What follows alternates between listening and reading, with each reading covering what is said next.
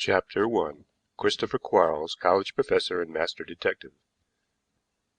Recording by Tony Posante. The affair of the ivory boxes.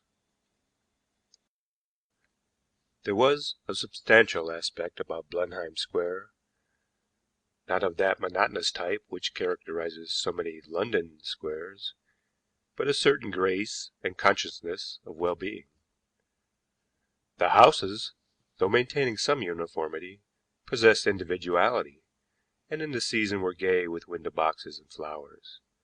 The garden in the center was not too stereotyped in its arrangement, and plenty of sunlight found its way into it. The inhabitants were people of ample means, and the address was undoubtedly a good one. There was no slum in close proximity, that seamy background which so constantly lies behind the fair exterior of life. It was seldom that any but respectable people were seen in the square, for hawkers and itinerant musicians were forbidden, and, beyond a wedding or funeral at intervals, nothing exciting ever seemed to happen there.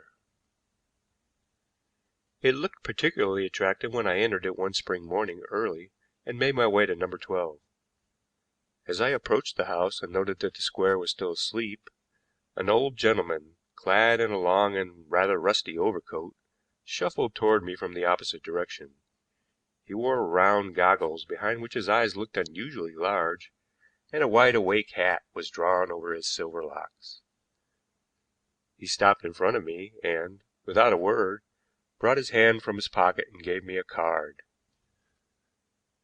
"Christopher Quarles," I said, reading from the bit of pasteboard. "My name? What is yours?" "Murray Wigan," I answered, and the next instant was wondering why I had told him. "Ah, I do not fancy we have met before, Detective Wigan. Perhaps we may help each other." "You knew Mr. Ratcliffe?" I asked. "No, but I have heard of him." I'm afraid that he laid two fingers of a lean hand on my arm.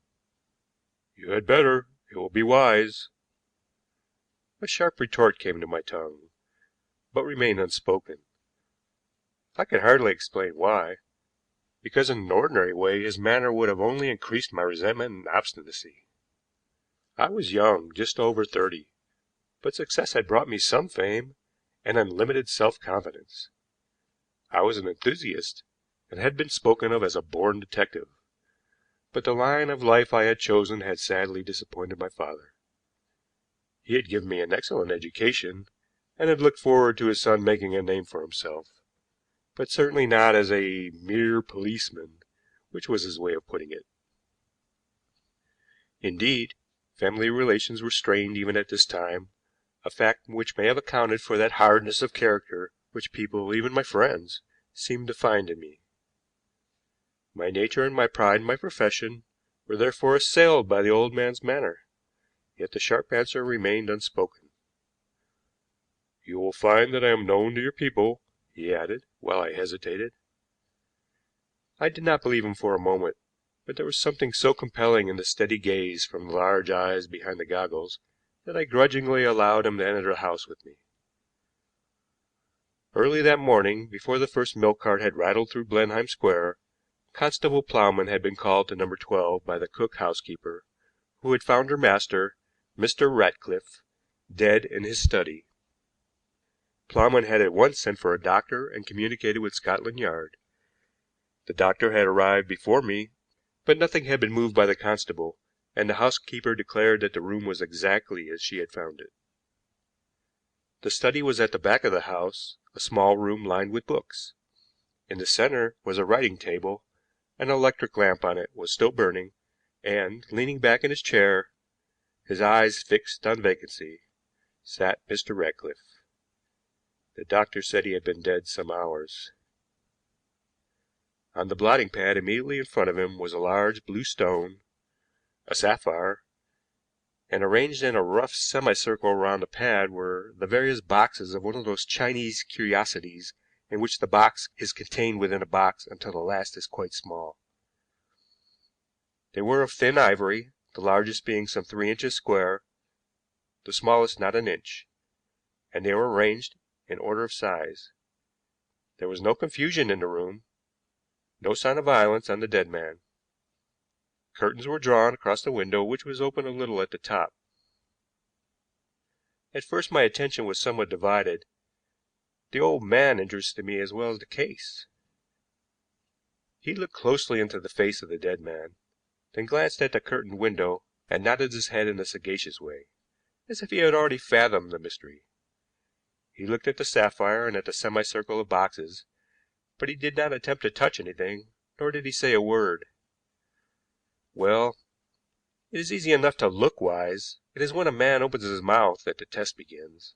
I came to the conclusion that he was a venerable fraud, and that I had been a fool to let him come in. I dismissed him from my mind and commenced my own investigations. On the window sill there were marks, which made it practically certain that someone had entered the room that way. But neither then nor later could I discover any footprints in the small garden, which was some 8 feet below the window.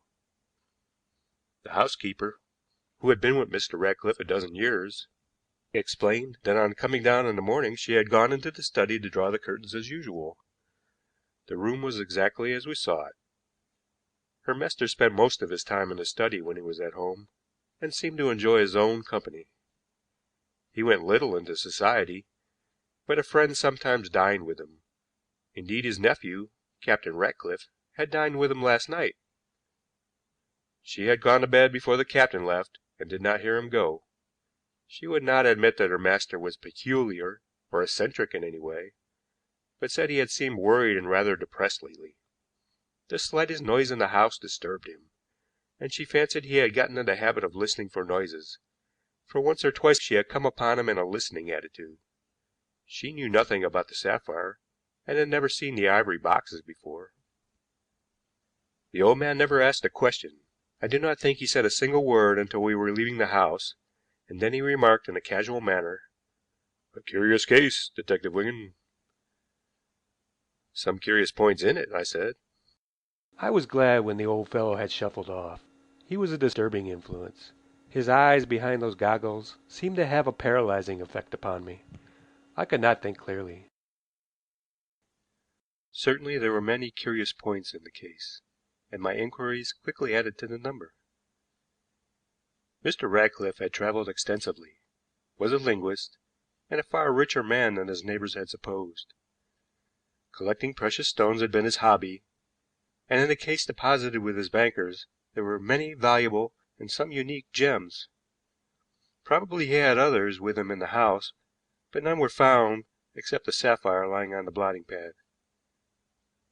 Robbers might have taken them. The marks on the window sill were suggestive, but I was doubtful on this point. Even if robbers had entered the room, how was Mr. Ratcliffe's death to be accounted for? There was no mark upon the body. There was no trace of poison. The doctors declared he was in perfectly healthy condition. There was no apparent reason for his death. Besides, if he had been robbed of his jewels, why should the sapphire have been left? It was only natural, perhaps, that suspicion should fall upon the dead man's nephew. Might he not have left the house by the window, it was asked. I had put the same question to myself. Captain Ratcliffe's behavior, however, was not that of a guilty man, although there were certain things which told against him. He answered questions frankly and without hesitation. He was in a line regiment and was somewhat heavily in debt. It was close upon midnight when he left his uncle, he said, and they had not gone into the study at all. They had sat smoking and talking in the dining room, and just before he left they had both had a little whisky. The empty glasses and the cigar ends in the dining room went to confirm this statement.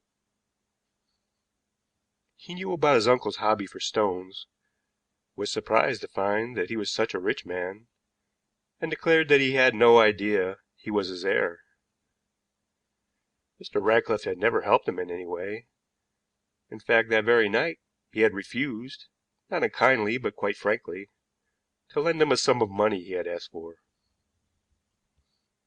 There had been no quarrel, and they parted excellent friends. I am convinced that a large section of the public wondered why Captain Ratcliffe was not arrested, and possibly some detectives would have considered there was sufficient evidence against him to take this course. I did not, although I had him watched. The fact was that Christopher Quarles lurked at the back of my mind. I found that he had spoken the truth when he said that he was known at Scotland Yard. He was a professor of philosophy, and some 2 years ago he had made what seemed a perfectly preposterous suggestion in a case which had puzzled the police, with the result that he had been instrumental in saving an innocent man from the gallows. A chance success was the comment of the authorities. My own idea was that he must have had knowledge which he ought not to possess. Now it might prove useful to cultivate the acquaintance of this mysterious professor, so I called upon him one morning in his house at West Street, Chelsea, as keen upon a difficult trail as I had ever been in my life. The servant said the professor was at home and requested me to follow her. Through open doors I had a glimpse of taste and luxury. Softly carpeted rooms, old furniture, good pictures. And then the servant opened a door at the extreme end of the hall and announced me. Astonishment riveted me to the threshold for the moment.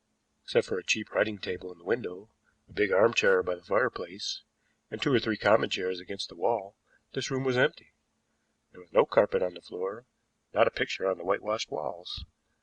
The windows had a blind, but no curtains. There were no books, and the appointments of the writing table were of the simplest kind possible. "Ah, I've been expecting you," said Quarles, crossing from the window to welcome me.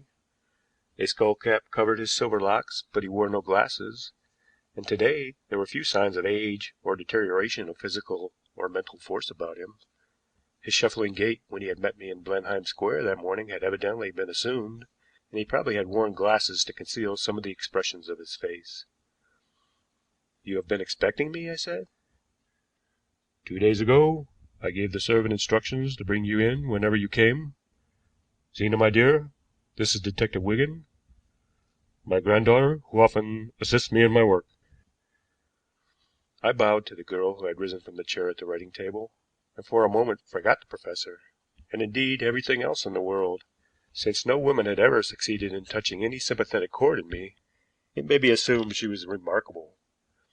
In that bare room she looked altogether out of place, and yet her presence transformed it into a desirable spot. "You are full of surprises, Professor," I said, with a keen desire to make myself agreeable. "I enter your house and have a glimpse of luxury through open doors, yet I find you in an empty room. You tell me I am expected, when until a few hours ago I had not determined to call upon you. And now you further mystify me by saying this lady is your helper." "Philosophy is mysterious," he answered, "and I am interested in all the ramifications of my profession. To understand one science perfectly means having a considerable knowledge of all other sciences." "My grandfather exaggerates my usefulness," said the girl.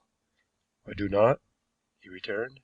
"Your questions have constantly shown me the right road to travel, and to have the right road pointed out is half the battle. Sit down, Mr. Wigan, in the armchair. No, I prefer sitting here myself. Zena and I were talking of Blenheim Square when you came in. A coincidence, perhaps, but it may be something more. In these days we are loath to admit there are things we do not understand. This case puzzles you?" The detective in me was coming slowly uppermost again, and I remembered the line I had decided to take with this curious old gentleman.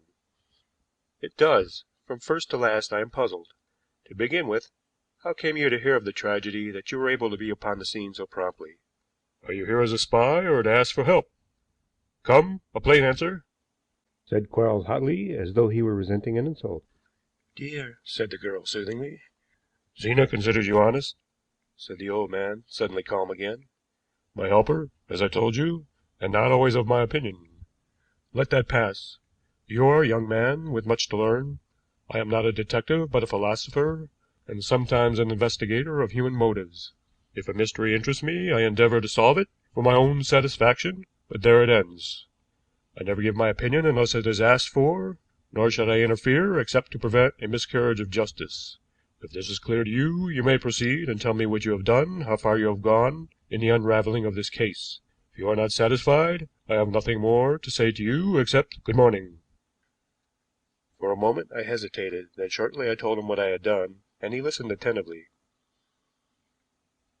"I have always worked alone," I went on, "not without success, as you may know. In this case I am beaten so far.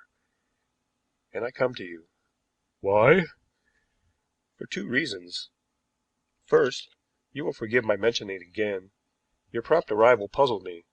Secondly, I believe in Captain Ratcliffe, and am anxious to relieve him of the suspicion which undoubtedly rests upon him."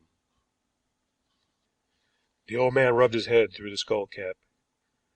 "You would like to find some reason to be suspicious of me?"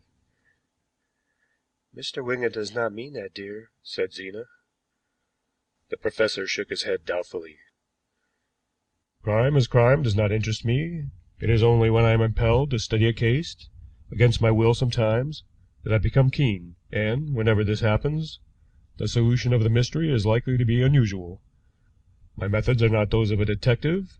You argue from facts. I am more inclined to form a theory and then look for facts to fit it.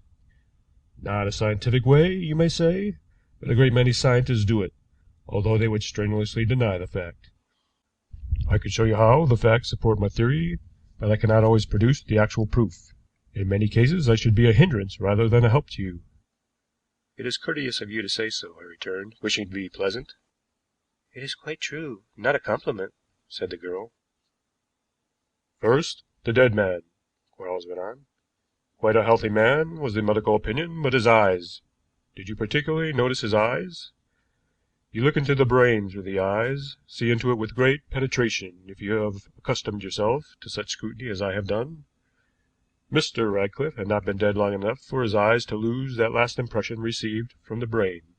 They were still looking at something, as it were, and they still had terror in them. Now he was a traveler, one who must have faced danger scores of times. It would take something very unusual to frighten him." I acquiesced with a nod. "We may take it, I think, that such a man would not be terrified by burglars?" I admitted this assumption. "He was looking at the curtains which were drawn across the window. That is a point to remember," said the professor, marking off this fact by holding up a finger. "Then the little boxes, did you count them?" "Yes, there were 25. "And the last one was unopened. Did you open it?" "Yes, it contained a minute head in ivory, wonderfully carved." "I did not touch the box," said Quarles, "but if the toy was complete, it would naturally contain such a head. Did you notice the 19th box?" "Not particularly." "Had you done so, you would have noticed it was discolored like the first and largest one, not clean and white like the others, and more, beginning from the 19th box, the semicircular arrangement was broken, as though it had been completed in a hurry and possibly by different hands." I did not make any comment. "The largest box had become discolored because it was the outside one, always exposed. I judged, therefore, that the 19th box was discolored for the same reason. For some time it had been the outside box of the last few boxes. In other words, the toy in Mr. Ratcliffe's possession had not been a complete one. This led me to look at box 18, the last in Mr. Ratcliffe's series. It was just the size that contained the sapphire. This suggested that the sapphire was the central point of the mystery." "You think the thieves were disturbed?" "No." "Then why didn't they take the sapphire?" "Exactly. By the way, is the stone still at Scotland Yard?" "Yes." "Has it been tested?" "No." "Have it examined by the most expert man you can find. I think you will find it paste. A wonderful imitation, capable of standing some tests, but still paste."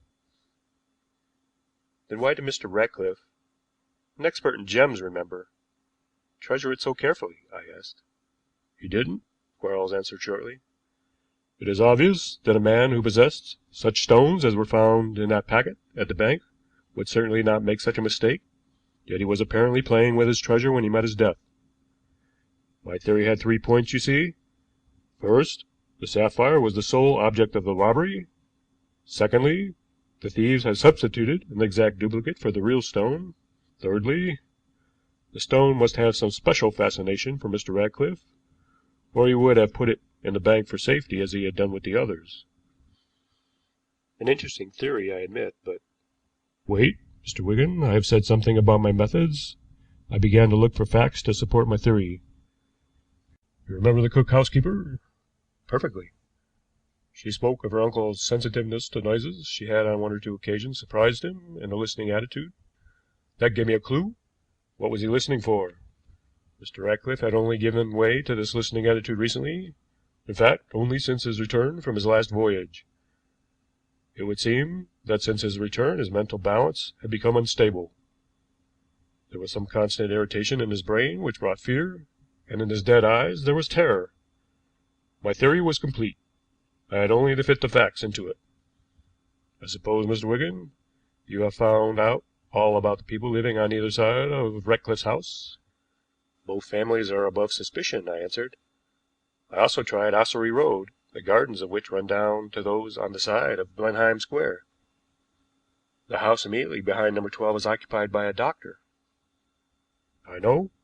I called upon him recently to put some scientific point to him, said Quarles with a smile. I came to the conclusion that he could give me no information about Mr. Ratcliffe.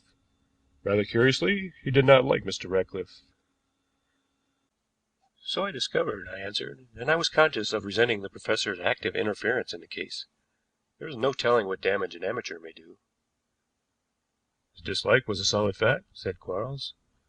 I congratulate you on not being put on a false scent by it. Many detectives would have been. The gardens end on to each other. A doctor, a knowledge of subtle poisons. Oh, there were materials for an excellent case ready to hand. We are getting away from the point, Professor, I said, somewhat tartly. No, I am coming to it. I concentrated my attention on the house 2 doors further down the road. It would not be difficult to creep along the garden wall even in the dark. 2 Chinese gentlemen boarded there, I was told. No one had noticed them very particularly in the neighborhood. There are several boarding houses on Ossory Road, and many foreigners over here for study or upon business go to live in them. I called, but the Chinese gentlemen were visiting in the country and were not expected back for another fortnight. As a fact, they were not Chinamen at all, but Tibetans, and I do not fancy they will come back. Tibetans? How do you know? You did not see them. No, it is a guess, because on his last journey Mr. Ratcliffe wandered in Tibet. I have correspondents in northern India, and it was not very difficult to get this information by cable. You do not know Tibet, Mr. Wigan? No. Nor I, except from travelers' tales and through my correspondence. A curious people, given to fetish worship in peculiar forms. I can tell you of one strange place, strange as Lasha. Were you to go there presently? It might be too soon yet, I cannot say for certain, but presently I am convinced you would witness a scene of rejoicing, religious processions in the streets, men wearing hideous masks, and in a temple there you would find an idol with 2 blue eyes, eyes of sapphire. 2? For some time there has been only one, said Quarles. The other was stolen. You would find also in this temple talismans, ivory boxes fitting into each other, the smallest containing a little carved head representing the head of the idol. Further, you would be told some strange tales of this idol, of the psychic influence it possesses, and how those who offended it remain always under that influence, which brings terror. Were you present at a festival in this temple, you would hear the idol speak. First you would find the great assembly in the attitude of listening, and then from the idol you would hear a sound, half sigh, half groan. I suppose the priests produce it mechanically. I do not know. It may be that. If this be true, the mystery is solved, I said. I think so, said Quarles. The Tibetans followed Mr. Ratcliffe to recover the lost eye. I have no doubt of that, and to be ready for any emergency had supplied themselves with a paste duplicate of the stone. Exactly how Mr. Ratcliffe died I can only conjecture. I remember that his eyes evidently saw something, and I fancy terror killed him. The Tibetans had undoubtedly watched him constantly, and had found out that he had the stone hidden in the boxes. Probably they expected to find it so hidden, having discovered that Mr. Ratcliffe had discarded the inner boxes of the talisman at the time of the robbery. Having made certain of this, I think that on the fateful night they made the curious sound that the idol makes when speaking, expecting that he would be listening for it, as their priests declared those who offended the god always did, and as a curious fact Mr. Ratcliffe actually was, remember. Then possibly they thrust between the curtains one of those hideous masks which figure in so many religious ceremonies in Tibet. Mr. Ratcliffe was in a state of mind to give any sudden terror an enormous power over him, and I think he died without any violence being offered him. So the gem was recovered, the paste sapphire, and the remaining boxes being left as a sign that the god had been avenged, a sign which I believe I have been able to read. There are the theory and some facts. You must make further inquiries yourself." The professor rose abruptly from his chair. Evidently he had no intention of answering questions, and he meant the interview to come to an end. "Thank you," I said. "I shall take steps at once to find out if you are correct." "For your own satisfaction, not mine," said Quarles. "I am certain. You asked how it was I came to Blenheim Square that morning. Chance. It is called that. I do not believe in chance. When I am impelled to do a thing, I do it because I recognize a directing will I am forced to obey. We live in a world, girt with miracles, in an atmosphere of mystery which is beyond our comprehension. We find names for what we do not understand, psychic force, mind waves, telepathy, and the like, but they are only names and do not help us much. Keep an open mind, Mr. Wigan. You will be astonished what strange imaginings will enter it, imaginings which you will discover are real truths. An empty mind is an empty room. There you have the best receptacle for that great will which guides and governs all thought and action. I speak as a philosopher and as an old man to a young one. Come to me if you like when you are in difficulty, and I will help you if I am allowed to. Do you understand? Goodbye." Subsequent inquiries made by Scotland Yard through the authorities in India established the fact that the sapphire eye of the image in Tibet had been stolen, that Mr. Ratcliffe was in Tibet at the time, and that not long after the tragedy in Blenheim Square the jewel was restored to its place with much rejoicing and religious enthusiasm. I was not disposed to like Professor Quarles nor to believe in him altogether. I found it easy to see the charlatan in him, yet the fact remained that he had solved the problem.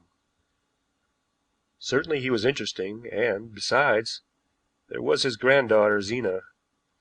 If only for the sake of seeing her, I felt sure I should have occasion to consult Christopher Quarles again. End of chapter 1.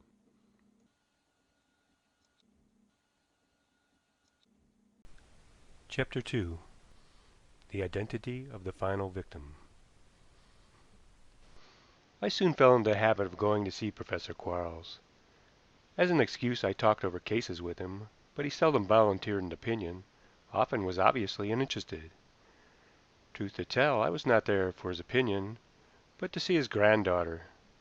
A detective in love sounds something like an absurdity, but such was my case, and, since Zena's manner did not suggest that she was particularly interested in me, my love affair seemed a rather hopeless one. My association with Christopher Quarles has, however, led to the solution of some strange mysteries, and, since my own achievements are sufficiently well known, I may confine myself to those cases which single-handed I should have failed to solve. I know that in many of them I was credited with having unraveled the mystery, but this was only because Professor Quarles persisted in remaining in the background. If I did the spade work, the deductions were his. They were all cases with peculiar features in them, and it was never as a detective that Quarles approached them. He was often as astonished at my acumen in following a clue as I was at his marvelous theories, which seemed so absurd to begin with, yet proved correct in the end. Perhaps his curious power was never more noticeable than in the case of the Withan murder. A farmer returning from Medworth, the neighboring market town, one night in January, was within a quarter mile of Withan village when his horse suddenly shied and turned into the ditch. During the afternoon there had been a fall of snow sufficient to cover the ground to a depth of an inch or so, and in places it had drifted to a depth of 2 feet or more.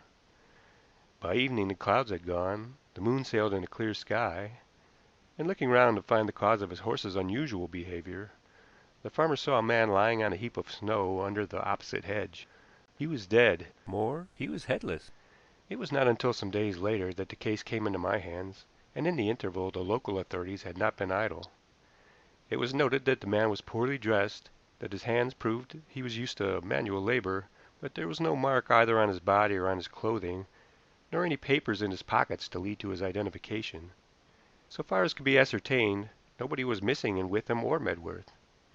It seemed probable that the murderer had come upon his victim secretly, that the foul deed had been committed with horrible expedition. Otherwise the victim, although not a strong man, would have made some struggle for his life, and apparently no struggle had taken place. Footprints, nearly obliterated, were traceable to a wood on the opposite side of the road, but no one seemed to have left the wood in any direction. From this fact it was argued that the murder had been committed early in the afternoon, soon after the storm began, and that the snow had hidden the murderer's tracks from the wood. That snow had drifted under the dead body seemed to establish this theory. Why had the murderer taken the head with him? There were many fantastic answers to the question. Some of the country folk, easily superstitious, suggested it must be the work of the devil. Others put it down to an escaped lunatic, while others again thought it might be the work of some doctor who wanted to study the brain. The authorities believed it had been removed to prevent identification, and would be found buried in the wood. It was not found, however, and the countryside was in a state bordering on panic. For a few days the Withan murder seemed unique in atrocities, and then came a communication from the French police. Some 2 years ago an almost identical murder had been committed outside a village in Normandy.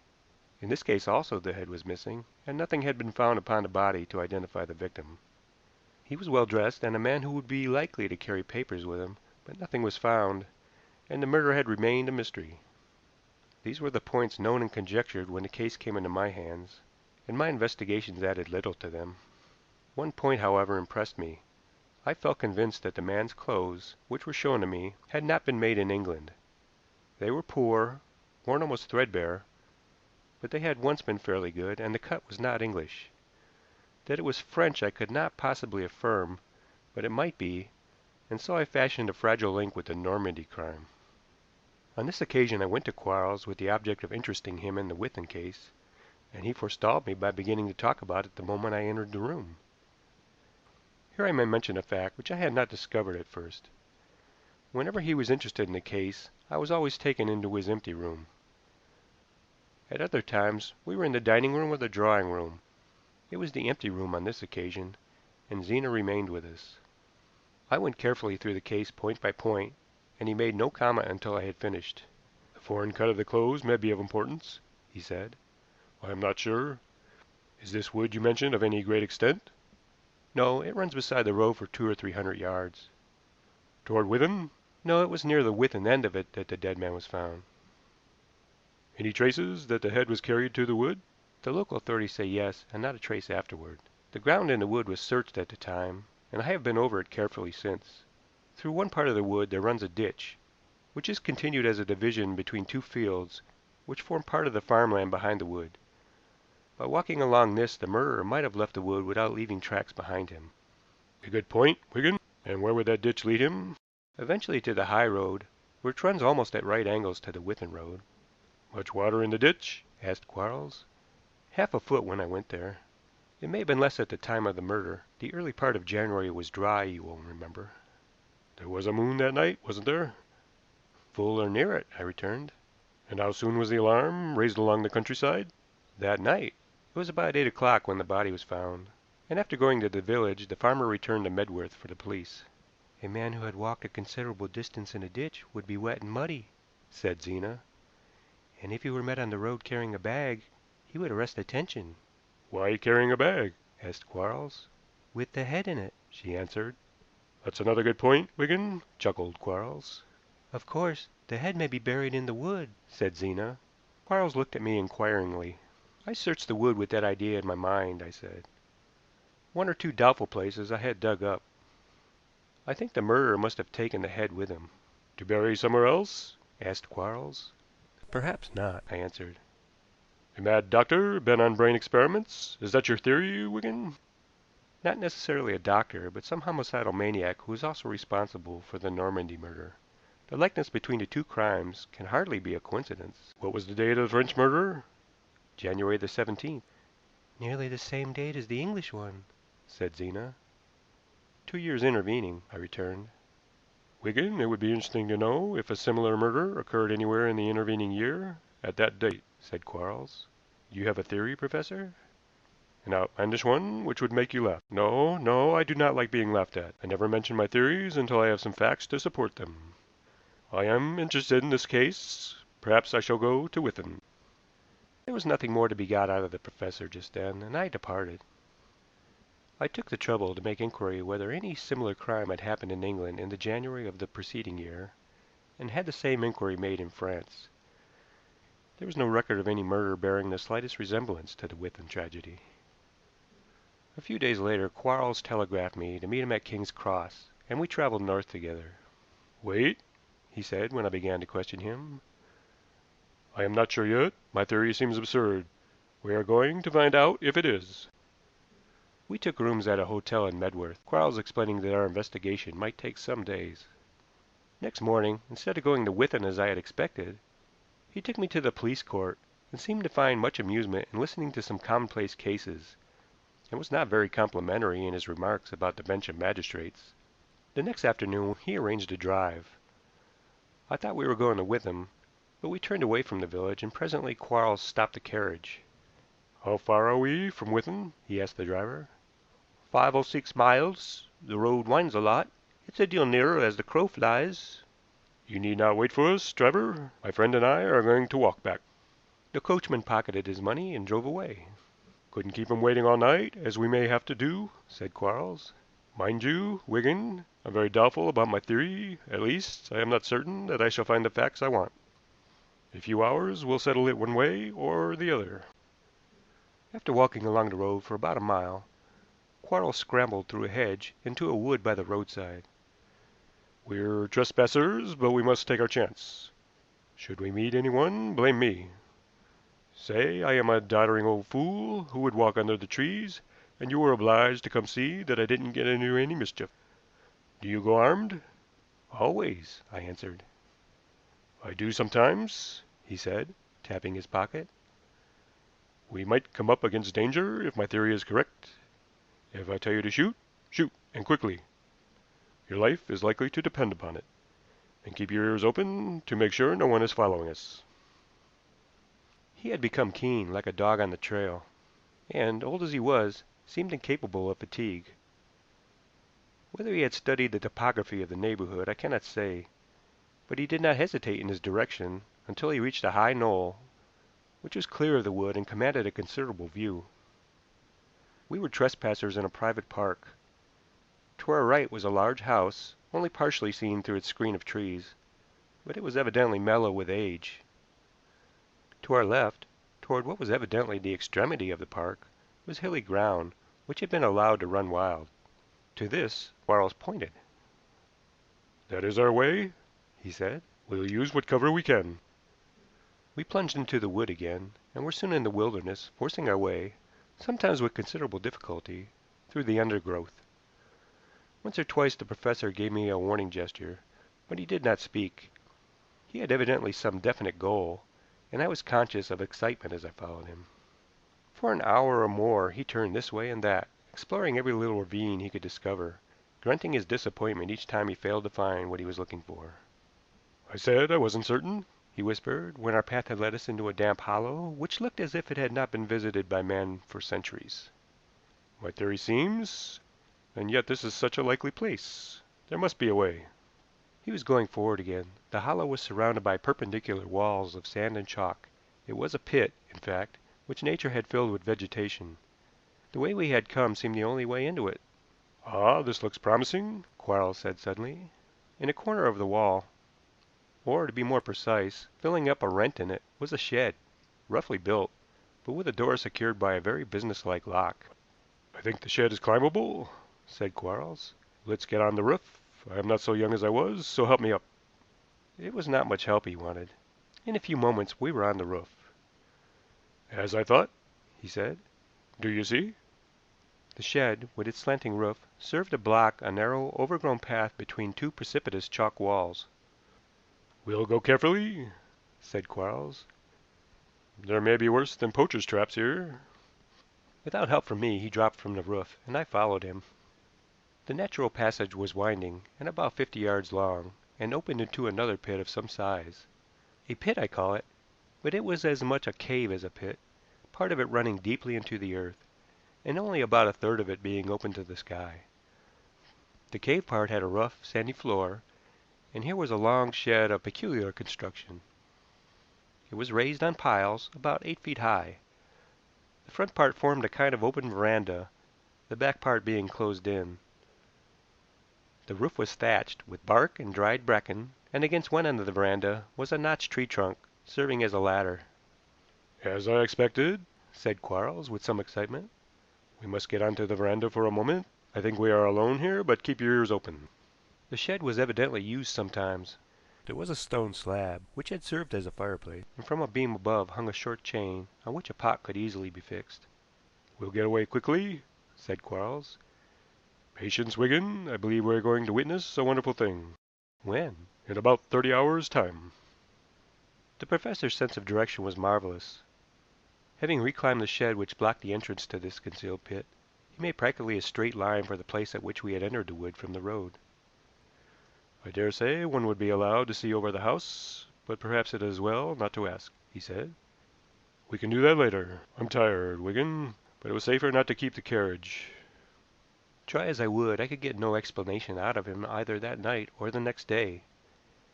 He was always as secret as the grave until he had proved his theory, and then he seemed anxious to forget the whole affair, and shrank from publicity. That is how it came about that I obtained credit which I did not deserve. "We go there again this evening," he said, after lunch next day, "so a restful afternoon will suit us." It was getting dark when we set out, and again Quarles' unerring sense of locality astonished me. He led the way without hesitation. This time he took more precaution not to make a sound when climbing over the shed into the narrow path. "I think we are first, but great care is necessary," he whispered. We crept forward and concealed ourselves among the scrub vegetation which grew in that part of the pit which was open to the sky. It was dark, the long shed barely discernible, but the professor was particular about our position. "We may have to creep a little nearer presently," he whispered. "From here we can do so. Silence, Wigan, and don't be astonished at anything." The waiting seemed long. Moonlight was presently above us, throwing the cave part of the pit into greater shadow than ever. I cannot attempt to say how long we had waited in utter silence when Quarles touched my arm. Someone was coming, and with no particular stealth. Whoever it was seemed quite satisfied that the night was empty of danger. I heard footsteps on the raised floor of the shed, a man's step, and only one man's. I heard him moving about for some time. I think he came down the ladder once and went up again. Then there was a light and sudden tiny flames. In the dark he had evidently got fuel and had started a fire on the stone slab. As the flames brightened, I watched his restless figure. He was not a young man. I caught a glimpse of white hair, but he took no position in which I could see his face clearly. He was short, thick-set, and quick in his movements. From somewhere at the back of the shed he pushed forward a block of wood, and, standing on this, he fixed something to the short chain I had noted yesterday. When he got down again, I saw that a bundle was suspended over the fire. Not a pot, and it was too high for the flames or much of the heat to reach it. Only the smoke curled about it. Then the man moved the wooden block to the side of the fire and sat down facing us, the flickering flames throwing a red glow over him. "Wigan, do you see?" whispered Quarles. Not clearly.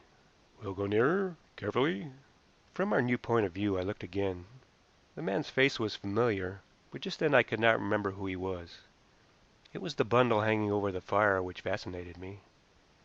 Tied together and secured in a network of string were 5 or 6 human heads, blackened, shriveled faces, which seemed to grin horribly as they swung deeply from side to side, lit up by the flicker of the flame. "Do you see, Wigan?" Quarles asked again. Yes. "And the man?" Who is he? "On the bench yesterday?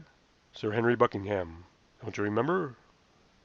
For an hour, 2, 3, I don't know how long, that horrible bundle swung over the fire, and the man sat on his block of wood, staring straight before him. I had a great desire to rush from my hiding place and seize him, and I waited, expecting some further revelation, listening for other footsteps. None came. The fire flickered lower and went out. The moon had set, and the cold of the early morning got into my bones. In the darkness before the dawn the man moved about the shed again, and presently I heard him go. "Patience," whispered Quarles as I started up to go after him. "He will not run away." His calmness almost exasperated me, but he would answer no questions until we had returned to our hotel and had breakfast. "My dear Wigan," he said, when at last he condescended to talk, "it was Zena who first set me on the right road when she remarked that a man who had walked in a ditch carrying a bag would arrest attention. Two points were suggested. First, that the man might not have far to go to reach a place of safety. Secondly, that he had come prepared to take a head away with him. A mere speculation, you may say, but it set me putting questions to myself. Why should a head be required? What kind of man would be likely to want a head? A theory took shape in my brain, and I hunted up the history of the well-to-do people who lived in the neighborhood of Withan. My theory required a man who had traveled, who was elderly, who could be connected with the case in France 2 years ago. I found such a man in Sir Henry Buckingham. I told you I was not certain of my theory. I was doubtful about it after I had watched Sir Henry for a whole morning on the bench. I sought for some peculiarity in his manner and found none, yet his history coincided with my theory. You know nothing about him, I suppose?" "Nothing." "Rather an interesting career, but with a hereditary taint in it," Quarles went on. "His mother was eccentric. Her husband was rich enough to have her looked after at home. Had she been a poorer person she would have died in a madhouse. Religious mania hers was, and her son had inherited it in a curious fashion. In the year intervening between the Normandy crime and this one, Sir Henry was in Rome, where he was very ill, delirious, and not expected to live, so there was no similar crime that year. But he was in Normandy at the time of the murder there, motoring, and usually alone." "How have you learnt all this?" "He is important enough to have some of his doings chronicled, and he wrote some interesting articles for a country gentleman's newspaper about his Normandy tour, nature studies, and such like. Another point, both these murders happened at the time of the full moon. I am not absolutely sure, but I think you will find that for the last half dozen years Sir Henry has not been in England in January." "You think?" "I think there would have been other heads missing if he had been," Quarles answered. "He was sane enough to be somewhere where he was not known when this time of the year came around. At the full moon he is always queer, witness last night, but he is only dangerous in January, dangerous, I mean, without provocation. To preserve his secret I have little doubt he would go to any length. That is why I warned you to be ready to shoot when we went upon our journey of discovery. Now this year he was in England, illness had kept him to his house yonder, but he was well enough to get out at the fatal time, and the insane desire proved irresistible. He was cunning too. He must know everybody in the neighborhood, yet the man he killed was unknown. We shall find presently, I have no doubt, that the victim was some wanderer returning unexpectedly to friends in Withan. That would account for the foreign cut of his clothes. Sir Henry, waiting in the wood, perhaps for hours, may have allowed others to pass before this man came. He realized that he was a stranger and attacked him." "But the head?"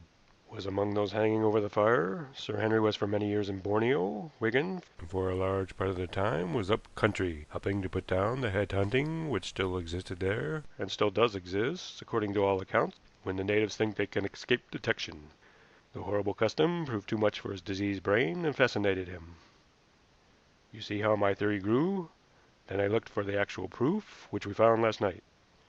The long shed in that pit is built exactly as the Dyaks of Borneo build theirs, a whole village living on communal terms under one roof. The stone slab for the fire is the same, and over it the Dyaks hang the treasured heads, just as we saw them last night.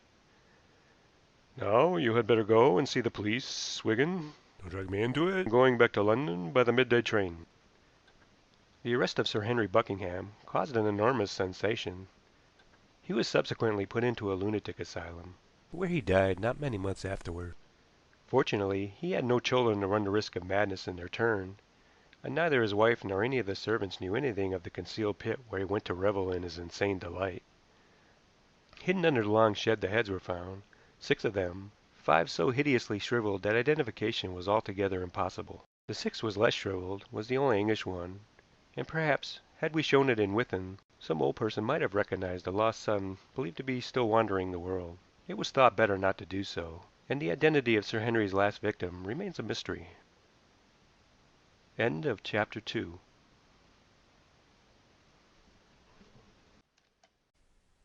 Chapter 3. The Riddle of the Circular Counters. However obscure a mystery may be, there is always some point or circumstance which, if rightly interpreted, will lead to its solution. Even in those crimes which have never been elucidated this point exists, only it has never been duly appreciated. It is his key clue, as I may call it, for which the detective first looks, and since few crimes, if any, are committed without some definite reason, it is most frequently found in the motive. His almost superhuman power of recognizing this key clue was the foundation of Christopher Quarles's success, and his solution of the mysterious burglaries which caused such speculation for a time was not the least of his achievements. Sir Joseph Maynard, the eminent physician of Harley Street, had given a small dinner party one evening. The guests left early, and soon after midnight the household had retired. Neither Sir Joseph nor Lady Maynard nor any of the servants were disturbed during the night, but next morning it was found that burglars had entered. They had got in by a passage window at the back, not a very difficult matter, and had evidently gone to the dining room and helped themselves to spirits from a tantalus which was on the sideboard. 3 glasses, with a little of the liquor left in them, were on the table, and near them were some biscuit crumbs. There were several silver articles on the sideboard, but these had not been touched. The burglars appeared to have given all their attention to Sir Joseph's room, which was in a state of confusion. 2 cupboards and every drawer had been turned out and the contents thrown about in all directions. A safe which stood in a corner had been broken open. It was a large safe, but of an old-fashioned type, presenting little difficulty to experts. In it, besides papers and about £70 in gold in a canvas bag, Sir Joseph had a considerable amount of silver, presentations which had been made to him, and some unique specimens of the Queen Anne period. All this silver was upon the floor, also the bag of money intact. So far as Sir Joseph could tell, not a thing had been taken. Half a dozen cigarette ends had been thrown down upon the carpet, and a small box containing some round counters lay broken by the writing table. It looked as if the box had been knocked down and trodden on by mistake, for the counters were in a little heap close to the broken fragments. It appeared that the burglars must have been disturbed and had made off without securing their booty. This was the obvious explanation, but it did not satisfy me. I questioned Sir Joseph about his papers. Had he any document which, for private or public reasons, someone might be anxious to obtain?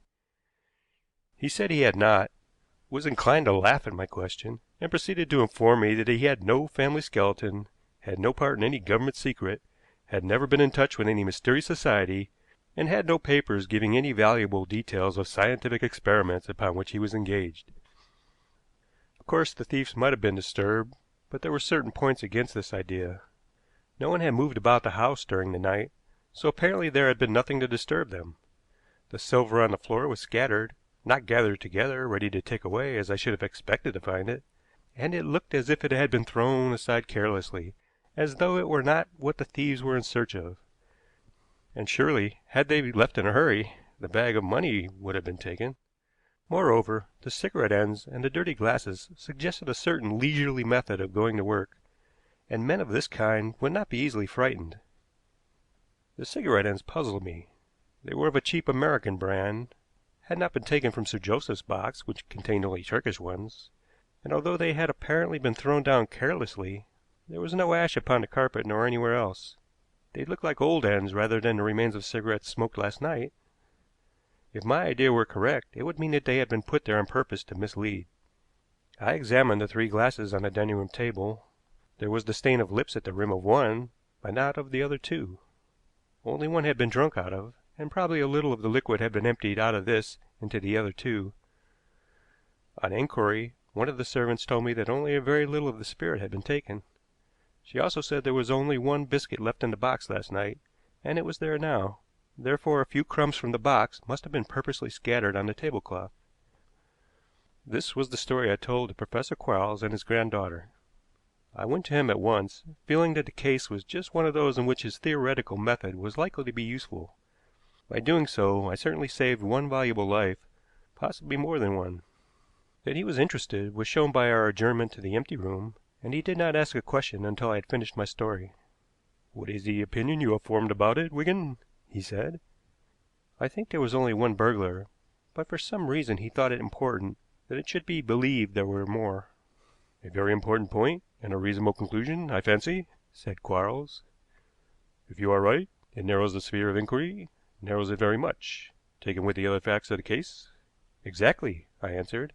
"There is a suggestion to my mind of amateurishness in the affair. I grant the safe was not a difficult one to break open, but it had not been done in a very expert manner. The cigarette ends, the dirty glasses, and the biscuit crumbs seemed to me rather gratuitous deceptions, and Wait, said Quarles. you assume a little too much. They would have deceived 9 men out of 10. You happen to be the 10th man. Amateur or not, we have to deal with a very smart man, so don't underestimate the enemy, Wigan. Assuming this to be the work of an amateur, to what definite point does it lead you? To this question, I replied. Did Sir Joseph Maynard burgle his own house? Why should you think so? His manner was curious. Then there is only his own statement that nothing has been taken. But supposing he wished to get rid of papers or of something else which was in his possession and for which he was responsible to others, burglary would be an easy way out of the difficulty. Would he not have robbed himself of something to make the affair more plausible? Said Quarles. The amateur constantly overlooks the obvious, I answered. The professor shook his head. Besides, Wigan, if he wanted to suggest that some important document had been stolen, that is just the one thing he would mention. I think that would entirely depend on the man's temperament, Professor. That may be true, but we have also got to consider the man's character. Sir Joseph's standing is very high. Sudden temptation or necessity may subvert the highest character, I answered. You know that as well as I do. When I questioned Sir Joseph about his papers, his manner seemed curious. As I have said, he at once declared that he had no part in any government secret or mysterious society. Gratuitous information, you understand, not an answer to any direct question of mine, showing that the ideas were in his mind. Why? The explanation would be simple if he were the burglar of his own papers. I admit the argument is sound, Wigan, but it does not creep into my brain with any compelling influence. There is a link missing in the chain somewhere. And he looked at Zena. His often repeated statement that she helped him by her questions had never impressed me very greatly. When a mystery was cleared up, it was easy to say that Zena had put him on the right road, and I considered it a whim of his more than anything else. Still, I am bound to say that her seemingly irrelevant questions often had a curious bearing on the problem. It was so now. "You do not seem interested in the broken box of counters?" she said, turning toward her grandfather. I wonder, Wigan, is that the clue? Quarles said quickly. It creeps into my brain. The counters were in a heap, I said. As if they had fallen out of the box when it was broken? Asked Quarles. No, that would have scattered them more. They were round and might have fallen over after having been put one upon another as one gathers coppers together when counting a number of them. Sir Joseph picked them up and put them on the writing table while he was talking to me. Did that strike you as significant? Asked Quarles. I cannot say it did. The floor was covered with things, and I fancy they happened to be in his way. That was all. They are significant, Wigan, but I cannot see yet in which direction they lead us. We must wait. For the moment there is nothing to be done. I had become so accustomed to Quarles jumping to some sudden conclusion that I was disappointed. I think I was prepared to find him a failure in this case. Naturally, I was not idle during the next few days, but at the end of them I had learnt nothing. Then the unexpected happened. On consecutive nights 2 doctors' houses were burgled. The first was in Kensington. Dr. Wheatley had taken some part in local politics, which had made him unpopular with certain people, and he was inclined to consider the burglary one of revenge rather than intended robbery. Nothing had been stolen, but everything in his room was in disorder, and a small and unique inlaid cabinet with a secret spring lock had been smashed to pieces. Several cigarette ends were on the floor. The second was at Dr. Woods's in Edbury Street, an eminent surgeon and the author of 1 or 2 textbooks. He had several cabinets in his room containing specimens, and everything had been turned onto the floor and damaged more or less. In fact, although nothing had been taken, the damage was considerable. On the night of the burglary, Dr. Wood was away from home, only servants being in the house. The cook, suffering from faceache, had been restless all night, but had heard nothing. It seemed, however, that the burglar must have heard her moving about, and had been prepared to defend himself, for a revolver, loaded in every chamber, was found on one of the cabinets. Apparently, having put it ready for use, he had forgotten to take it away. The doctor was furious at the wanton destruction of his specimens, and being irascible and suspicious, fancied the revolver was merely a blind, and that the culprit was some jealous medical man. Again, there were cigarette ends among the debris. As soon as possible, I went to Quarles and was shown into the empty room. The unexpected has happened, I said. No, no, the expected, he said impatiently, and he pointed to a heap of newspapers. I've read every report, but tell me yourself, every detail. I did so. The same brand of cigarettes? He asked. No, but all cheap American ones. One man trying to give the impression that he has several. You still think that? Nothing has happened to make you change that opinion? No, I hold to the one-man theory. And you are right, he snapped. I admit I might not have got upon the right track had you not made that discovery. It was clever, Wigan. It did not seem to help you to a theory, I answered. True, but it made me ask myself a question. Had the thief found what he was looking for? Much depended upon the answer. If he had, I saw a small chance of elucidating the mystery. I might have propounded a theory, but I should have had no facts to support it. Indeed, had I theorized, then my theory would have been wrong. If the thief had not found what he wanted, he would continue his search, I argued. For some reason, he connected Sir Joseph Maynard with the object of his search, and when he tried again, we stood a chance of finding the link in the chain we wanted. It might implicate Sir Joseph, it might not. That is why I said we must wait. The thief has tried again twice. Now, what is he looking for? Presumably something a doctor is likely to have, I said. And not silver, nor money, nor papers, nor counters, I suppose, I interrupted. Not precisely, said Quarles. But those counters have inspired me. They crept into my brain, Wigan, and remained there. Whatever it is the thief is seeking for, he is desperately anxious to obtain it. Witness his 2 attempts on consecutive nights. You forget that days have elapsed since Sir Joseph's was broken into. Forget?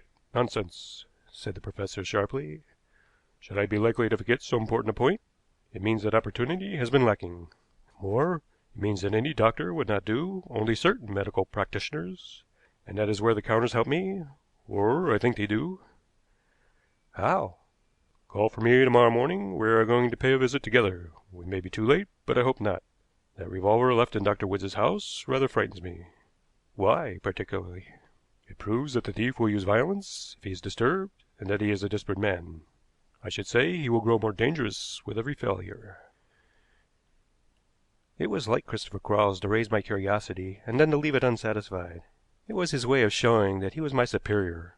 At least it always impressed me like this. No man has ever made me more angry than he has done. Yet I owe him much, and there is no gainsaying his marvelous deductions. He made me angry now, first by his refusal to tell me more, and then by his patronizing air when I left the house. You are clever, Wigan, very clever. You have shown it in this case, but you lack imagination to step out as far as you ought to do. Cultivate imagination, and don't be too bound up by common sense. Common sense is merely the knowledge with which fools on the dead level are content. Imagination carries one to the hills, and shows something of that truth which lies behind what we call truth. I found him ready and waiting for me next morning, as eager to be on the trail as a dog in leash. We are going to call on Dr. Tresman in Montague Street, he said, stopping a taxi. You will tell him that you have reason to believe that his house is being watched and will be burgled on the first opportunity. If the opportunity is given, it may happen tonight, which will suit us admirably, because we have got to keep watch every night in his room until it is burgled. Of course, you will tell him who you are and get his permission. We don't want to have to commit burglary ourselves in order to catch the thief. Why do you expect this particular doctor will be visited? I asked. It is part of my theory, was all the explanation I could get out of him. Dr. Tresman was a man in the prime of life, and evidently believed himself capable of dealing with any thieves who visited him. I told him that the man we expected was no ordinary thief. A gang at work, eh? I have been out of town for a little while, holiday making. Part of my holiday consists in not reading the papers. Of course you may keep watch, and I shall be within call should you want help. You had better leave it to us, doctor, said Quarles, who for the purpose of this interview posed as my assistant. Come now, if it means a rough and tumble, I should back myself against you, laughed Tresman, drawing himself up to his full inches. No lack of muscle, I can see, doctor, but then there is my experience. For all that, you may be glad of my muscle when it comes to the point, was the answer. At 9 o'clock that night, Quarles and I were concealed in the doctor's room. Quarles behind a Chesterfield sofa in a corner, while I crouched close to the wall behind one of the window curtains. We had decided that the most likely means of entry was by a window at the end of the hall, and we expected our prey to enter the room by the door. We had got the doctor to put a spirit tantalus on the sideboard, also some biscuits and a box of cigarettes. We were anxious to reproduce the circumstances of the burglary at Sir Joseph Maynard's as nearly as possible, for Quarles declared it was impossible to say what significance there might be in the man's every action. So we waited all night, in fact. Nothing happened. Something alarmed him, was all Quarles said when we left the house in the morning. He showed no disappointment, nor any sign that his theory had received a shock. The next night we were on the watch again, concealed as before. By arrangement, the house retired to rest early. So slowly did time go that half the night seemed to have passed when I heard a neighboring church clock strike one, and almost directly afterward the door of the room was opened stealthily and was shut again. Until that moment I had not heard a sound in the house, and I was not certain that anyone had entered the room even now, until I saw a tiny disk, the end of a ray of light on the wall. The disk moved, so the man holding the lantern was moving. The next moment he almost trod upon me. His first care was to see that the curtains covered the windows securely, and it evidently never occurred to him that there might be watchers in the room. It was discovery from without that he was afraid of. The ray from his lantern swung about the room for a moment, then he switched on the electric light. As he had drawn the curtain closer across the window, I had arranged the folds so that no scrap of my clothing should show beneath them. Now I made a slit in the fabric with my penknife so that I could watch him through it. He was middle-aged, well-groomed, decently dressed. Having glanced round the room, he placed a bag and the lantern on the floor and went to the sideboard. He put a little spirit into one of the tumblers and added a little water, a very modest dose indeed, and having just sipped it, he poured some of the contents into two other glasses and placed the three glasses on a small table near the door so that no one could fail to see them on entering. Then he broke off a piece of biscuit, crumbled it in his hands, and scattered the crumbs beside the glasses. The cigarette box he did not touch, but he took some cigarette ends from his pocket and threw them on the floor. These preliminaries seemed stereotyped ones, and he appeared glad to be done with them. There was a curious eagerness in his face as he bent down and opened his bag, taking a thin chisel from it, and from his hip pocket he took a revolver. His method was systematic. He began at one corner of the room and opened every drawer and box he could find. If a drawer were locked, he pried it open. He laid the revolver ready to his hand upon the piece of furniture he was examining. Every drawer he emptied onto the floor. Some of the contents he hardly looked at. Indeed, most of the contents did not interest him. But now and then his attention was closer, and at intervals he seemed puzzled, standing quite still, his hands raised, a finger touching his head, almost as a low comedian does when he wishes the audience to realize that he is in deep thought. For some time I could not make out what kind of article it was to which he gave special attention, but presently noticed that anything in ivory or bone interested him, especially if it were circular. I remembered the counters in Sir Joseph's room, and wished we had thought to place some in here to see what he would have done with them. Watching him closely, I was aware that he became more irritable as he proceeded. One small cabinet, which might possess a secret hiding place, he broke with the chisel, and I noticed that whenever a drawer was locked his scrutiny of the contents was more careful. He evidently expected that the man he was robbing would value the thing he was looking for, and would be likely to hide it securely. He had worked round half the room when he suddenly stopped, and with a quick movement took up the revolver. I had not heard a sound in the house, but he had. There was no sign of doubt in his attitude, which was of a most uncompromising character. He did not make any movement to switch off the light. He did not attempt to conceal himself. He just raised his arm and pointed the revolver toward the door, on a level at which the bullet would strike the head of a man of average height. The handle was turned, and the door began to open. The next 5 seconds were full of happenings. For just a fraction of time I realized that the burglar meant to shoot the intruder without a word of warning, and for a moment I seemed unable to utter a sound. Then I shouted, "Back for your life!" Immediately there was a sharp report. Quarles had fired from behind the Chesterfield, and the burglar's arm dropped like a dead thing to his side, his revolver falling to the floor. "Quickly, Wigan!" Quarles cried. I had dashed aside the curtain, and I threw myself upon the burglar just in time to prevent his picking up his weapon with his left hand. He struggled fiercely, and I was glad of Tresman's help in securing him, although the doctor had come perilously near to losing his life by his unexpected intrusion. But for Christopher Quarles he would have been a dead man. We called in the police, and when our prisoner had been conveyed to the station, the professor and I went back to Chelsea. "Do you know what he was looking for, Wigan?" Quarles asked. "Something in bone or ivory." "Bone?" answered Quarles. "Thank heaven that fool Tresman didn't come sooner. We might have missed much that was interesting. You noted how keen he was with every piece of bone he could find, how irritable he was growing. The counters, Wigan, they were the clue, but I did not understand their significance at first." "I do not understand the case now," I confessed, "except that we have caught a mad burglar." "Yes, it's an asylum case, not a prison one," said Quarles. "What was the man looking for? That was my first question, as I told you. If he had not found it at Sir Joseph's, he would look again. He did, and visited two other doctors. Round counters, doctors, there was the link. I dare say you know, Wigan, there is an annual published giving particulars of all the hospitals, with the names of the medical staff, consulting surgeons and physicians, and so forth. In the paragraph concerning St. James's Hospital, you will find that the first three names mentioned are Sir Joseph Maynard, Dr. Wheatley, and Dr. Wood. The fourth is Dr. Tresman. It could not be chance that the burglar had visited these men in exact order, so I argued that he would next go to Dr. Tresman. The man had something to do with St. James's Hospital, and since he was acting like a madman, yet with method, I judged he had been a patient who had undergone an operation, outwardly successful, really a failure. He was looking for something of which a doctor at this hospital had robbed him, as he imagined, and, not knowing which doctor, looked at this annual and began at the first name. I have no doubt he was conscious of the loss of some sense or faculty, and believed that if he could get back the something that was missing he would recover this sense. Moreover, he was exceedingly anxious that no one should guess what he was looking for, so he attempted to suggest that a gang was at work, the glasses, the crumbs, the cigarette ends all placed where they would be certain to attract notice. Did you see how he touched his head several times tonight? "Yes."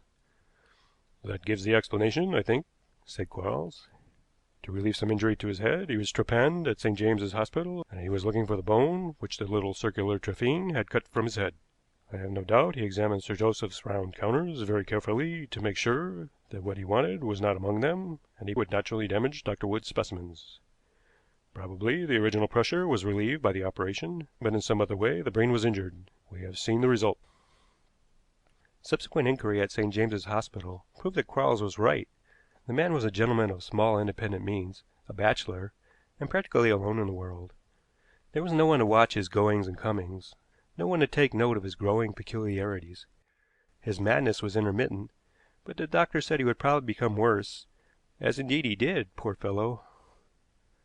"Ah, it is wonderful what surgery can do," said Quarles afterward. "But there are limitations, Wigan, great limitations. And when we come to the brain, great heavens! We are mere babies playing with a mechanism of which we know practically nothing. No wonder we so often make a mess of it."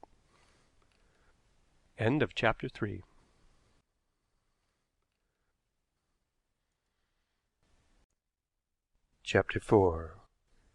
The Strange Case of Michael Hall. Quarles was professedly a theorist, and I admit that he often outraged my practical mind. I believe the practical people govern the affairs of the world, but occasionally one is brought face to face with such strange occurrences that it is impossible not to speculate what would happen had not the world its theorists and dreamers too. Early one morning, about a week after the mad burglar's case, I received a wire from Zena Quarles, asking me to go to Chelsea as soon as possible. A request from her was a command to me, and, dispensing with breakfast except for a hasty cup of coffee, I started at once. She came to the door herself. "Come in here for a minute," she said, leading the way into the dining room and closing the door. "Grandfather does not know I have sent for you. I am troubled about him. For the last 3 days he has not left his room. He will not let me go to him. His door is not locked, but he commanded me, quite irritably, not to come until he called for me. For 3 days he has not wanted my companionship, and never before do I remember so long in isolation." "What is he doing?" I asked. She did not answer at once, and when she did the words came with some hesitation. Of course, he's an extraordinary man, with powers which one cannot exactly define, powers which, don't think me foolish, powers which might prove dangerous. In a way, you and I understand him, but I think there is a region beyond into which we are not able to follow him. I admit there have been times when I have been tempted to think that some of his philosophical reasonings and fantastic statements were merely the eccentricities of a clever man, intentional mystifications, a kind of deceptive paraphernalia. I have thought so too, I said. We are wrong, she said decisively. He wanders into regions in which we cannot follow, where he touches something which is outside ordinary understanding, and when he is only dimly conscious of the actualities about him. Don't you remember his saying once that we ought to strive toward the heights and see the truth which lies beyond what we call truth? He does climb there, I believe, and in order that he may do so, his empty room and isolation are necessary. I wonder whether there is any peril in such a journey. I did not venture to answer. Being a practical man, a discussion on these lines was beyond me. As I went to the professor's room, I framed a knotty, if unnecessary, problem out of a case upon which I was engaged, but I was not to propound it. I was suddenly plunged into a mystery which led to one of the most curious investigations I have ever undertaken, and showed a new phase of the professor's powers. Christopher Quarles was sitting limply in the armchair, but he started as I entered and looked at me with blinking eyes, as though he did not recognize me. Energy returned to him suddenly, and he sat up.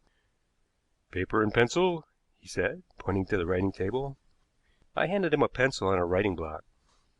By a gesture he intimated that he wanted me to watch him. Quarles was no draftsman. He had told me so, quite unnecessarily, because I had often seen him make a rough sketch to illustrate some argument, and he always had to explain what the various parts of the drawing stood for. Yet, as I watched him now, he began to draw with firm, determined fingers, a definite line here, another there, sometimes pausing for a moment as if to remember the relative position of a line or the exact curve in it. For a time there seemed no connection between the lines, no meaning in the design. I have seen trick artists at a music hall draw in this way, beginning with what appeared to be the least essential parts, and then with 2 or 3 touches, causing all the rest to fall into proper perspective and a complete picture. So it was with Quarles. 2 or 3 quick lines, and the puzzle became a man's head and shoulders. No one could doubt that it was a portrait with certain characteristics exaggerated, not in caricature, but enough to make it impossible not to recognize the original from the picture. It was an attractive face, but set and rather tragic in expression. Quarles did not speak. He surveyed his work for a few moments, slightly corrected the curve of the nostril, and then very swiftly drew a rope around the neck, continuing it in an uncertain line almost to the top of the paper. The sudden stoppage of the pencil gave a jagged end to the line. The rope looked as if it had been broken. The effect was startling. "3 times he has visited me," said Quarles. "First, just as the dusk was falling, he stood in the window there, a little more in the dark shadow against the light outside. The second time was when the lamp was lighted. I looked up suddenly, and he was standing there by the fireplace, gazing at me intently. He was flesh and blood, real, not a ghost, no shape of mist trailing into my vision. An hour ago, at least it seems only an hour ago, he came again. The door opened, and he entered. He stood there, just in front of me, as clearly visible in the daylight as you are, and as real. When you opened the door, I thought my visitor had come a 4th time." "And what is the meaning of this broken rope?" I said, pointing to the drawing. "Broken?" and he looked at the paper closely. "My hand stopped involuntarily. It is a good sign, encouraging, but the rope is not really broken yet. That is for us to accomplish." "What do you mean?" "I mean that in one of His Majesty's prisons this man lies under sentence of death, that he is innocent of the crime, that he has been permitted to come to me for help." "But—" Quarles sprang from his chair. "Ah, leave questioning alone. I do not know how much time we have to prevent injustice being done. Take this drawing, Wigan. Find out where the man is, work night and day to get the whole history, and then come to me. We must not lose a moment. Providence must have sent you to Chelsea this morning, another sign of encouragement." I did not explain how I came to be there, nor say there was no foundation for encouragement in my unexpected arrival. Indeed, but for my talk with Zena that morning, I should have been inclined to argue with him. As it was, I left Chelsea only half convinced that I was not being misled by the fantastic dream of a man not in his usual state of health. I was soon convinced of my error. Quarles's drawing was a portrait of a real man. He was lying under sentence of death in Worcestershire, the case against him so clear that there seemed to be no doubt about his guilt. The story was a sordid one, had created no sensation, had presented no difficult problem. But, under the peculiar circumstances, it was only natural that I should work with feverish haste to learn all the details of the crime, and I intimated to the authorities that facts had come to my knowledge which threw a doubt on the justice of the sentence, and that a postponement at least of the last penalty of the law would be advisable. This advice was not the outcome of anything I discovered. It was given entirely on my faith in Christopher Quarles. Later I told the following story to the professor and Zena in the empty room. Michael Hall, the condemned man, is an artist, I said. The portrait of him, Professor, is a good one. I have seen him, and he impresses you at once as possessing the artistic temperament. Whether he has anything beyond the temperament I cannot judge, but the fact remains that he has had little success. He is a gentleman, and there is something convincing in the manner in which he protests his innocence. Yet I am bound to say that every circumstance points to his guilt. Possessed of £200 or £300, and an unlimited faith in himself, he married.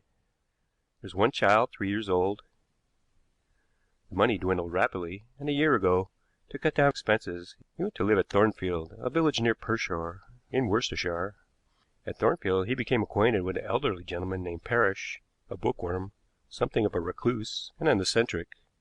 For no particular reason, and apparently without any foundation, Mr. Parrish had the reputation of being a rich man. Generally speaking, the inhabitants of Thornfield are humble people, and the fact that Parrish had a little old silver may have given rise to the idea of his wealth. He does not appear to have had even a banking account. The old gentleman welcomed a neighbor of his own class, and Hall was constantly in his house. That Hall should come to Thornfield and live in a tiny cottage might suggest to anyone that he was not overburdened with this world's goods, but Hall declares that Parrish had no knowledge of his circumstances. Only on one occasion was Parrish in his cottage, and money was never mentioned between them. Yet Hall was in difficulties. He pawned several things in Pershore, small articles of jewelry belonging to his wife, giving his name as George Cross, and an address in Pershore. One evening, a Sunday evening, Hall was with Parrish. The housekeeper, Mrs. Ashworth, an elderly woman, the only servant living in the house, said in her evidence that Hall came at 7 o'clock. The church clock struck as he came in. Her master expected him to supper. Hall says that he left at 9:30, but Mrs. Ashworth said it was midnight when he went. She had gone to bed at 9, early hours are the rule in Thornfield, and had been asleep. She was always a light sleeper. She was roused by the stealthy closing of the front door, and just then midnight struck. Early next morning, they rise early in Thornfield, Mrs. Ashworth came down and found her master upon the floor of his study, dead. He had been struck down with a life preserver, which was found in the room and belonged to Hall. The housekeeper ran out into the village street, but it seems there was nobody about, and some 20 minutes elapsed before anyone came to whom she could give the alarm. Hall's arrest followed. From the first he protested his innocence, but the only point in his favor appears to be the fact that he was found at his cottage and had not attempted to run away. Everything else seems to point to his guilt. Although he says he left Parrish's house at 9:30, he did not arrive home until after midnight. His wife innocently gave this information, and Hall, who had not volunteered it, explained his late return by saying that he was worried financially and had gone for a lonely walk to think matters over. He admits that the life preserver belonged to him. Mr. Parrish had spoken once or twice of the possibility of his being robbed, and that evening Hall had made him a present of the weapon, but had not told his wife that he was going to do so. The police discovered that 2 days before the murder a valuable silver salver belonging to Parrish had been pawned in Pershore in the name of M. Hall, and the pawnbroker's assistant identified Hall. A search among Parrish's papers after the murder resulted in the discovery of a recent will under which all the property was left to Hall. The condemned man declared he was ignorant of this fact, but the prosecution suggested that his knowledge of it and the straits he was in for money were the motive for the crime. Except on the assumption that Hall is guilty, there appears to be no motive for the murder. Nothing but the silver salver was missing. Quarles had not interrupted me. He had listened to my narrative, his features set, his eyes closed, the whole of his mind evidently concentrated on the story. As I stopped, I looked at Zena. I wonder the housekeeper did not look out of her bedroom window to see that it was Michael Hall who left the house, Zena said slowly. She slept at the back of the house, I returned. I had not thought of that. And then, after a pause, during which her grandfather's eyes remained fixed upon her as though he would compel her to say more, she went on. How was it, since they are early risers in Thornfield, that Mrs. Ashworth had to wait 20 minutes before anyone came? The house isn't isolated, is it? No, I understand it is in the middle of the village street. There may be something in that question, Wigan, said Quarles, becoming alert. Tell me, are the house and its contents still untouched? I believe so. According to Mrs. Ashworth, Mr. Parrish appears to have had only one relation living, a nephew, named Charles Eade.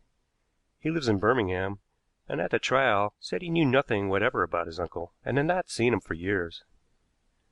Any reason? No. The family had drifted apart. I am simply stating what came out in the evidence. About the will, said Quarles. Was any provision made for Mrs. Ashworth in it? No, it leaves everything to Hall, and there is a recommendation to sell the books in London, except a few which are specially mentioned as being of no value intrinsically, and which Hall is advised to read. According to Hall, the old gentleman talked much about literature, and declared that the whole philosophy of life was contained in about a score of books. I have a copy of the list given in the will. Who witnessed the signature to the will? Quarles asked. A lawyer in Pershore and his clerk. This was the only business transaction the lawyer had had with Mr. Parrish, and he knew little about him. I think we must go to Birmingham, said Quarles. Sometimes there is only one particular standpoint from which the real facts can be seen, and I fancy Birmingham represents that standpoint for us. I suppose you can arrange for us to have access to Mr. Parrish's house at Thornfield, Wigan? I will see about that, I answered. Are you sure Michael Hall is not guilty? Asked Zena. Were he guilty, I should not have seen him, answered Quarles, decidedly. His poor wife, said Zena. Pray, dear, that we may carry sunlight to her again, said the professor solemnly. I thought that our journey to Birmingham was for the purpose of interviewing Parrish's nephew, but it was not. Quarles got a list of the leading second-hand booksellers there. A bookworm, Wigan, remains a bookworm to the end of his days. Although nothing has been said about it, I warrant Mr. Parrish bought books and had them sent to Thornfield. He might have bought them in London, I said. I think it was Birmingham, said Quarles. So far he was right. It was the third place we visited. Baines and Son was the firm, and we saw old Mr. Baines. He had constantly sold books to Mr. Parrish of Thornfield, who had been in the shop several times, but their intercourse was chiefly by correspondence. Good books, certainly. Mr. Parrish knew what he was doing, and never bought rubbish. His purchases might be expected to increase in value? Asked Quarles. Yes, but forgive me. Why these questions? Ah, I suppose you would have heard. Mr. Parrish is dead. Indeed, I am very sorry to hear it. We are looking into his affairs, Quarles went on. Is there any money owing to you? No. The fact is, Mr. Parrish was murdered. Murdered? Exclaimed Baines, starting from his chair. Do you mean for some treasured volume he possessed? Do you mean by some bibliomaniac? You think he may have had such a treasure, then? I know he had many rare and valuable books, Baines answered. You don't happen to know a bibliomaniac who might commit murder? Said Quarles. No. Such information would help us because a young man has been condemned for the murder, a man named Hall, Michael Hall. I never heard of him, said Baines. I wonder I did not see the case in the paper. It caused little sensation, said Quarles. At present it seems one of those crimes committed for small gain. Mr. Parrish must have been a man of considerable means, said the bookseller. Considerable means, although he was eccentric about money. He always sent me cash, or some check he had received, with a request that I would return him the balance in cash. Indeed, I have constantly acted as his banker. He has sent me checks and asked me to send him notes for them. Where did those checks come from? I mean, whose were they? Were they for dividends? Possibly one or two of them. I do not remember, but I fancy he sold books sometimes, and the checks represented the purchase money." We thanked Mr. Baines, and just then, just as we were leaving, Quarles said: "By the way, do you happen to know a Mr. Charles Eade?" "A solicitor?" queried the bookseller. "I didn't know he was a solicitor, but he is a relation of Mr. Parrish's, I believe," Quarles answered. "I was not aware of that," Baines returned. "Mr. Eade's office is in West Street, number 40, I think. He comes in here occasionally to make small purchases." "Not a bookworm like his uncle, eh?" "Neither the taste nor the money, I should imagine," said Baines. As soon as we were in the street, the professor turned to me. "That has been an interesting interview, Wigan. What do you think of the bibliomaniac idea?" "I suppose it goes to confirm your theory?" I said. On the contrary, it was a new idea to me. It would be an idea well worth following if we found that one or two of Parrish's valuable books were missing, but we'll try another trail first. I think we will go to Pershore next." "How about Charles Eade?" "I expect he is in his office in West Street. I don't want to see him, do you?" "We might call upon him so as to leave no stone unturned. I don't think you quite appreciate the difficulty of this case. The man may be innocent, but we've got to prove it." "My dear Wigan, if Baines had said that Eade was a bibliomaniac, I should have gone to West Street at once. Since he is only a lawyer, I am convinced we should get no useful information out of him. Besides, he might very reasonably resent our interference in his uncle's affairs. It will be time enough to communicate with him when we have made some discovery which will help Michael Hall." Next morning we journeyed to Pershore. "Yesterday you suggested that I had a theory, Wigan," said Quarles, who had been leaning back in the corner of the railway carriage, apparently asleep, but now became mentally energetic. "As a fact, my theory went no further than this. A bookworm, in all probability, buys books. To buy books requires money. Therefore, he must have money. In Thornfield, Mr. Parrish was considered a man of means. Our friend Baines confirms that belief. My theory is established." "It doesn't carry us very far," I said. "It provides another motive for the murder, robbery. The bookseller's story suggests that Parrish must have kept a considerable sum of money in the house. It is said nothing was taken, but a large amount in notes may be stolen without leaving any noticeable space vacant. Just one step forward we may take. If such a sum existed, as is probable, remember, Parrish might at times think of burglars, might have mentioned his fears without giving a reason to Hall, and Hall, having a life preserver, might make a present of it to his friend." I did not contradict him, but personally I was not at all convinced. From the station we went straight to the pawnbroker's and had an interview with the assistant who had identified Hall as the man who pawned the salver.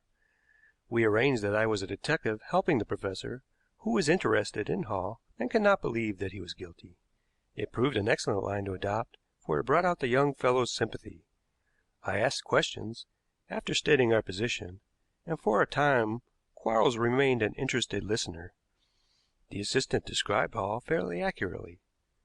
"He had pawned things before, hadn't he?" I asked. "Yes." "You recognized Hall at once?" "Yes." "There is one very curious point," I said. "So long as the articles were his own, and he had a right to pawn them, he gave a false name. Yet when he pawns an article he had stolen, he gave his own name." "I think it seems more curious than it is," was the answer. "My experience is that whenever an important article is pawned, the correct name is given. The affair becomes a financial transaction, which there is no reason to be ashamed of." "I understand that Hall had pawned things of some value before this salver," said Quarles. "Jewelry belonging to his wife, for instance. Why didn't he give his own name then?" "It is rather the importance of the article which counts than its actual value," said the assistant. "In this case I have no doubt the prisoner would have said that he had temporarily borrowed the salver. He must redeem it presently.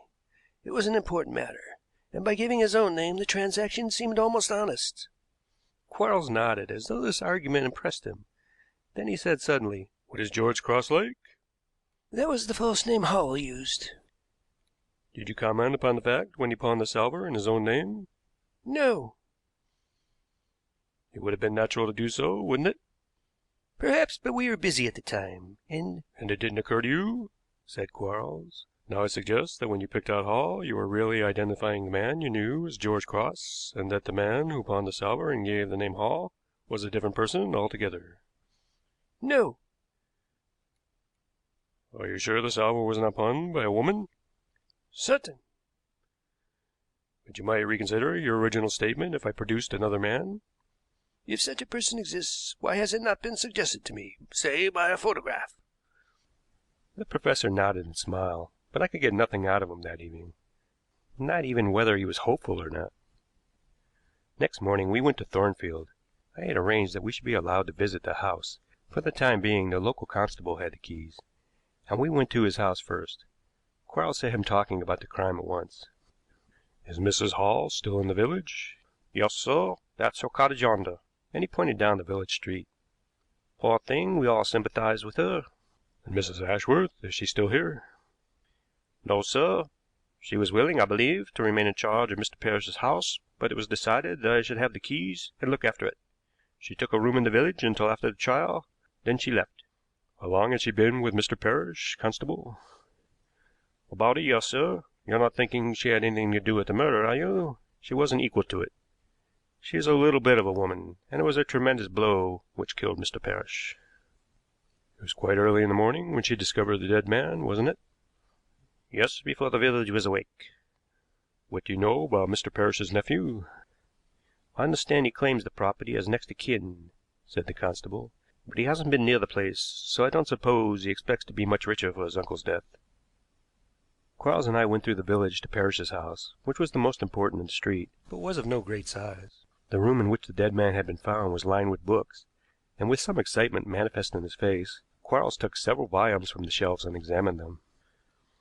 Value here, Wigan. The old gentleman knew what he was buying. These shelves represent a lot of money, even if he had no other investments. Have you the list of the books Hall was recommended to keep? I had. There were 18 books in all, such classics as Lamb's Essays, Reinald's Discourses, and Pope's Homer. We found only 10 of them, and careful search convinced us that the others were not on the shelves. If you are looking for a cryptogram, a key to the hiding place of a fortune, the missing books spoil it, I said. I confess that something of the kind was in my mind, said Quarles excitedly. But the missing books are going to help us. The old gentleman had not read these books himself. See, Wigan, uncut pages, at least. He took out a penknife. Not uncut, but carefully gummed together. I hadn't thought of this. He slit the pages apart, and from between them took a 10-pound note. Other pages, when unfastened, yielded other notes, 5 pounds, 20 pounds, and one was for 50 pounds. Enough, Wigan, he exclaimed. We've something better to do than find bank notes. You must see the constable at once and tell him there's a treasure in his house which requires special protection. Then communicate with the Birmingham police and tell them not to lose sight of Charles Eade. And let them also have a description of Mrs. Ashworth. I expect she is lying low in Birmingham. I don't follow your line of reasoning, Professor. I had no very definite theory beyond thinking that Mr. Parrish must be a man of considerable means, said Quarles. That fact once established, we had a motive for the murder which did not seem applicable to Michael Hall. It was said that nothing beyond the salver was missing. Only Mrs. Ashworth could establish that fact. You remember Zena's question? How was it, since people were such early risers in Thornfield, that Mrs. Ashworth had to wait so long before anyone came? There was one obvious answer. She was up much earlier than usual that morning, perhaps had not been to bed that night. The constable has said that the village was not awake. Again, it was Mrs. Ashworth who gave information about the nephew in Birmingham. It is possible Parrish may have mentioned him to his housekeeper, but since she had only been with him a year, and the old gentleman held no communication with his nephew, it is unlikely. Once more, the housekeeper was a little too definite about the time. She had a story to tell. The precision might be the result of careful rehearsal. These points were in my mind from the first, but they were too slight for evidence. Now the missing volumes give us the link we want. Who could have taken them? Either Mrs. Ashworth or someone with her connivance. I don't think it was Mrs. Ashworth. I believe it was the man who murdered Mr. Parrish. His nephew? Charles Eade, but I do not think he is his nephew. Let me reconstruct the plot. Supposing Eade, either from Mr. Baines or from some assistant in his shop, heard of Parrish and his eccentricities, he would naturally assume that a lot of money was kept in this house. When, a year ago, Mr. Parrish wanted a housekeeper, the opportunity came to establish a footing here, so Mrs. Ashworth, the accomplice, came to Thornfield. A man like Parrish would be secretive, not easy to watch, but in time the housekeeper would find out where he hid his money and would note the books. She would only be able to note those used during the past year, the 8 books which are missing, Wigan. Now the robbery had to be carefully arranged, suspicions must be thrown upon someone, and Hall was at hand. To emphasize his need of money, the salver was pawned, I thought, by Mrs. Ashworth, but doubtless Eade did it himself, choosing a busy time. The scoundrels chose the night when Hall was having supper with the old man, and whether the original intention was robbery only or murder, everything worked in their favor. Eade took the 8 books away that night, and the housekeeper stayed to give the alarm and tell her story. Now mark what happens.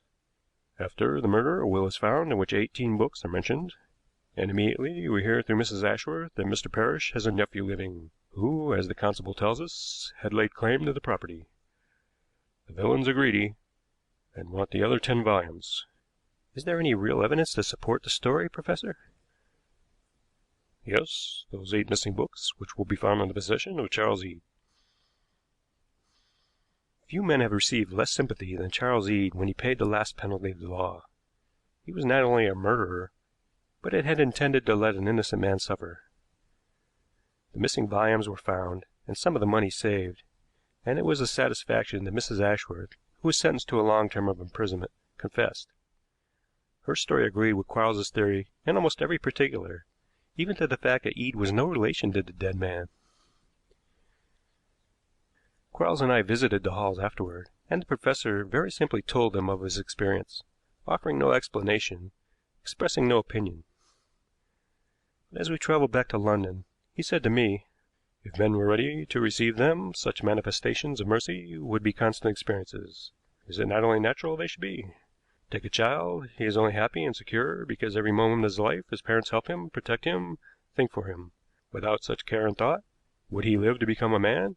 It is a marvelous thing that whereas a child learns to lean wholly on the wisdom of his parents, man, as a rule, seems incapable of wholly trusting in almighty wisdom, and when he is forced to realize it, calls it miraculous. The miracle would be if these things did not happen. I did not answer. We were both silent until the train ran into Paddington. End of chapter 4.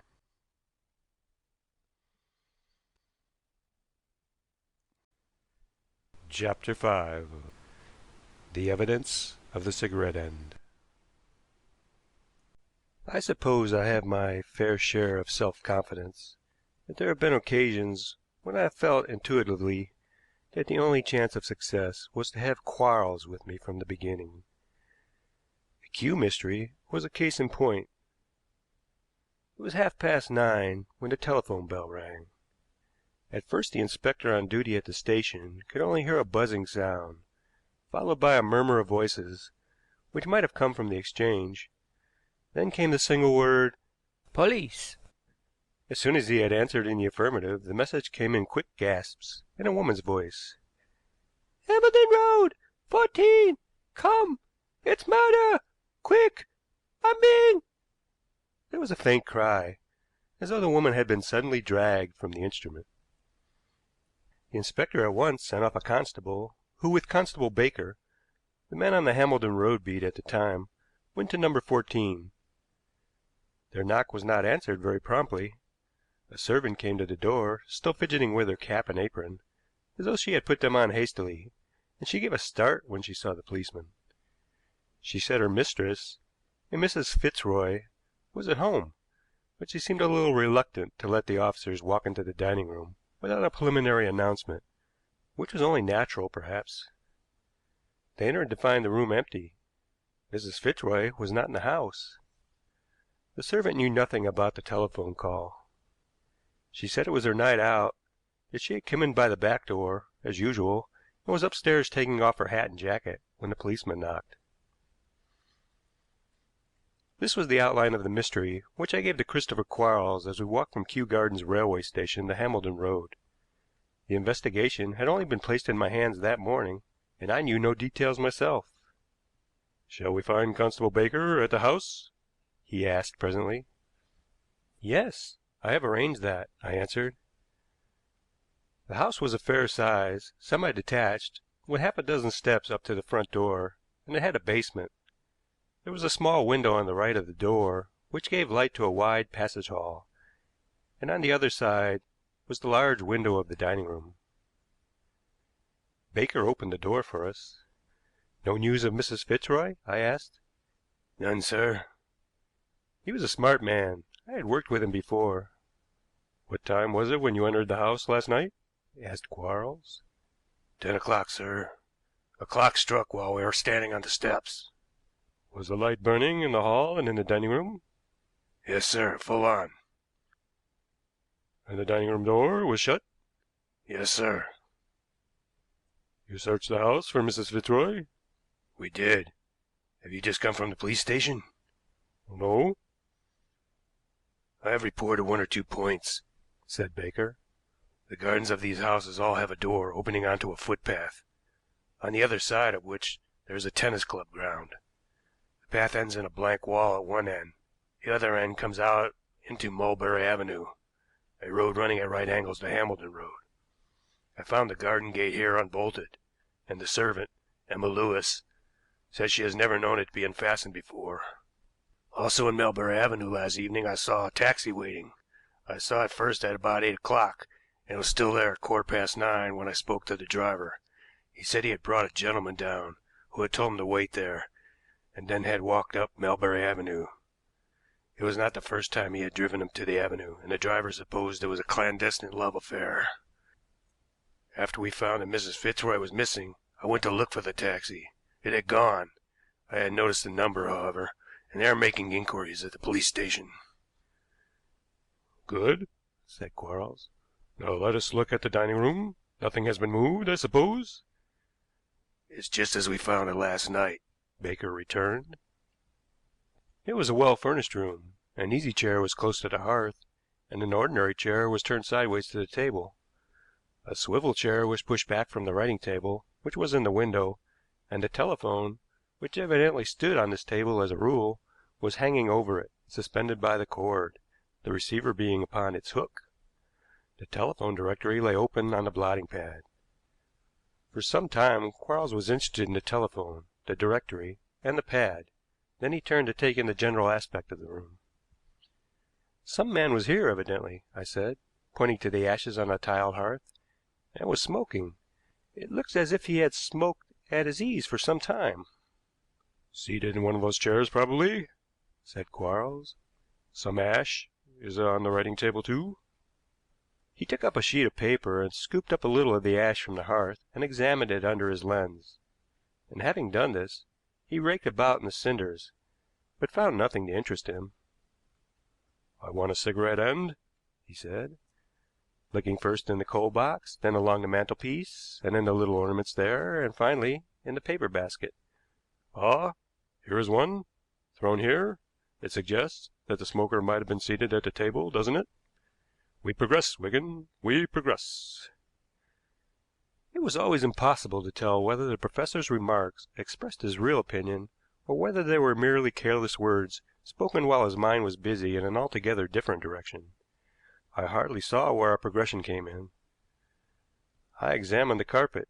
If anyone had entered in a hurry to kidnap Mrs. Fitzroy, he would not have spent much time in wiping his boots. I found a little soil on the hearthrug and by the writing table. I pointed it out to the professor, who was still looking at the cigarette which lay in the palm of his hand.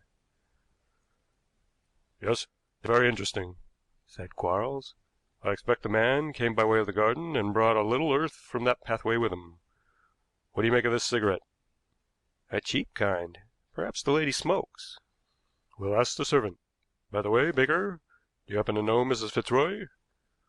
I've seen the lady come out of this house on 1 or 2 occasions, answered the constable. I described her to the servant, and have no doubt it was Mrs. Fitzroy. She is rather good-looking, 50 or thereabouts, but it takes some pains to appear younger, I fancy. You are observant, Quarles remarked. Shall we have the servant in, Wigan? Emma Lewin told us that she had been with Mrs. Fitzroy for over 3 years.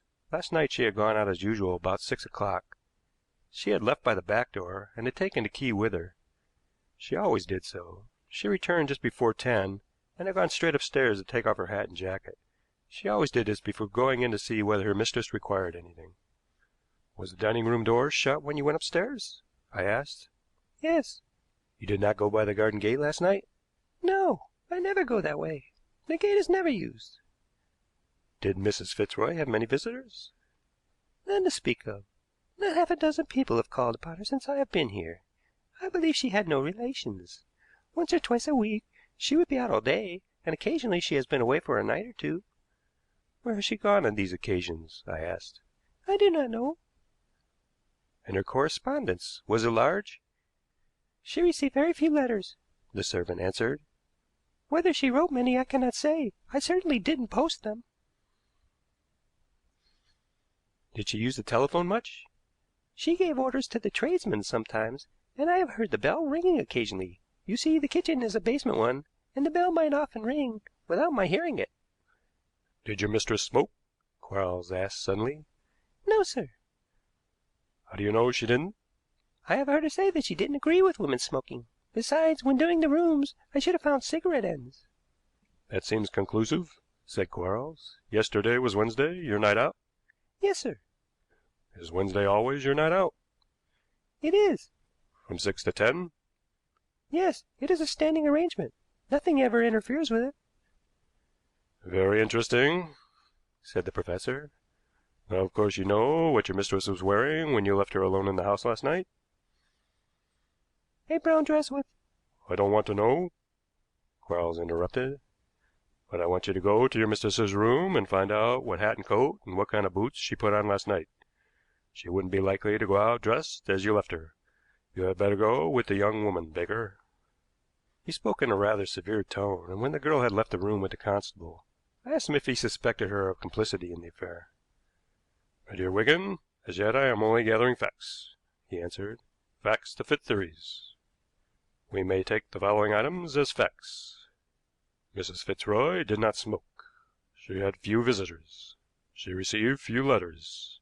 Once or twice a week she was out all day. The servant's night out is Wednesday. Yesterday, being Wednesday, a taxi waited for a considerable time in Melbury Avenue. The driver has brought his fare to Melbury Avenue on previous occasions. And the theory? I asked. Theories? He corrected. There are many. If the taxi came on Wednesdays, on the other occasions the fare may have smoked this kind of cigarette. If so, he may be the man who kidnapped Mrs. Fitzroy. It may have been hurrying the lady down the narrow path while Baker and his companion were standing on the front door step. Out of such theories a score of others come naturally. By this time they may have heard of the driver at the police station. Shall I telephone? Not yet, said Quarles. We will try and discover how Mrs. Fitzroy was dressed first. And meanwhile we are giving our quarry time to escape, I said. We must risk something, and we haven't got enough facts to support any theory yet. I wonder whether Mrs. Fitzroy did use the telephone much. The speculation threw him into a reverie until Emma Lewin returned with the information that her mistress must have gone out dressed just as she had left her. No hat nor jacket nor wrap of any kind was missing, and she had not changed her indoor shoes. Thank you. That helps us very much. I don't think you can help us any more at present. And then, when the girl had gone, Quarles turned to Baker. I understand you searched the house last night for Mrs. Fitzroy? We did. Was it a thorough search? I mean, did you look in every corner, every drawer, or every cupboard for some sign of her? Did you explore the cellars, which I expect are large? It was not quite as thorough as that, said Baker, trying to suppress a smile at the idea of finding Mrs. Fitzroy in a drawer, I suppose. You expected to find the lady lying on the carpet here? Well, sir, I thought it likely at first, but with the garden gate unfastened and the taxi in Melbury Avenue, I don't doubt the lady went that way. After telephoning to the police that she was being murdered? Said Quarles. I don't suggest that she went willingly, said Baker. But you do suggest that being convinced she had gone, your search of the house was not very thorough. I didn't mean to suggest that either, sir, answered Baker, some resentment in his tone. We want Zena here, Wigan, to ask one of her absurd questions, Quarles went on.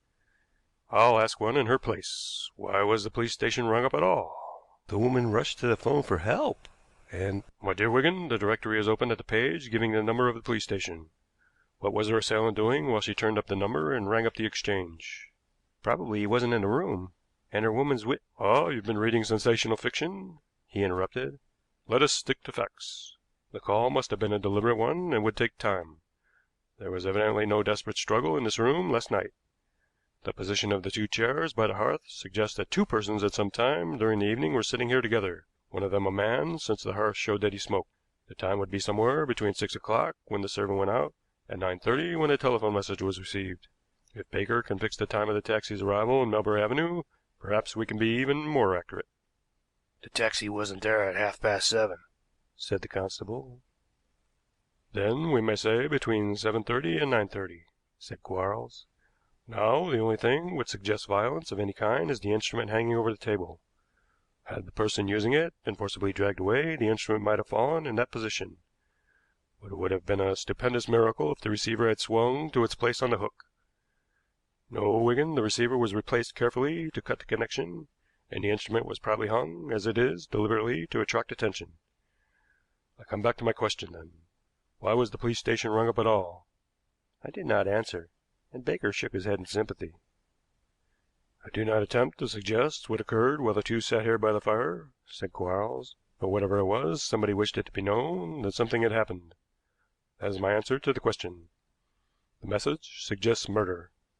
As the house has not yet been thoroughly searched, murder may actually have taken place." Baker started, and I looked at the professor in astonishment.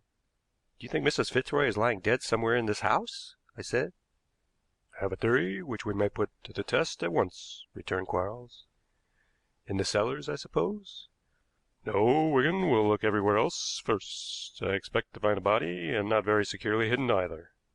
There wouldn't be much time, and, besides, I believe it is meant to be found. Still, I do not expect to find Mrs. Fitzroy's body. I expect to find a dead man. Shall we go and look?" A man of my profession, perforce, gets used to coming in contact with death in various forms, but there was always a certain thrill in doing so, and in the present search there was something uncanny. The quest was not a long one.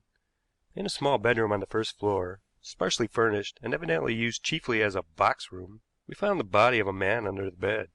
A cord had been thrown round his neck, and he had been strangled fiercely and with powerful hands at the work. "Not a woman's doing," said Quarles as he knelt down to examine the corpse. There were no papers of any kind in the pockets, but there was money in a cigar case. "Time is precious now, Wigan," said the professor. "You might telephone to the station and ask if they have found the driver of the taxi. I want to know if this poor fellow is the man he drove to Melbury Avenue last evening, also whether it has always been a Wednesday when he has brought him into this neighborhood. And, of course, you must ask him any questions which may lead to the identification of the dead man. I don't suppose he will be able to help you much in that direction. You will find, I fancy, that the driver got tired of waiting for his fare last night and drove away." "Or took another fare. The murderer," I suggested. "I don't think so," said Quarles. "You might also ask the inspector at the station whether he is prepared to swear that the first voice he heard over the phone, the voice which said 'Police,' was a woman's. What time does it grow dark now, constable?" "Early. 4:30, sir." "I'll go, Wigan. I want to think the matter out before dark. 7 o'clock tonight. Meet me at the top of the road at that time, and somewhere close have half a dozen plainclothes men ready for a raid. Now that we know murder has been done, you couldn't suggest a house to raid, I suppose, constable?" "I couldn't, sir." "Nor can I at present. 7 o'clock tonight, Wigan." The professor's manner, short, peremptory, self-sufficient, was at times calculated to disturb the serenity of an archangel. I had been on the point of quarreling with him more than once that morning, but the sudden demonstration of what seemed to be the wildest theory left me with nothing to say. Constable Baker had an idea of putting the case adequately, I think, when he remarked, "He ain't human, that's what he is." The taxi driver had been found, and when taken to Hambledon Road, recognized the dead man as his fare. He had driven him to Melbury Avenue on 4 occasions, and each time it had been a Wednesday. Of course, the gentleman might have come more than 4 times, and on other days besides Wednesdays, for all he knew. On each occasion he had been called off a rank in Trafalgar Square. His fare had paid him for the down journey before walking up the avenue, and had never kept him waiting so long before, so he gave up the job and went back to town. He had not picked up another fare until he got to Kensington. The inspector at the station was certain that the message he had received was in a woman's voice, but he was not sure that the word police was in the same voice, or that it was a woman who spoke it. At 7 o'clock I was waiting for Quarles at the top of Hambledon Road. He was punctual to the minute. "You've got the men, Wigan?" "They are hanging about in Melbury Avenue. It may be there is hot work in front of us, said Quarles, and the first move is yours. Number 6 Hambledon Road is the house we want, and you will go to the front door and ask to see the master. I fancy a maid servant will answer the door, but I am not sure. Whoever it is, prevent an alarm being given, and get into the house with the 2 men who will accompany you. That done, get the door into the garden open, and I will join you with the rest of the men. If there is any attempt at escape, it will be by the garden, and we shall be waiting for them. Utter silence, that is imperative. Of course, they may be prepared, but probably they are not. If it is necessary to shoot, you must, and we will force our way in as best we can and take our part in the struggle. Come along, let's get the men together." A few minutes later I had knocked at the door of number 6. An elderly woman servant came to the door, and I saw suspicion in her eyes. Even as I inquired for her master, I seized her, and so successfully that she hadn't an opportunity to utter a sound. I asked her no question, certain that she would mislead me, and leaving one of the men with her in the hall, I hastened with the other 2 to the door leading into the garden, fully expecting to be attacked. We saw no one, heard no movement. Either the professor had made a mistake, or the conspirators considered themselves secure. Quarles and the men came in like shadows, so silent were they, and it was evident that the professor had given his companions instructions, for 2 of them quickly went toward the hall.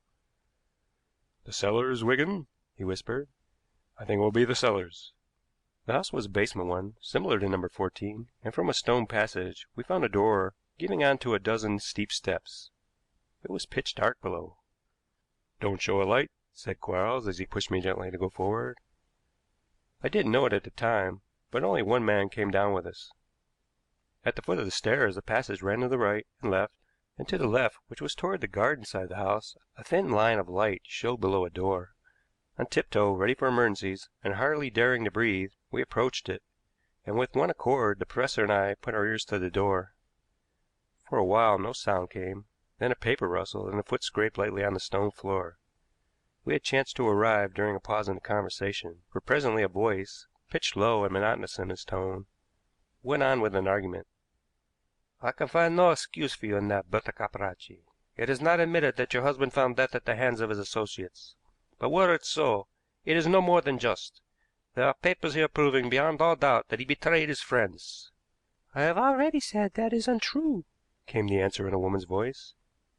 "There is no doubt," said another man. "None," said a third. 3 men at least were sitting in judgment upon this woman, and it was evident they were not English. "Besides, I am not one of you," said the woman. "In name, no. In reality, yes, since your husband must have let you into many secrets," returned the first speaker. "Your woman's wit has outplayed our spies until recently, but once discovered, you have been constantly watched. We cannot prove that the failure of some of our plans, costing the lives of good comrades, has been due to your interference, but we suspect it. We found you in constant communication with this English Jew, Jacob Morrison, who is in the pay of the Continental Police. He is dead, a warning to others, killed in your house, and busy eyes are now looking for you as his murderess. You have hidden your identity so entirely that all inquiry must speedily be baffled, and so you have played into our hands. Your disappearance will hardly reach to a 9 days' wonder, and who would think to look for your body under the flags of this cellar? Death is the sentence of the society, and forthwith." I waited to hear a cry of terror, but it did not come, nor was there a movement to suggest that the men had risen at once to the work, or, in spite of the restraining hand of the professor laid on my arm, I should have been beating at the door to break it down. "I offer you one chance of life," the man's voice droned on after a pause. "Confess everything. Give me the names of all those to whom you have given information concerning us, and you shall have your miserable life." "You have killed the only man who knew anything from me," she answered. "It's a lie," came the hissing reply. "Your cursed husband told you so much about us, he may have explained some of the means we employ to make unwilling tongues speak. I'll have the truth out of you." One of the men must have sat close to her, for her sudden cry of fear was instantly smothered, and there was the sound of struggle and rough usage. "Now, quickly," whispered Quarles, and the man who had followed us to the cellars had struck with a stout piece of iron between the door and its framework. The wood splintered immediately, and almost before I was prepared we were facing our enemies, and Quarles was shouting for the other men in the house to come to us. "Hands up!" I cried. They were unprepared. That was our salvation. Not one of the 3 had any intention of surrender. That was evident in a moment. but they had to get their hands on their weapons, and fortunately only one of them had a revolver. The other two rushed upon us with knives. I think Quarles was the first to fire, and he was not a thought too soon. He said afterwards that he meant to maim and not to kill.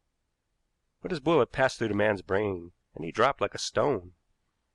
He was the one with the revolver, and regardless of his own safety, he meant to silence the woman forever. The weapon was at her head when the villain dropped, and I have sometimes thought that, whatever his intentions the moment before, in the act of pressing the trigger, the professor realized that only the man's death could save the woman. It was hot work for a moment.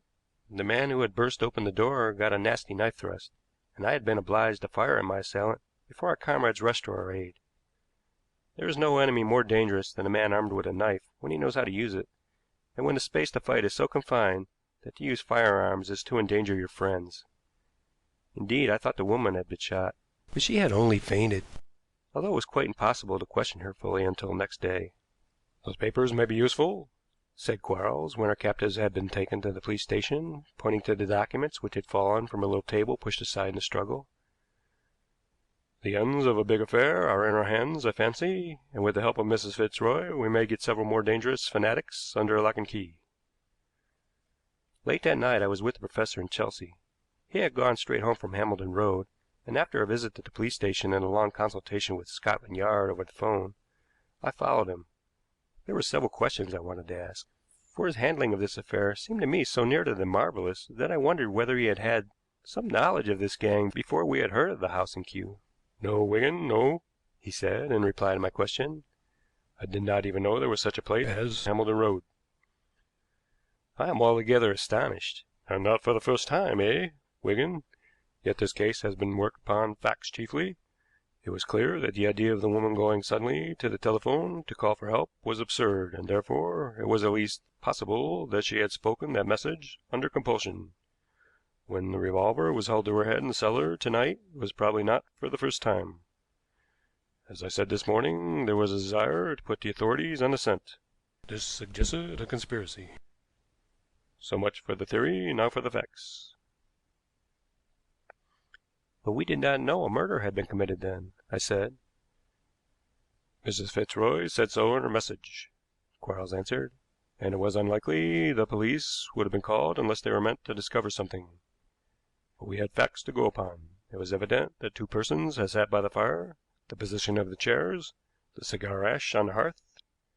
"Cigarette, you mean?" "It was a cigar ash on the hearth, and I looked for a cigar end among the cinders and could not find one.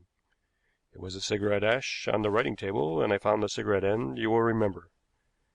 It was possible, of course, that the same man had smoked a cigarette as well as a cigar, but the different position of the ash was significant. I concluded there were two men, one who had sat smoking a cigar by the fire, one who, in leaning over to ring up the police, had dropped ash from a cigarette onto the writing table. I concluded that the cigar smoker was the murdered man, and you will remember there was a cigar case in the pocket of the man we found. I think we shall discover that it was the cigarette smoker who killed him, and then compelled Mrs. Fitzroy to send that message.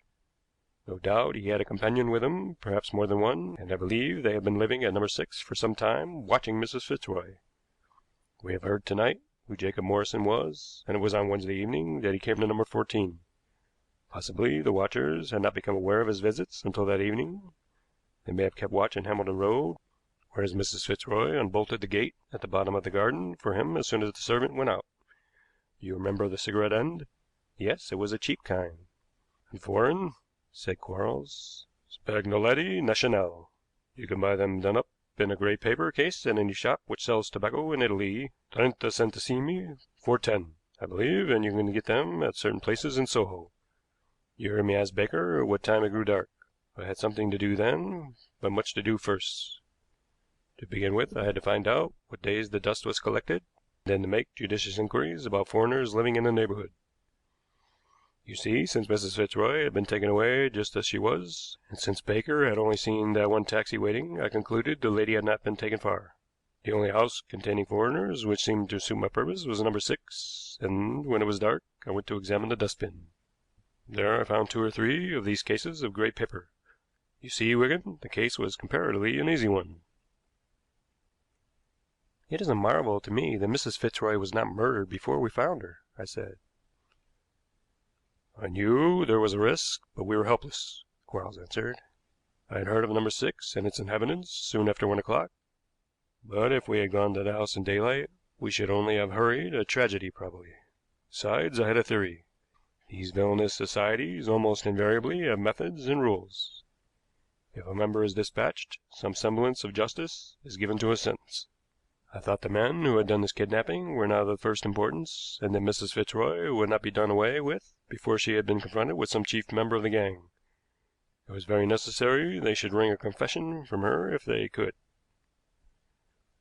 Early next morning 2 houses in Soho were raided and a number of arrests were made, but except for the 2 men we had taken in Hamilton Road, I do not think we got a hold of anybody of importance.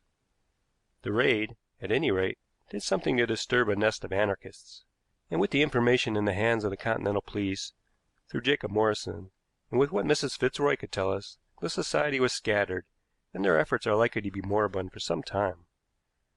Mrs. Fitzroy was an Englishwoman married to an Italian who had been a member of the society and had been done to death by his associates some 4 years ago. She said he was innocent and was determined to avenge him. The man who had killed Morrison had been shot by Quarles.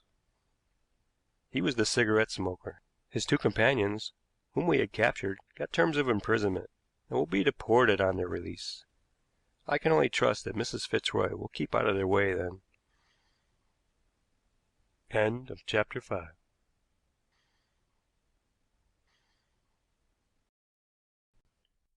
Chapter 6. The mystery of old Mrs. Jardine. My association with Professor Quarles undoubtedly had an effect upon my method of going to work in the elucidation of mysteries, and not always with a good result. His methods were his own, eminently successful when he used them, but dangerous in the hands of others. In attempting to theorize, I am convinced I have sometimes lost sight of facts. I am not sure that this reflection applies to the case of old Mrs. Jardine, but somehow my mind never seemed to get a firm grip of the affair. I was conscious of being indefinite, and had an unpleasant sensation that I had failed to see the obvious. Old Mrs. Jardine lived at Wimbledon, in a house of some size, standing in a well-grown garden. She was an invalid, confined to the house, indeed to 3 or 4 rooms which opened into one another on the first floor, and she must have been an absolute annuity to Dr. Hawes, who visited her nearly every day.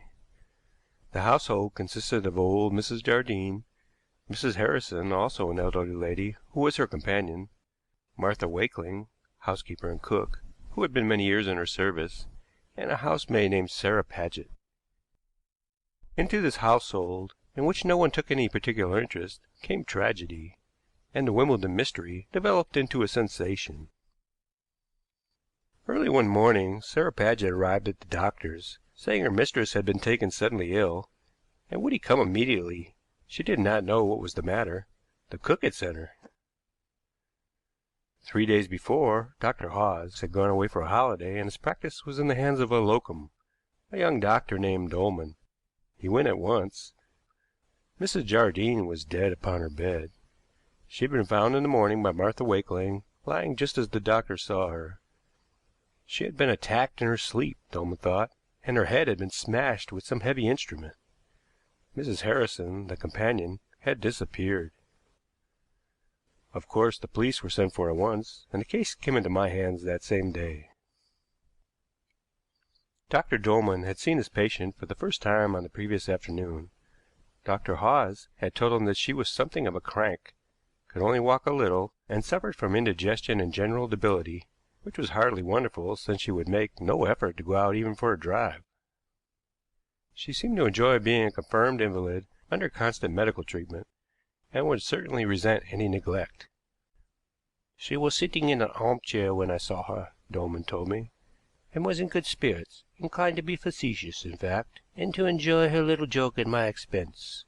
She wanted to know what a young man could possibly know about an old woman's ailments, and wondered that Hawes was content to leave his patients in such inexperienced hands as mine. I do not think she was as bad as she would have people believe. Dolman had not spoken to Mrs. Harrison, but he had seen her. She was sitting in the adjoining room doing some needlework. He had taken little notice of her, and was doubtful if he would know her again. Martha Wakeling said it was her custom to go into her mistress's room on her way down in the morning, and she had found her dead on the bed. She had heard no noise in the night. Mrs. Harrison occupied a room opening out of Mrs. Jardine's, and it was empty that morning. The bed had been slept in, but the companion had gone. Was she on good terms with Mrs. Jardine? I asked. Yes, oh yes. You say it rather doubtfully? The mistress wasn't always easy to get on with, and I dare say she tried Mrs. Harrison at times. And so Mrs. Harrison murdered her in a fit of anger? I suggested. I don't say that. She is not to be found. That is all I know for certain. Where did Mrs. Harrison come from?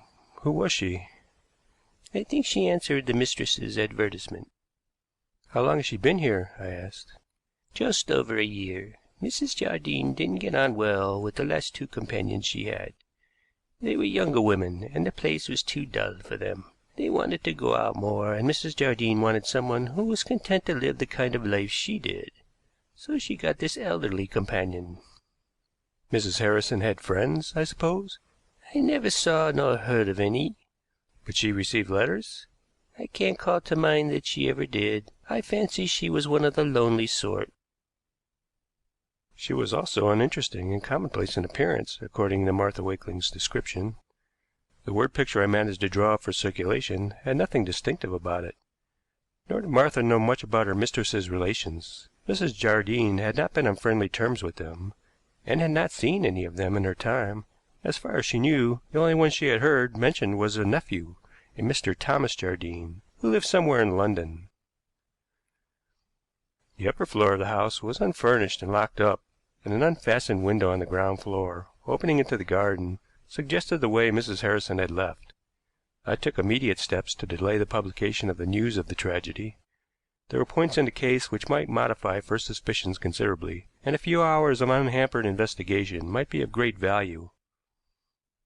Even a perfunctory search among Mrs. Jardine's papers proved that if she had not seen her nephew recently, she had heard from him. I found 2 letters asking for money, a whine in them, and at the same time an underlying threat, as though the writer had it in his power to do mischief. Apparently Mrs. Jardine had a past which might account for her being a crank. A talk with her nephew should prove interesting. I went to the address given in the letters, a flat in Hammersmith, but it was not until next morning that I got an interview with Thomas Jardine. He was a big, loose-limbed man, a gentleman come down in the world through dissipation. I told him I had come on behalf of Mrs. Jardine, and his first words showed that he was either an excellent actor or that the news of his aunt's death had not yet reached him. If you are her businessman and have brought me a check, you are welcome, he said. I have not brought the check at present. Come, there's a hopeful tone about you, he returned, and I'm hard enough not to be particular or spiteful. Is the old girl willing to come to terms? I am in rather a difficult position, I answered, carefully feeling my way. I want to do the best I can for both sides, and as you are probably aware, Mrs. Jardine is not one to talk very fully, even to her man of business. I warrant she has given you her version of the story? But not yours. I should like to hear yours. They won't agree, but the unvarnished truth is this. She was a Miss Stuart, or called herself so, and my uncle met her on a sea trip. He was in such a hurry to put his head in the noose that he married her without knowing anything about her. He imagined he had caught an angel. Instead, well, to put it mildly, he had found an adventuress. She had taken good care to discover she had got hold of a rich man, and soon began her tricks. She alienated my uncle from his family, not particular about the truth so long as she got her way. My father was the kind of man who never succeeds at anything, and my uncle was constantly helping him. This came to an end when Mrs. Jardine got hold of the reins. She didn't spend money, she got it out of her husband and hoarded it, no doubt conscious that her opportunity of doing so might suddenly come to an end. It did. My father made it his business to hunt up her past history. It wasn't edifying. A lot she denied, but plenty remained which there was no denying. She had been a decoy for continental thieves. She had seen the inside of a prison, and it would have been unsafe for her to travel in certain countries. She and my uncle separated. You can imagine Mrs. Jardine's feelings toward my father, but my uncle also seemed to hate him for having opened his eyes. I believe he gave him a sum of money and told him he would have nothing more to do with him. My uncle was a religious man, had strong views of right and wrong, some stupid views, too. When he died, to everybody's astonishment, he had left his money to Mrs. Jardine for her life. At her death it was to come to my father for his life and afterwards to his son, without any restrictions whatever. To you? I said. To me. My father has been dead some years, so as long as that old woman lives, I'm being kept out of my own. That is my side of the story. I nodded, showing extreme interest, which indeed I felt. But for the fact that the companion was missing, this man's position would be a very unpleasant one.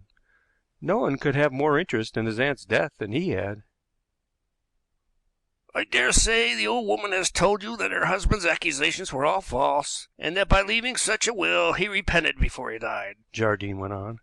But I have told you the facts. And yet you have written her for money, I said quietly. So she has shown you the letters, has she? I have seen them. Why write to her when you could so easily raise money on your expectations? Raise money? Good heavens! I've raised every penny to be got from Jew or Gentile.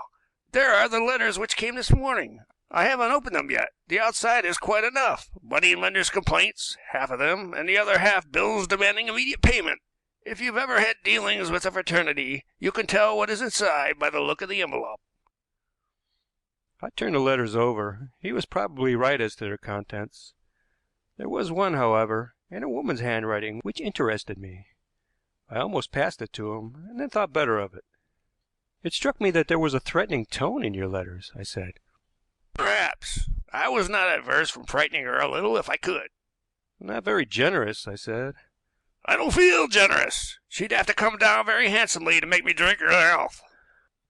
If your story is a correct one, there may be a reason for your aunt leading so secluded a life, I went on. In marrying your uncle, she may have tricked her confederates. It is more than possible, Jardine answered.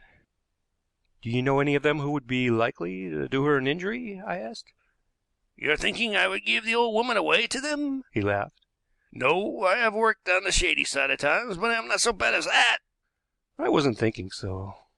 Then I don't understand your question. Is it likely I should have acquaintances in a gang of continental thieves? The night before last, Mrs. Jardine was murdered, I said quietly. The man sprang from his chair. Murdered? Then by heaven, you're thinking that... And her companion, a Mrs. Harrison, is not to be found, I added. Mrs. Jardine dead? Then I come into my own. The night before last, where was I? Drunk. I didn't get home. I know that. I called here yesterday. Are you thinking that I had a hand in it? I am looking for her companion, I answered. Had there been no missing companion, I should have been very doubtful about Thomas Jardine. As it was, the two became connected in my mind. I left the Hammersmith flat, stopping outside to give instructions to the man I had brought with me to keep a watch upon Jardine's movements. Then I went to Wimbledon to see Martha Wakeling again, but I did not tell her I had seen Jardine. Do you think you could find me any of Mrs. Harrison's handwriting? I asked. I believe I can, she said, after a moment's thought. She wrote a store's order the other day, which was not sent. I believe it's in this drawer. Yes, here it is. I glanced at it and put it in my pocket. I wonder whether this nephew has anything to do with the affair, I said contemplatively. No, she said with decision. Why are you so certain? You said you didn't know him. I don't. I have discovered one thing, I said carelessly. By Mrs. Jardine's death, he comes into a lot of money. I've heard my mistress say something of the kind. You see, there would be a motive for the murder. The thing is to find Mrs. Harrison, she said. A woman doesn't go away in the middle of the night unless she has good reason for doing so. Details of the crime, so far as they were known, were now published, and the description of Mrs. Harrison was circulated in the press. When the inquest was adjourned, no doubt most people were surprised. Although I did not suppose the companion innocent, I was not satisfied that she alone was responsible for the crime. I had wondered whether the letter which I had seen in Jardine's flat had come from her, but the store's order which Martha Wakeling had given me proved that I was wrong. Possibly Mrs. Harrison was a member of the gang which Mrs. Jardine had forsaken, and the murder was one of revenge. Yet Thomas Jardine profited so greatly that I could not dismiss him from my calculations. Besides, the old lady's will was suggestive. Over her husband's money she had no control, and she had saved a considerable amount, and as though to make a restitution to her husband's family, but with a curious reservation, only if she died a natural death. Should she die by violence or accident, this money went to her faithful servant and friend, Martha Wakeling. It was evident she had feared violence, apparently from her nephew, and it was significant that her papers proved that, although Jardine knew he was her heir, he was not aware of the condition. Before the day fixed for the hearing of the adjourned inquest, I went to see Christopher Quarles. I had nearly finished the story before he showed any interest, and then we went to the empty room, with Zena with us, where I had to tell the tale all over again. He had to have his own way, or there was nothing to be got out of him at all. Was there no information to be had from Sarah Paget? He asked, when I had finished. None whatever. Did Mrs. Jardine keep much money in the house? Martha Wakeling says not.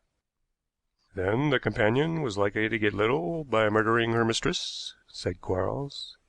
Either she did it in a fit of uncontrolled passion, I said, or the motive was revenge.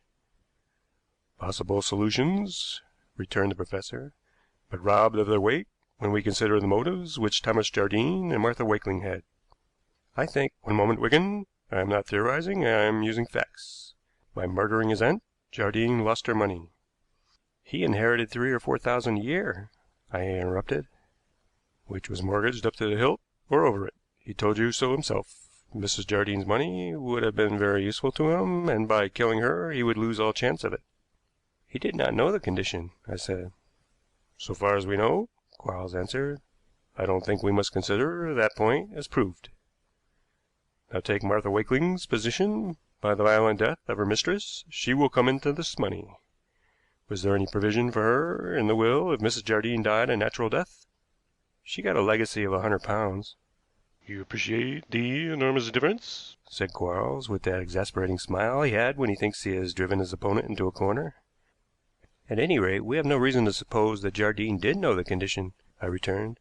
I do not believe he committed the murder, but I am inclined to think he and Mrs. Harrison are accomplices. A theory. My method, Wigan. Very good. But by the handwriting on that envelope you have tried to establish a connection between Jardine and Mrs. Harrison, and have failed. At present, I said irritably. It is a pity that some of the old superstitions do not hold good, said Quarles, or at least are without significance in these practical days. You might have confronted Jardine with his victim, and the wounds might have given evidence by bleeding afresh. I suppose you haven't done this?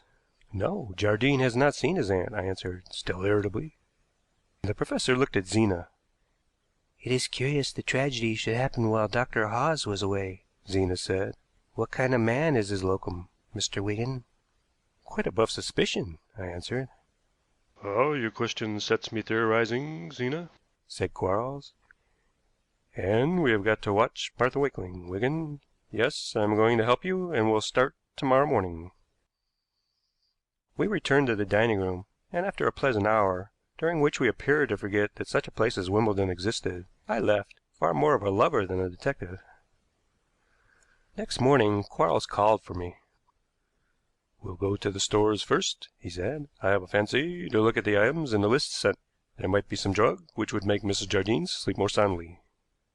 The list was not sent. I have it here. I mean the one sent in place of that, said the professor.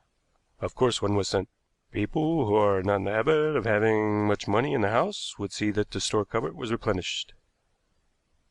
He was right. A list was shown to us, and I had some difficulty in not showing signs of excitement. The writing was the same as that on the envelope in Jardine's flat.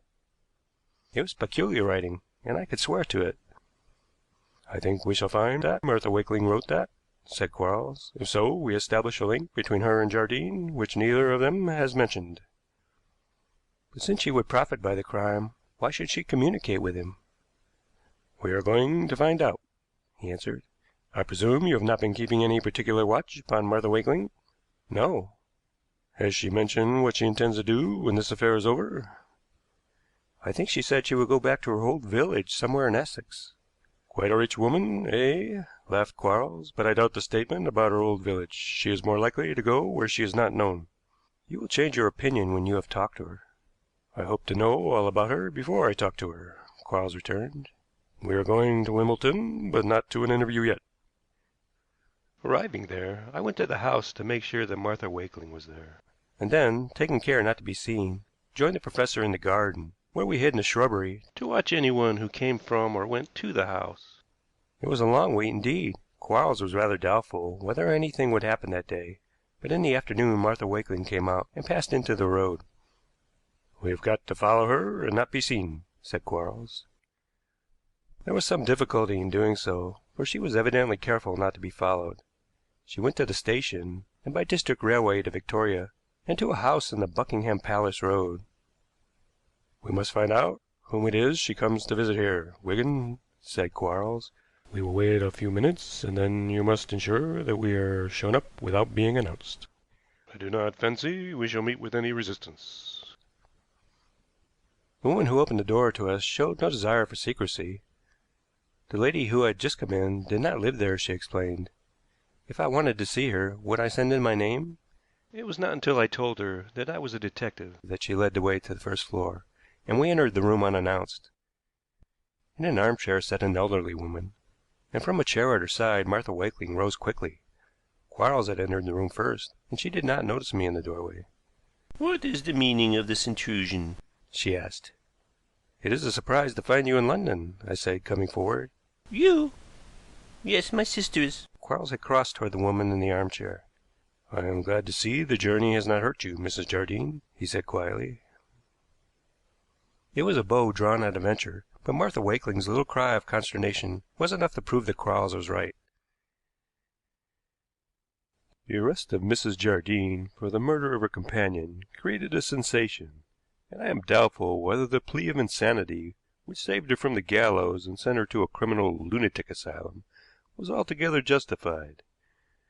The method in her madness was so extraordinary that the result of the trial would have been different, I fancy, had not Martha Wakeling's courage and care of her mistress aroused everybody's sympathy. Martha Wakeling knew little of her mistress's past, but she had always known that she was not such an invalid as she pretended to be. if she chose to live that kind of life, it was nobody's business but her own, and the servant never suspected that she was afraid of being seen by some of her former associates. Martha's story made it clear that Mrs. Jardine had nursed a great hatred for her husband's family, especially for her nephew, the son of the man who had made the accusations against her. Her will, her every action in the tragedy, pointed to premeditation. She chose the time when Dr. Hawes was away, and saying it would be an excellent joke to mislead a young doctor, she arranged that Mrs. Harrison should take her place when Dolman came. The companion could not refuse, very possibly enjoyed the joke. Martha Wakeling knew of this arrangement, thought it silly, but never suspected any sinister intention. In the middle of the night her mistress woke her up and told her she had killed Mrs. Harrison. Mrs. Jardine was excited, and explained that everyone would suppose that she herself had been murdered, and that her will and papers and her nephew's impecunious position would certainly bring the crime home to him. This was her revenge. She was mad. Martha was convinced of that. Mrs. Jardine never seemed in doubt that her servant, who was the only person who knew the truth, would help her. Mrs. Jardine intended to go away that night, and when the affair was over Martha would join her, and they could go and live quietly somewhere. She did not want her husband's money. She had enough of her own, and since by her will it would come to Martha, there was no difficulty. Martha refused to be a party to such a crime, and succeeded in showing her mistress that she was in danger. Even if the body was taken from Mrs. Jardine, it was Mrs. Harrison who would be suspected, not Thomas Jardine. Poor Mrs. Harrison was dead, nothing could alter that, and Martha schemed to protect her mistress. She so far entered into her plan as to let it be supposed that the dead woman was Mrs. Jardine. Since the companion would not be found, the hue and cry would be after her. All that day her mistress was concealed in the house, as much afraid now as she had been exultant before, and in the evening Martha got her a lodging in Buckingham Palace Road. Afterward she intended to take her away to some place where they were not known and look after her. 3 times she had been to see her, fearful that her mistress might betray herself, and she had written to Thomas Jardine to warn him that his aunt had made no secret of her hatred and that it might be said he had killed her. That communication Thomas Jardine had thought wise to keep to himself, for the present at any rate, fully alive to the fact that since he was drunk and quite unable to prove an alibi on a fatal night, and that it was not proved that the companion had committed a motiveless crime, he was in danger of arrest. Zena had said it was curious the tragedy should happen while Dr. Hawes was away, and the professor declared it was this remark which had led him to believe that the dead woman was Mrs. Harrison and not Mrs. Jardine. On this supposition, the attitude of Martha Wakeling was understandable. She might naturally wish to protect her mistress, and she was the only person who could help her in the deception. The fact that I had given her reason to suppose that I suspected the nephew would show her the necessity of warning him, and at the same time she would attempt to throw all the suspicion on Mrs. Harrison, who was past suffering. This was Quarles's theory, and he had found the fact to support it in the handwriting of the store's order. End of chapter 6.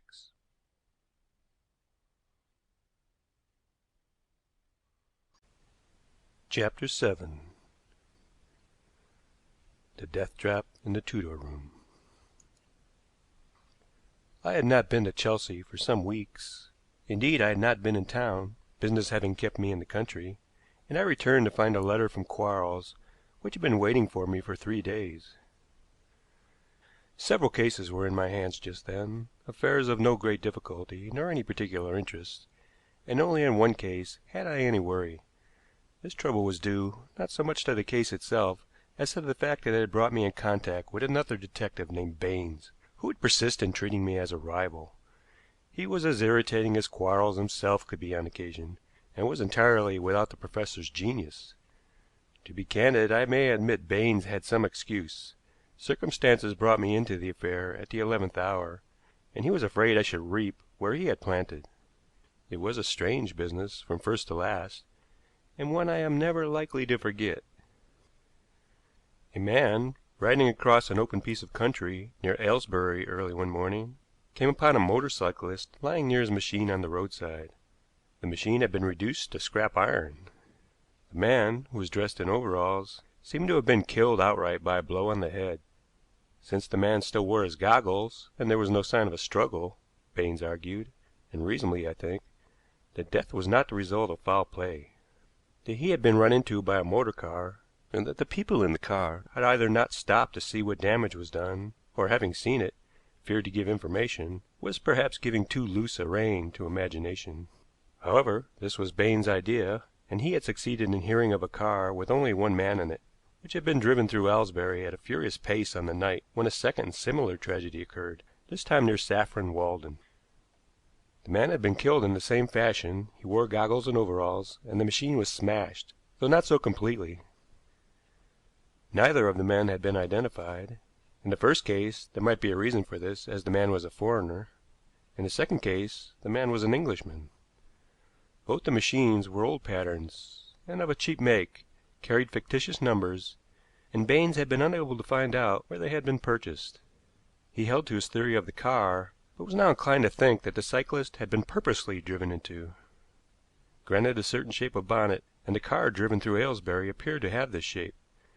He contended that, in endeavoring to avoid the collision, a cyclist would be struck in exactly the manner indicated by the appearance of the head. He was therefore busy trying to trace a devil-mad motorist. The discovery of a dead chauffeur on a lonely road near Newbury now brought me into the affair. He had apparently been killed in precisely the same manner as the victims of the Aylesbury and Saffron Walden tragedies, and so I was brought in contact with Baines. From the first he scorned my arguments and suggestions. It seemed to me that this third tragedy went to disprove his theory of a madly driven motor car, but he insisted that it was only a further proof. Was it not possible, he asked, that the mad owner of the car, believing that his chauffeur knew the truth, had killed him to protect himself? I asked him how he supposed the car had been driven at the chauffeur in order to injure him, exactly as it had injured men on cycles. When Baines answered that the chauffeur was probably on a cycle at the time, I wanted to know why, in this case, the motorist had gathered up the broken machine and taken it away. In short, we quarreled over the affair, and Baines was furious when I was able to prove that in neither case was the wrecked cycle a complete machine. True, in one case only some trivial pieces were missing, which might have been driven into the ground by the force of the fall, but in the other an important part was wanting, without which the machine could not have been driven. I came to the conclusion that there had been foul play, that the broken machines were blind, and that the men had been brought to the places where they were found after they were dead. I returned to London to pursue inquiries in this direction, and found a letter from Quarles asking me to go and see him as soon as possible. I went to Chelsea that evening and was shown into the dining room. The professor looked a little old tonight, I thought. Very glad to see you, Wigan. I want your help. I shall be delighted to give it. You have helped me so often. Your granddaughter is well, I trust? Yes, she is away. She has taken a situation. A situation? I exclaimed. The world hasn't much use for a professor of philosophy in these days, and that leads to financial difficulty for the professor, Quarles answered. You glance round at the luxury of this room, I notice, and I can guess your thoughts. Selfish old brute, you are saying to yourself. But it was the child's wish, and we bide our time.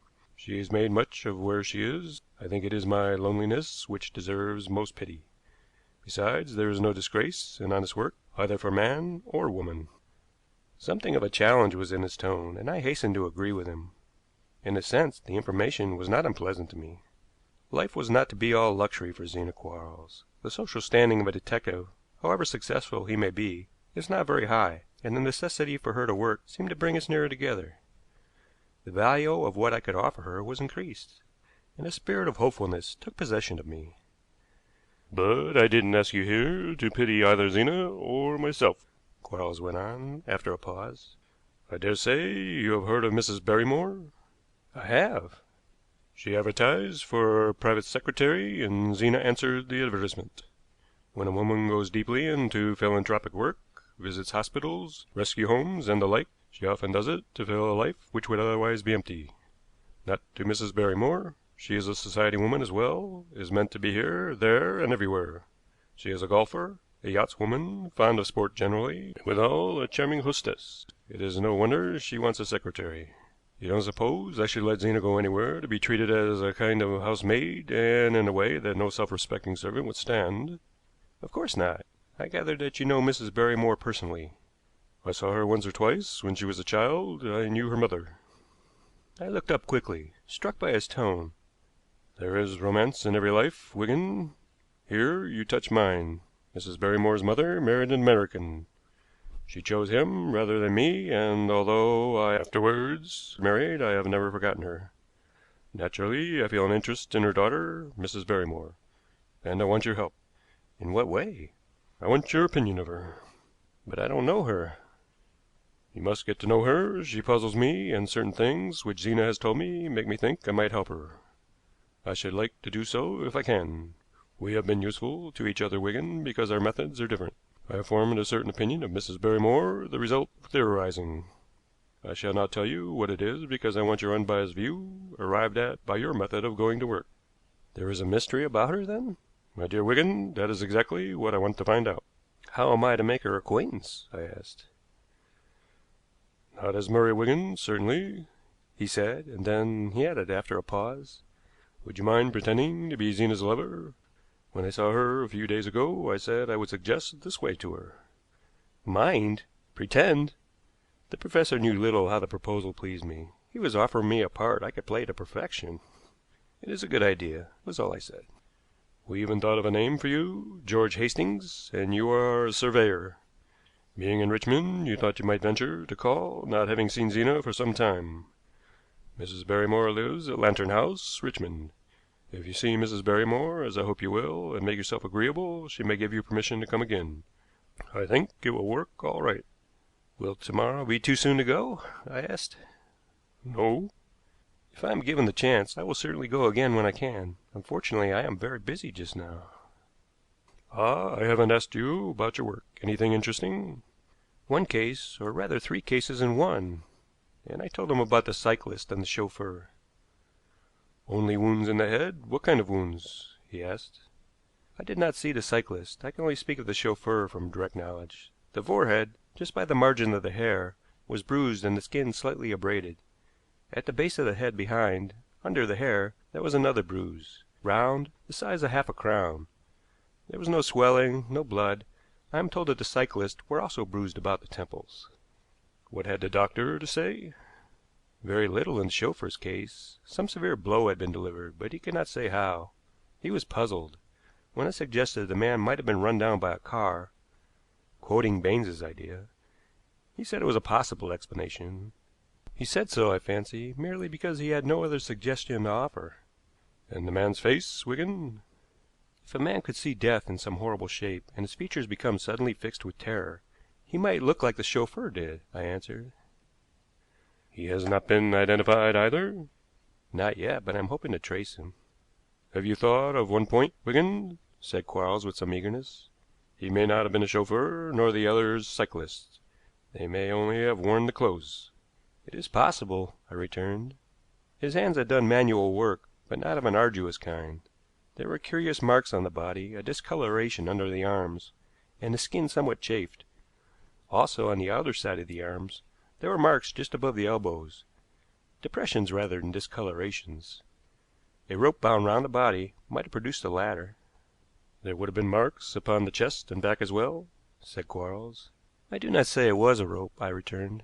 Have you any helpful theory, Professor? For a few moments he had seemed keen. I should not have been surprised had he suggested our going to the empty room. Now he became apathetic, loose-minded, a man incapable of concentration. I had never known Quarles quite like this before. I will think of it. When I read the accounts in the papers, I thought I should like to assist you, he said slowly.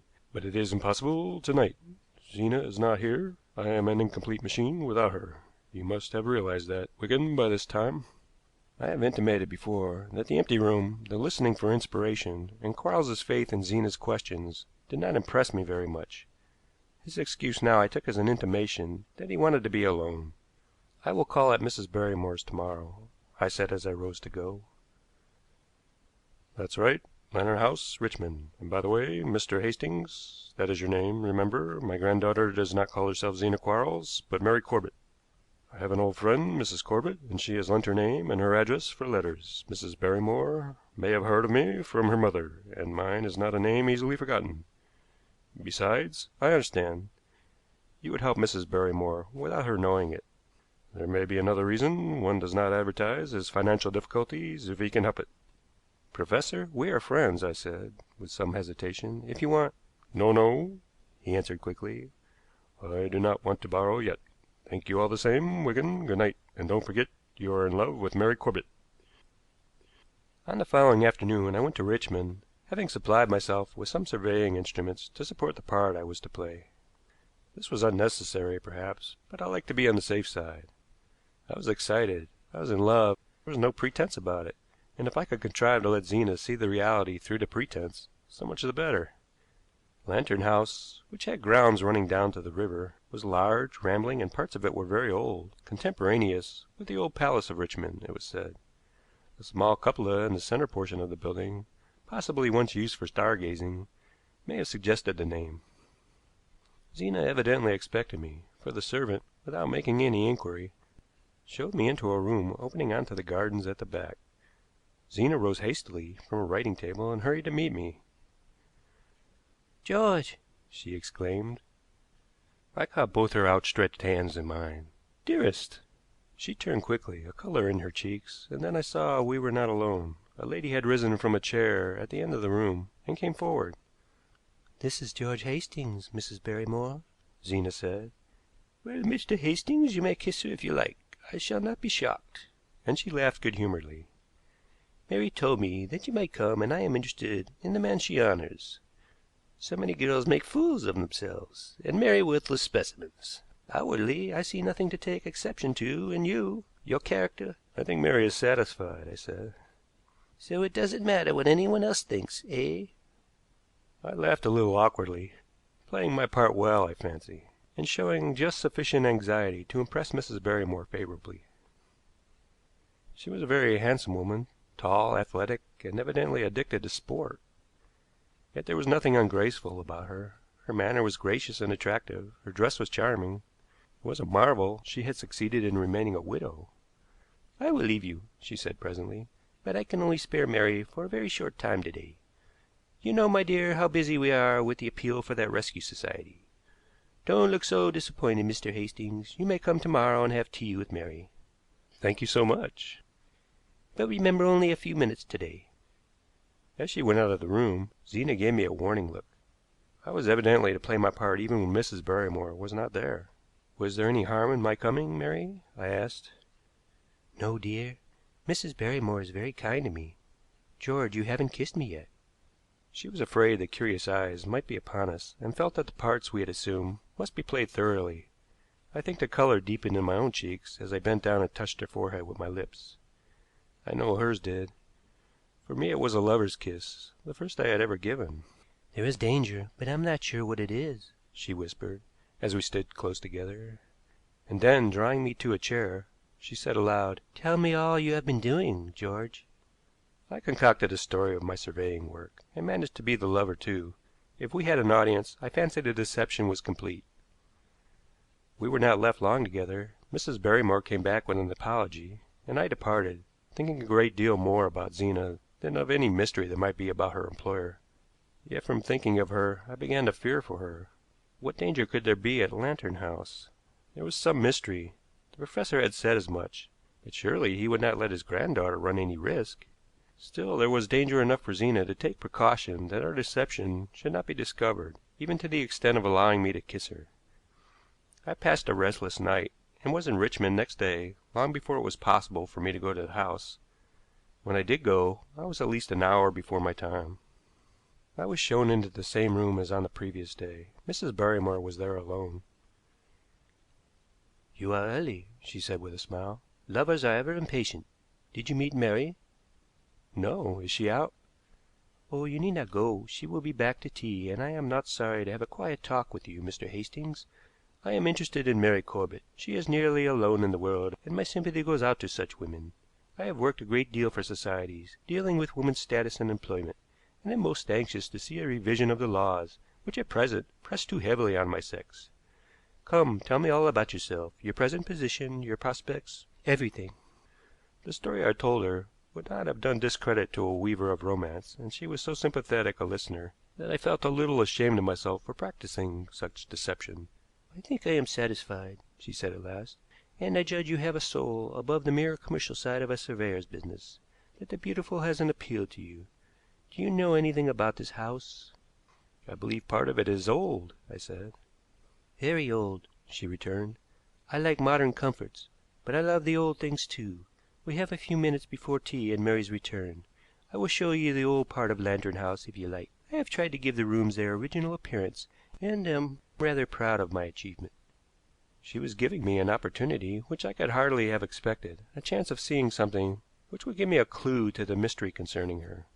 I might have known better what to look for if only the professor had been more explicit.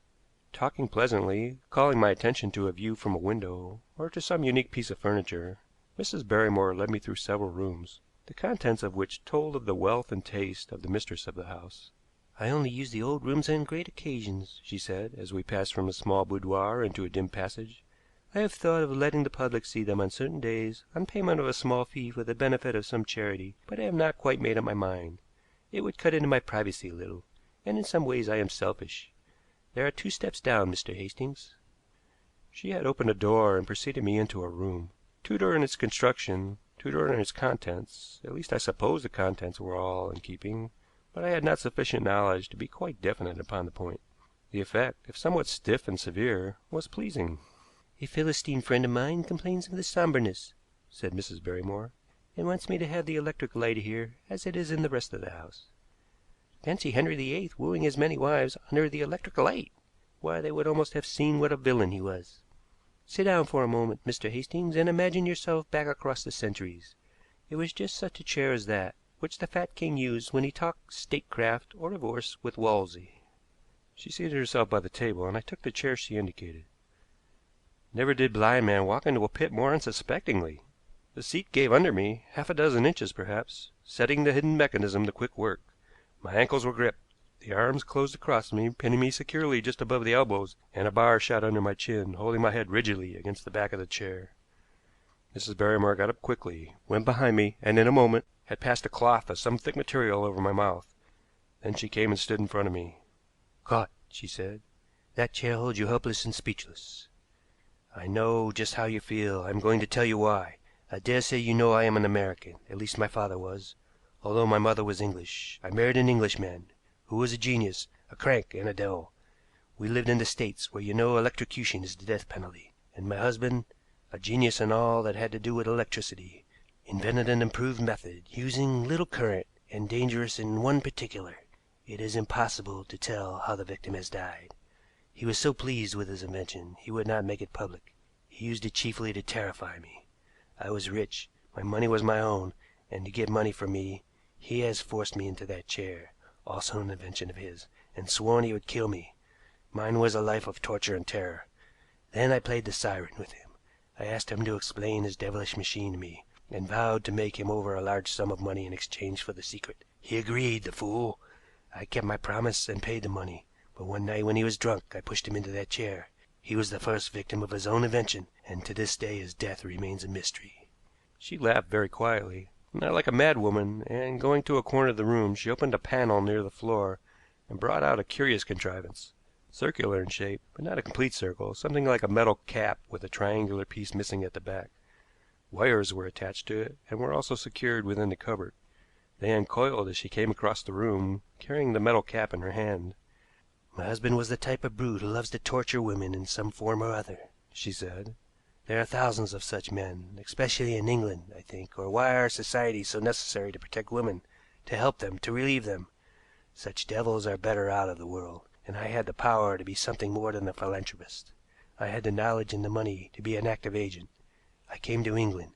I hate Englishmen because of my husband, and I have made a beginning. It was easy among my charitable concerns to hear of men who were brutes and who would not be missed. In such a man I took an interest, was kind to him, brought him here to Lantern House to befriend him.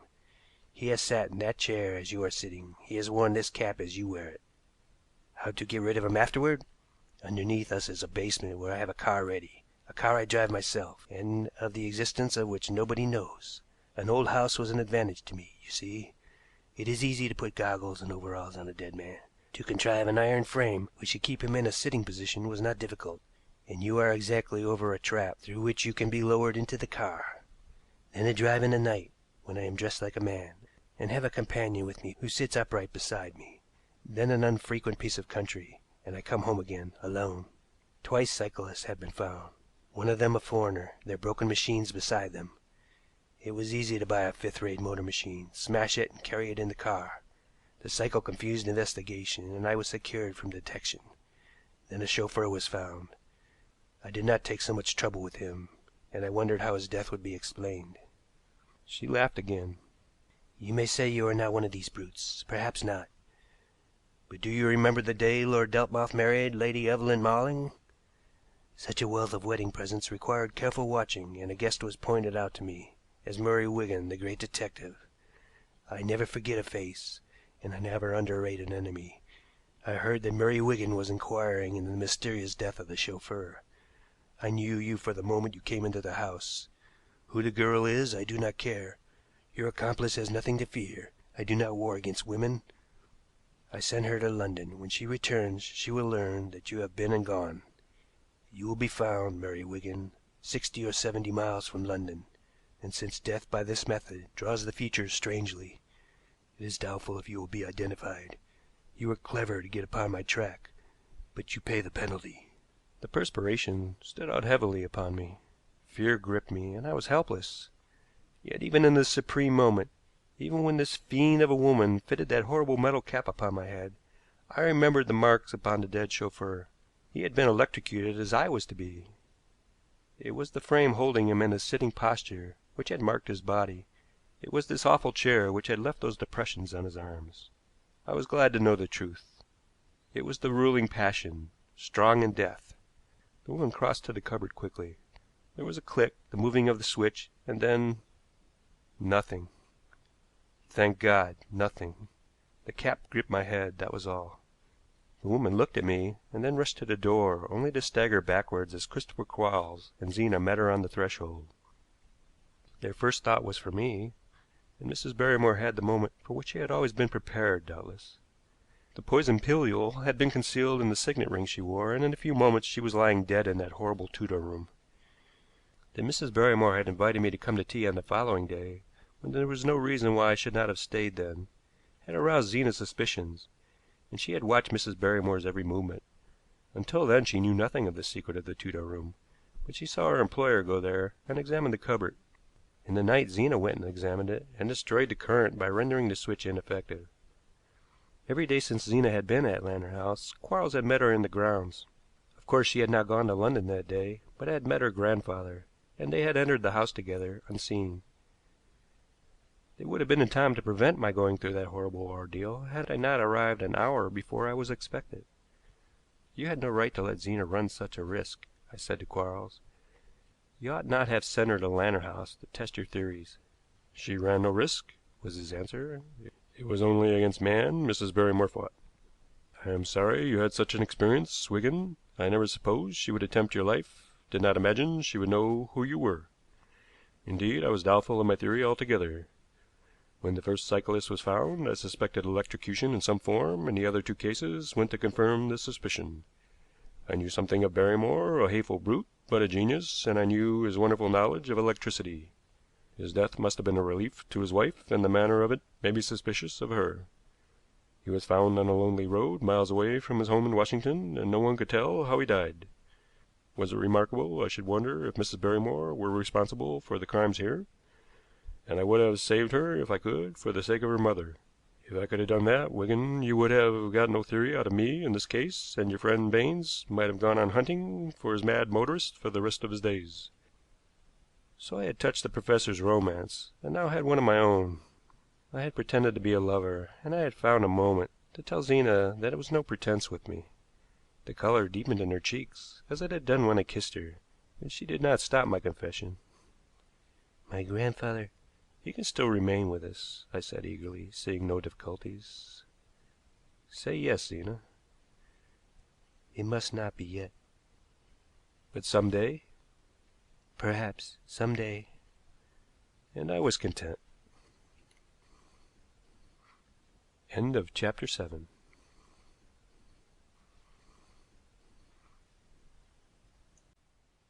Chapter 8. The Mystery of Crossroads Farm. We said nothing to the professor about the understanding we had come to. In his presence, and I had little opportunity of seeing Zena at any other time, we behaved toward each other as we had always done, and I did not think he had any idea of our secret. Personally, I felt the effects of my horrible experience in the Tudor room for some time, which I think accounts for my not doing myself justice in the next case I was called upon to undertake. Let me recount the facts of this complex affair, which I take from the evidence given at the trial of Richard Coleman. Crossroads Farm, lying about a mile outside the village of Hanley, in Sussex, was owned by two brothers, Peter and Simon Judd. They were twins, middle-aged, devoted to each other, and somewhat eccentric. Peter was well known to everybody. He went to market, paid the bills, and interviewed people when necessary. Simon seldom left the farm, and was little known in the neighborhood. They lived simply, had no servants in the house, and the villagers declared they must have been saving money for years. Mrs. Gilson, a widow in the village, went up to the farm daily, but was never there after 8 o'clock. At night the Judds were alone in the house. They never had visitors. They retired early, and their only known recreation was a game of chess before going to bed. No one, except Mrs. Gilson, and on occasion her son Jim, who was an innocent, had been known to take a meal in their house. For Jim Gilson, both brothers showed a pitying affection, and he came and went much as he liked, earning a few shillings by doing any odd job of which he was capable. One evening in November, Mrs. Gilson was returning from the farm considerably earlier than usual, when she met a man, a stranger, an unusual occurrence in a neighborhood where she knew everybody. Next morning, on going to the farm, the blinds in the upper windows were not drawn as usual, a thing she had never known to happen before. The back door was generally standing open when she arrived. Today it was shut, but was on the latch, and she entered to come face to face with the tragedy. In front of the fireplace in the sitting room, Peter Judd, clothed only in his pajamas, was lying face downward, dead. A small table on which the chessboard had stood was overturned, and the chessmen were scattered about the floor. There was no sign of his brother, but wherever he was, it appeared that he too must be in his pajamas, for his bed had been slept in and his clothes were on a chair. The doctor said that during the night Peter Judd had been strangled, marks of fingers being visible on his throat. Probably he had been seized from behind, and the shock of the attack had possibly accelerated his death, for he had apparently made little struggle to defend himself. Police investigation, however, soon proved that a struggle had taken place in the house. On an upper landing the furniture was in disorder, and a piece of torn material, which Mrs. Gilson identified as belonging to pajamas which Simon Judd wore, was found. Another torn shred was found in the kitchen, where the table had been pushed out of its place. In the yard outside was a well house. The door of this, which was always locked, had been forced, and caught by a splinter of wood was a third shred of the pajamas. On the floor of the shed was an old slipper, also belonging to Simon Judd, Mrs. Gilson said. The well was dragged, with no result, which hardly astonished the neighborhood, for it was of immense depth, and tapped an underground pit of water, according to common report. Then came Mrs. Gilson's story of the man she had met on the previous evening, and her description was so definite that within the few days a ne'er-do-well, Richard Coleman, was traced, and subsequently arrested. It was proved by more than one witness that he had been in Hanley that day, apparently on the tramp, and with no money, yet 2 days after the murder he was spending money freely in Guildford. At first Coleman denied all knowledge of Crossroads Farm, but afterwards admitted that he had been there. The Judds were his uncles. He had not seen them for years, and had gone to ask for help. He wasn't in the house an hour, he declared, and said that his uncles had given him £20 for their dead sister's sake. They had also given him a lecture on idleness, and sent him about his business. There had been no quarrel, and he knew nothing about the tragedy. That he was the Judd's nephew was true, but for the rest of his story no one believed it. The fact that he had denied all knowledge of Crossroads Farm was strong evidence against him. He was brought to trial and found guilty. His record was a bad one, yet the counsel's eloquence so impressed the jury that he was recommended to mercy, with the result that the death penalty was commuted to penal servitude for life. Of this tragedy I knew nothing when Crossroads Farm became the scene of a second mystery. For 5 years, that is, since the death of the Judds, the house had been shut up. Neither of the brothers had made a will, apparently. They had no solicitor, no banker. Either the wealth had been stolen by Coleman and safely concealed by him before his arrest, or it existed only in the village imagination, or it remained hidden on the premises. The last, being the most romantic idea, found the greatest favor, but the possibility of treasure trove had not induced anyone to take the farm. The gardens grew into a tangle, through which the upper part of the house began to show signs of ruin. It was an uncanny spot, which people passed with apprehension at night, and looked askance at even in the daytime. The only person who appeared to have no dread of the place was Jim Gilson. During the last 5 years he had grown rather more incapable. Physically he was a powerful man, mentally he was a baby, and whenever he could elude his mother's watchfulness he ran off eagerly to the farm and sat just inside the gate. Passers-by often saw him there, but whether he ever penetrated further over the uncanny ground was not known. Sudden and unusual excitement on Jim's part led to the discovery of the second tragedy. There was another dead man at Crossroads Farm, Jim declared, first to his mother and then to everyone he met. The constable, with others, went there, and it was found that Gilson had spoken the truth. A tramp, dirty and unshaven, clothed in rags, lay face downward on the sitting-room floor. The doctor who had been called to Peter Judd came again. The tramp was lying in exactly the same position as Peter Judd had lain, the limbs stretched almost identically as his had been, and on his throat were similar finger marks. The only difference the doctor could suggest was that the tramp seemed to have been seized from the front, whereas he believed Judd had been attacked from behind. It was a suggestion more than a conviction. It was natural, perhaps, that in Hanley people began to attribute both deaths to supernatural agency. Certainly there were curious points in the case, but it seemed to me that I had harder problems to solve. First, I made myself acquainted with the evidence which had been given at Richard Coleman's trial. I know that to read evidence is not the same thing as hearing it, but one or two points struck me forcibly. Why had Coleman been recommended to mercy? True, his counsel's address had been an eloquent one, but if the prisoner were guilty, surely there could be no extenuating circumstances in such a dastardly crime. The evidence was strongly against Coleman, yet in spite of this the jury had recommended him to mercy. Was there a doubt in their minds? Do we not all know that subtle doubt which comes even hand in hand with what we believe is conviction? There have been times with us all when we have given judgment and immediately began to doubt that judgment. Unless something of this sort had happened to this jury, I could not understand the recommendation to mercy. Again, I was not satisfied with the assumption that Simon Judd's dead body had been thrown into the well. The well was certainly of immense depth, and possibly tapped an underground cave full of water, which might account for the futility of dragging operations. But the shred of pajamas and the slipper found in the shed were not of themselves sufficient evidence that the body had been got rid of in this way. Even with the other signs of struggle in the house, the evidence was not conclusive. Simon Judd might be alive, in which case he might be the murderer. Such a hypothesis was, however, unlikely. The brothers were devoted to each other, as twins often are. The overturned chessboard proved that normal relations had existed between them that evening, that they had played their usual game before retiring.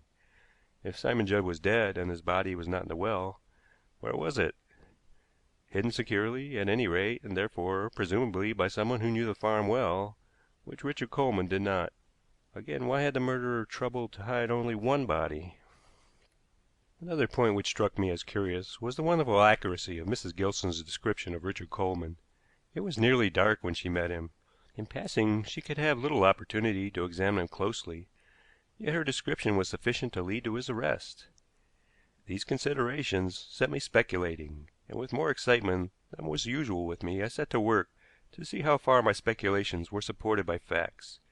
To begin with, I had an interview with Richard Coleman in prison. I did not tell him of the new tragedy at the farm. I merely said that some new facts had come to light, and that if he answered my questions it might be to his ultimate benefit.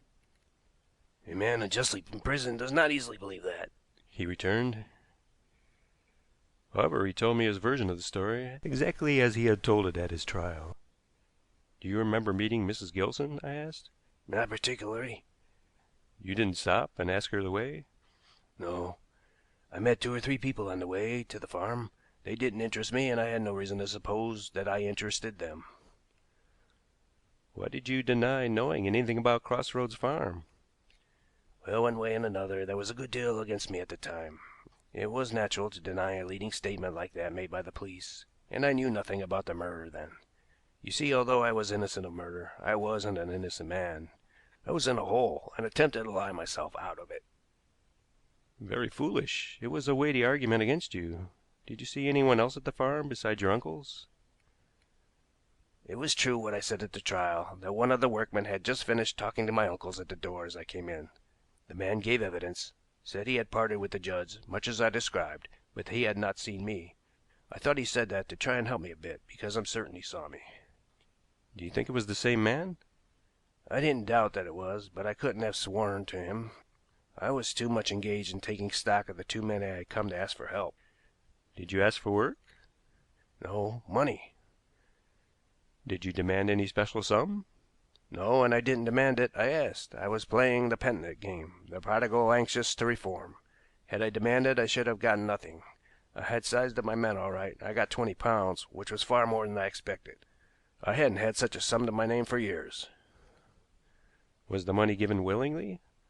Not exactly willingly. My Uncle Peter did most of the talking, lecturing it was, but he seemed more impressed with my tale than Uncle Simon did. Simon Judd had a good many reasons why I should not have the money, but it was evident that Peter usually had the last word in his own way. I should say he took the lead in most things. Did he actually give you the money? Yes, counting it into my hand quid by quid, as if he'd been parting with a fortune. Where did he get it from? Did he take it out of his pocket? No, he went out of the room, leaving me with Simon, who didn't speak a word the whole time. Peter Judd was away about 10 minutes. He came back with the money in his hand." "And then you left the farm?" "Yes, they didn't offer me anything to eat or drink. I have an idea that Peter thought of doing so, but Simon made some remark about throwing money away and suggested my going at once." "You didn't return to Hanley?" "No, I went in the opposite direction." Next day I was back at the farm, my attention concentrated on the well. I had already heard that this well was not much used, there being another under the scullery to which a pump had been fixed, and which supplied better water. The windlass over the well in the shed substantiated the statement, for it was evident that it had stood idle for a long time. Peter Judd had left the room to get the money, and had been absent 10 minutes, and the door of this shed had been found forced on the morning after the murder. Might the shed not be the treasure chamber? The floor overlapped the mouth of the well considerably, and attached to the under part of this floor, and close to the well wall, I found a chain. Pulling this up, I raised a small but stout iron box, fastened to the lower end of it. The box had been wrenched open, and was empty. I had discovered the Judd's bank. No doubt it had been robbed on the night of the murder. By whom? By someone who had watched Peter Judd go there for the money. The answer came naturally to the question. That person was not Richard Coleman, unless his story were false from beginning to end, which was unlikely. The next 2 days I devoted to a closer acquaintance with Mrs. Gilson. I acted intentionally in a manner to make her think I had nearly solved the mystery. I told her that I believed Richard Coleman was an innocent man. The result was exactly what I expected. She became nervous when I plied her with questions, and contradicted herself, growing confused when I pressed home a point. Once I purposely questioned her when her son was present, and her confusion became fear. Jim Gilson said little, but at times looked wonderfully intelligent. It was difficult to suppose that he did not perfectly understand me. "You don't go and sit inside the gateway at Crossroads Farm now, Jim," I said suddenly. Since this second discovery he had quite forsaken his haunt. "No," he answered. "Why not?" "No one else will come there now. They're afraid." "Of what?" "Spirits." "And of you, Jim, eh?" The suggestion pleased him. He came and stood close to me and rolled up his sleeve to show me how muscular his arms were. "Splendid! Tell me, Jim, where is Simon Judd?" "Buried," he said, and slouched out of the room. I looked at his mother. Poor woman, I pitied her. "I didn't know. I didn't guess, not till afterward," she said. "Jim told me next day that he had seen a man go to the farm, told me what he was like, and I knew it was the man I had met. It was more Jim's description than mine that I gave, but I thought this man was the murderer, thought so for months, until Jim began to talk strange about money and that well. It was not until then that I knew he had been at the farm that night. And now this second murder. What will they do?" "Release an innocent man." "But to Jim?" she whispered. "Find him not responsible for his actions, most likely. You ought to have spoken, Mrs. Gilson. An innocent man is in prison. They are likely to be severe with you." "I don't care what happens to me. It's Jim I care about." Later in the day I tried to get Jim to show me where Simon Judd was buried. He only laughed. "And the money, Jim? What has become of it?" Still his only answer was a laugh. "By sitting at the gate you kept watch over it, I suppose? Had it somewhere close by, where you could get at it to play with, and when this tramp came you thought he would rob you? Is that the story?" "It's all right now," he said solemnly. My course was clear. Jim Gilson must be arrested, and a court of justice would have to say whether he was responsible for his actions or not. Personally, I was not sure that he was as mad as he pretended to be. The curious disposal of the shreds of pajamas showed cunning, a desire to mislead, or maybe there had been a struggle. Perhaps Simon Judd had fought desperately for his life, and the madman had buried him, entirely forgetting the dead body of Peter Judd, who had given him no trouble. Possibly he had left it with a purpose. Certainly it had helped to convict an innocent man. Who can explain either the cunning or forgetfulness of a madman? On the evening of the day following the arrest of Jim Gilson, I received a telegram from Christopher Quarles, asking me to go to him without delay. He was in the empty room, his granddaughter with him. "Wigan, the Sussex affair," were the words with which he greeted me. "All over. The murderer was arrested yesterday," I answered. I had not seen Quarles for some days, and the case had not been mentioned between us. His theories would probably have hindered rather than helped me. "You're wrong, all wrong," he said. "My dear professor, nobody knows your ability better than I do. But you haven't had anything to do with this affair. I assure you." "You may tell me the whole story if you like, but you're wrong. You haven't caught your man." "Nonsense," I said angrily. "Tell me the story." "The newspaper résumé of the affair is quite correct," I said. "I'd rather hear it from you." And in spite of my annoyance, I told it in answer to an appealing glance from Zena. There was nothing I would not have done to please her. "I'll tell you the story in a different way," said Quarles when I had finished, "and you can pull me up if I go outside reason. At the beginning of this mystery, 4 or 5 years ago, I felt no interest in it. Now I am impelled to interfere. True, I have taken no active part in the affair, but with me that is not always necessary. Into my empty brain something has come from outside." I smiled. There was something of the charlatan in him. "The body of Peter Judd is found," Quarles went on. "His brother's isn't. Where is it? Down the well? You do not think so, yet by the shredded pajamas and the slipper found there it is desired by someone to suggest the solution. A well can be made to give up its secrets as a rule, but not this particular well. This is a point in Richard Coleman's favor, since he would not likely to have any knowledge of local lore, and, if you like, it is against Gilson, who might have such knowledge. But what possible object could he have in laying such a misleading trail?" To implicate some other person, the man he had seen join the Judds as he left them. "I am not combating your theory that 2 men left the Judds in much the same manner that night, and that the man who gave evidence at the trial was not the one Coleman saw. No doubt Coleman saw Gilson, but do you suggest it was a premeditated crime?" No, Gilson was curious about the visitor, and watched, and while he waited Peter Judd went to the well and Gilson saw the gold. Then desire to possess came to him. "So he murdered the 2 men who had been kind to him. Why?" asked Quarles. "During the night he could have broken open the shed and taken the gold. The Judds would have undoubtedly have jumped to the conclusion that their nephew had robbed them." I should say Gilson's idea was to get the key, hence the murder. "And while he was strangling Peter, what was Simon doing? Since Peter was found in the sitting room in his pajamas, it is permissible to suppose that something had aroused him. If it did not arouse Simon too, Peter would likely to do so, and at the very least he would have called for help the moment he was attacked." "You forget the doctor's evidence," I said. "He was killed by the shock as much as by the man's fingers at his throat." "A most important point," said Quarles. "We will come back to it in a minute. Having murdered both the Judds, this imbecile breaks into the shed because he fails to find the key, I suppose, and having got the money is satisfied. He hides one body and leaves the other. He lays a false trail for no earthly reason, I submit. For months he does not let fall a word to disturb his mother, but he haunts the gate of the farm." "His mother knows he is guilty, Professor. Remember that." "Did she see him do it? Has he shown her the money?" "No." "Then I ask what made Gilson haunt the farm. The right answer to that question will put you on the right road. It was Zena who propounded that question to me."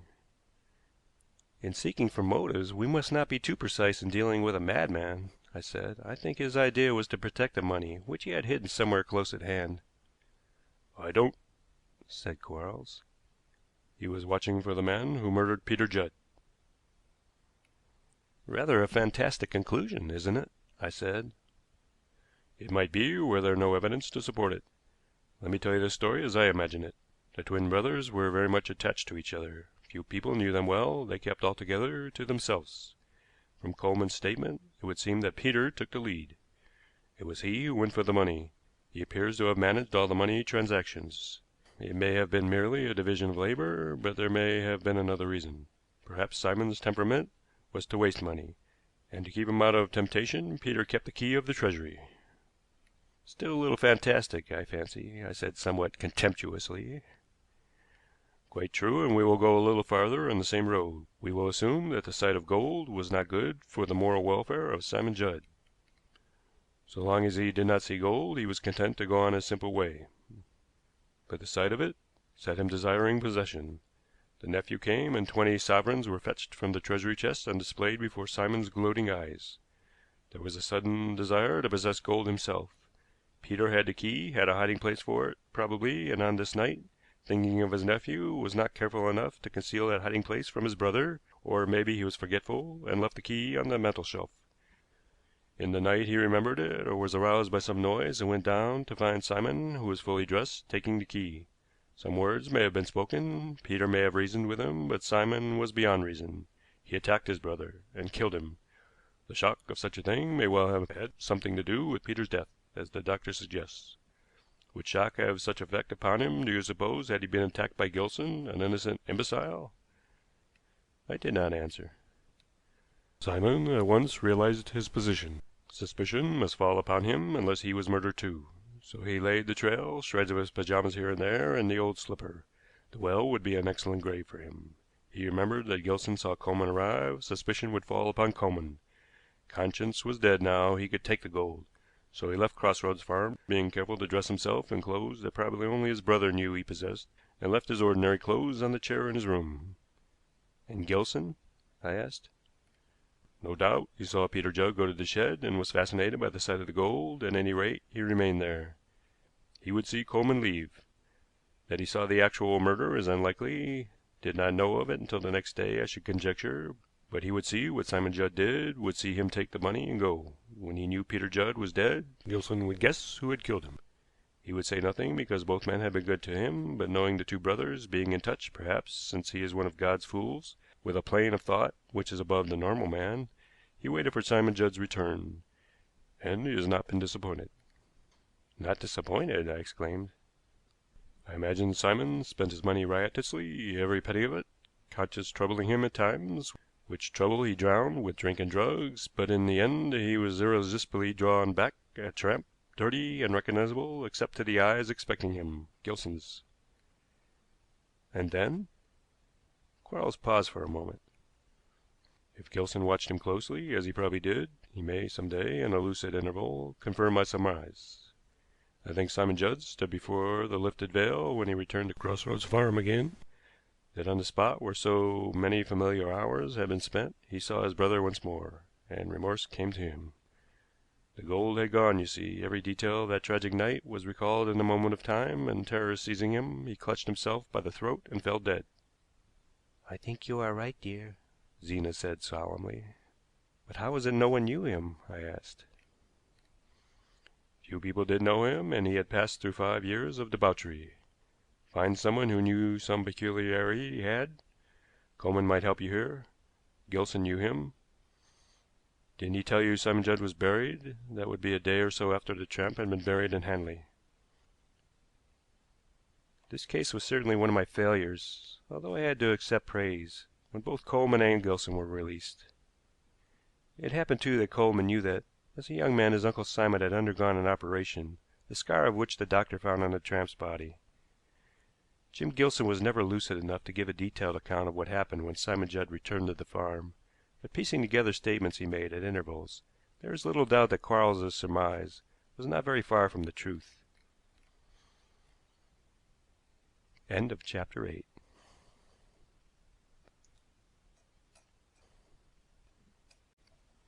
Chapter 9.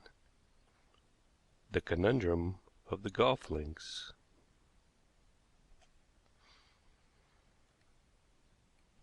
I have wondered sometimes whether I have ever really liked Christopher Quarles. At times I have certainly resented his treatment, and had he been requested to make out a list of his friends, quite possibly my name would not have figured in the list unless Zena had written it out for him. Some remark of the professor's had annoyed me at this time, and I had studiously kept away from Chelsea for some days, when one morning I received a telegram. If nothing better to do, join us here for a few days. Quarles, Marine Hotel, Lingham. I did not even know they were out of town, for Zena and I never wrote to each other, and I had a strong suspicion the invitation meant that the professor wanted my help in some case in which he was interested. Still, there would be leisure hours, and I had visions of pleasant rambles with Zena.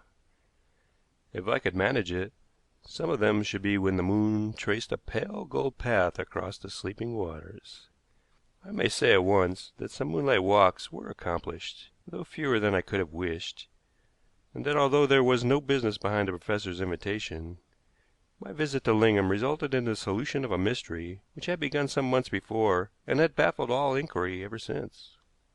Lingham, as everybody knows, is a great yachting center, and as I journeyed down to the East Coast, I wondered if yachting interested Quarles, and if not, why he had chosen Lingham for a holiday. The professor was a man of surprises. I have seen him looking so old that a walk to the end of the short street in Chelsea might reasonably be expected to try his capacity for exercise, and again I have seen him look almost young. Indeed, in these reminiscences, I have shown that at times he did not seem to know what fatigue meant. When he met me in the vestibule of the Marine Hotel, he looked no more than middle-aged, and as physically fit as a man could be. He was dressed in loose tweeds and wore a pair of heavy boots, which even to look at almost made one feel tired. "Welcome, my dear fellow," he said. "But why bring such infernal weather with you? It began to blow at the very time you must have been leaving town, and it has been increasing ever since. It has put a stop to all racing." "I didn't know you took an interest in yachting." "I don't. Golf, Wigan. At golf I am an enthusiast. There is a good sporting course here. That's why I came to Lingham. You've brought your clubs, I see." "Chance. You did not say anything about golf in your wire." "Why should I? Useless waste of money. I remembered your telling me once that you never went for your holiday without taking your clubs. We shall have grand sport." He laughed quite boisterously, and a man who was passing through the hall looked at me and smiled. I recollected that smile afterward, but took little notice of it just then, because Zena was coming down the stairs. Before dinner that evening it blew a gale, and from windows overlooking the deserted parade we watched the sullen, angry sea pounding the sandy shore and hissing into long lines of foam, which the wind caught up and carried viciously inland. "Isn't that a sail? A yacht?" said Zena suddenly, pointing out to sea, over which darkness was gathering like a pall. It was, and those on board of her must be having a bad time, not to say a perilous one. She was certainly not built for such weather as this, but she must be a stout little craft to stand it as she did, and they were no fools who had the handling of her. "Blown right out of her course, I should think," said Quarles. "The yacht's shelter in the creek to the south yonder. I should not wonder if that boat hopes to make the creek which lies on the other side of the golf course." "She's more likely to come ashore," said a man standing behind us, and he spoke with the air of an expert in such matters. "There's no anchorage in that creek, and besides, a bar of mud lies right across the mouth of it." As the curved line of the sea presently hid the yacht from our view, the gong sounded for dinner, a very welcome sound, and I, for one, thought no more about the yacht that night. Before morning the gale had subsided, but the day was sullen and cloudy, threatening rain, and we did not attempt golf until after lunch. It was an 18-hole course, and might be reckoned sporting, but it was not ideal. There was too much loose sand and a great quantity of that rank grass which flourishes on sand dunes. It said much for the management that the greens were as good as they were.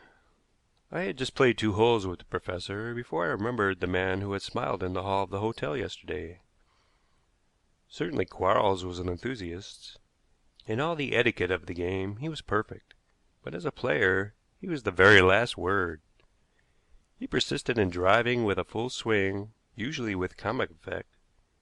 He was provided with a very full complement of clubs, and was precise in always using the right one, but he seemed physically incapable of keeping his eye on the ball, and constantly hit out as if he were playing cricket. Yet the bigger ass he made of himself, the greater seemed his enjoyment. He never lost his temper. Other men would have emptied themselves of the dregs of their vocabulary. Quarles only smiled, cheerfully explaining how he had come to top a ball, or why he had taken half a dozen shots to get out of a bunker. No wonder the man in the hotel had laughed. There was one particularly difficult hole. The bogey was 6. It required a good drive to get over a ridge of high ground. Beyond was a brassy shot, then an iron, and a mashie onto the green. To the left lay a creek, a narrow watercourse between mud.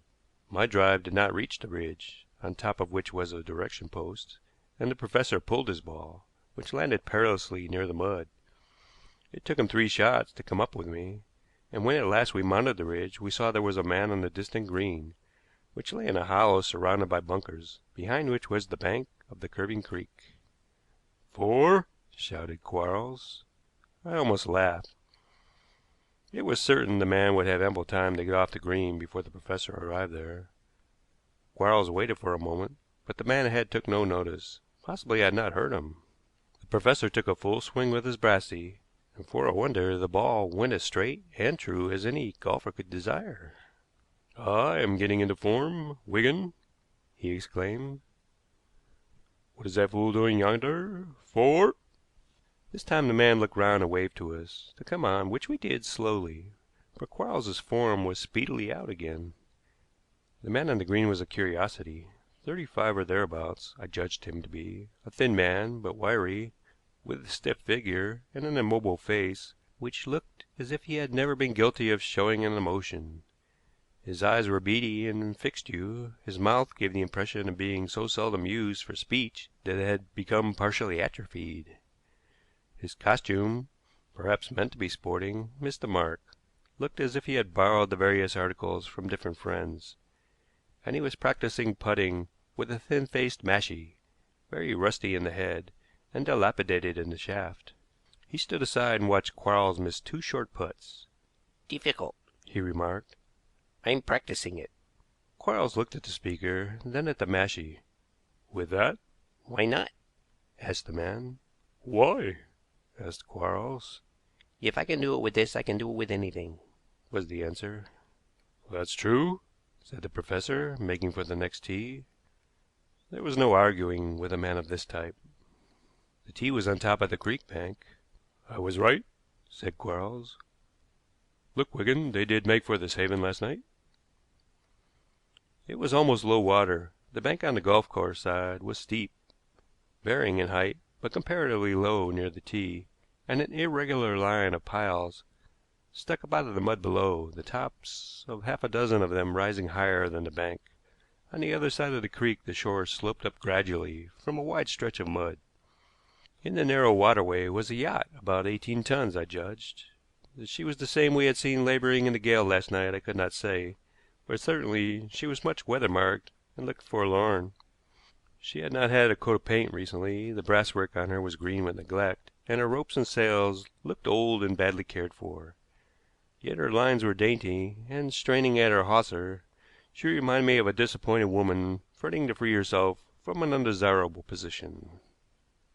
A yacht is always so sentient a thing, and seems so full of conscious life. Quarles appeared to understand my momentary preoccupation. Don't take any notice of her, he said. We're out for golf. I always manage a good drive from this tee. This time was an exception at any rate, and in fact for the remainder of the round he played worse than before, if that were possible. But he was perfectly satisfied with himself, and talked nothing but golf as we walked back until we were close to the hotel, when he stopped suddenly. Queer chap, that, on the green? Very. Do you think he came from the yacht? I was wondering whether he hadn't escaped from an asylum, I answered. I wonder what he was doing on the green, Quarles went on. I saw no one else playing this afternoon, so he had the green to himself, except for the little time we disturbed him. When I first saw him, it didn't seem to me that he was practicing putting, and I thought he watched us rather curiously. A theory, Professor? I asked with a smile. No, just wonder. By the way, don't say anything to that expert who was so certain that the yacht couldn't get into the creek. He mightn't like to know he was mistaken. After dinner that evening, Zena and I went out. There was no moon. Indeed, it was not very pleasant weather, but it was a pleasant walk, and entirely to my satisfaction. When we returned, I found Quarles in a corner of the smoking room, leaning back in an armchair with his eyes closed. He looked up suddenly as I approached him. Cold out? He asked. Nothing to speak of. Feel inclined to go a little way with me now? Certainly. Good. Say in a quarter of an hour's time I shall get out of this dress and put on some warmer clothes. I should advise you to do the same. I took his advice, and I was not surprised when he turned to me as soon as we had left the hotel and said, "The yacht, Wigan. We'll go and have a look at her." "It's too dark to see her." "She may show a light," he chuckled. "Anyway, we will go and have a look." We started along the front in the direction of the golf course, but at the end of the parade, instead of turning inland as I expected, to cross the course to the creek, Quarles led the way on to the sands. Here was a favorite bathing place, and there were many small tents nestling under the sandhills, looking a little the worse for last night's gale. At this hour the spot was quite deserted. "Getting toward high water," said the professor, "and a smooth sea tonight. Can you row, Wigan?" "An oarsman would probably say I couldn't," I answered. "There's a stout little boat hereabouts. Takes swimmers out for a dive into deep water. We'll borrow it and see what you can do." Always there was something in Quarles's way of going to work which had the effect of giving one a thrill, of stringing up the nerves and making one eager to know all that was in his mind. You were satisfied there was something more to learn, and felt it would be worth learning. I asked no questions now, as I helped to push a good-sized dinghy into the water. Oars were in it, and a coil of rope. "Anyone might go off with it," said Quarles. "I noticed the other day that the boatman did not trouble to take the oars out. I suppose he believes in the honesty of Lingham." If I am no great stylist, I am not deficient in muscle, and with the set of the tide to help me, we were not long in making the mouth of the creek. "The yacht is some way up, Wigan, and maybe there are sharp ears on her. Tie your handkerchief round that rowlock, and I'll tie mine round this. You must pull gently and make no noise. The tide is still running in and will carry us up. By the way, when you're on holiday, do you still keep your hip pocket filled?" "Yes, when I go on expeditions of this sort." "Good. Keep under the bank as much as possible, and don't stick on the mud." I did little more than keep the boat straight, was careful not to make any noise, and in the shadow of the bank we were not very likely to be seen. A heavy leaden sky made the night dark, and there was a sullen rush in the water. "Steady," whispered Quarles. We were abreast of the first of the piles, which I had noticed in the morning. Now it was standing out of the water instead of mud. "She shows no light," said Quarles. "We'll get alongside." With the incoming tide the yacht had swung around and was straining at the hawser which held her, the water slapping at her bows with fretful insistency. Quarles held on to her, bringing us with a slight bump against her side. Keen ears would have heard the contact, but no voice challenged. We had come up on the side of the yacht which was nearest the golf course. "There's no boat fastened to her, Wigan," said Quarles. "Probably there is no one on board. Let's go round to the other side." There we found the steps used for boarding her. "If there's anyone here, Wigan, we're two landlubbers who got benighted and had a bad attack of nerves," whispered Quarles. "Hitch one end of that coil of rope to the painter, so that when we fasten our boat to the stays on the other side of the yacht she'll float far astern. When they return they are almost certain to come up on this side to the steps, so we'll not be likely either to see the rope or our boat in the dark." I fastened the rope to the painter as Quarles suggested, and climbed onto the yacht after him. Then I let the tide carry our boat astern, and, crossing the deck, tied the other end of the rope securely to the stays on the other side. The sky seemed to have become heavier and more leaden. It was too dark to see anything clearly. There was little wind, yet a subdued and ghostly note sounded in the yacht's rigging, and the water swirling at her bows seemed to emphasize her loneliness. So far as I could see, she was in exactly the same condition as when I had seen her from the golf course. No one was on deck, and no sound came from below. "Queer feeling about her, don't you think?" said Quarles. "We're just deadly afraid of the night and spooks. That's what we are if there is anyone to question us." I followed him down into the cabin. At the foot of the companion, Quarles flashed a pocket electric torch. It was only a momentary flash, then darkness again, as he gave a warning little hiss.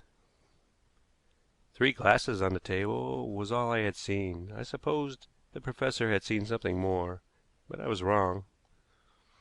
After standing perfectly motionless for a minute or so, he flashed the light again and sent a ray round the cabin. The appointments were faded. The covering of the long, fixed seats on either side of the table was torn in places. One of these seats had evidently served as a bunk, for a pillow and folded blanket were lying upon it. All the paintwork was dirty and scratched. Forward there was a door into the galley, aft another door to another cabin. "A crew of 3," said Quarles. "3 glasses, plenty of liquor left in the bottle in the rack yonder, a pipe and a pouch, and a conundrum."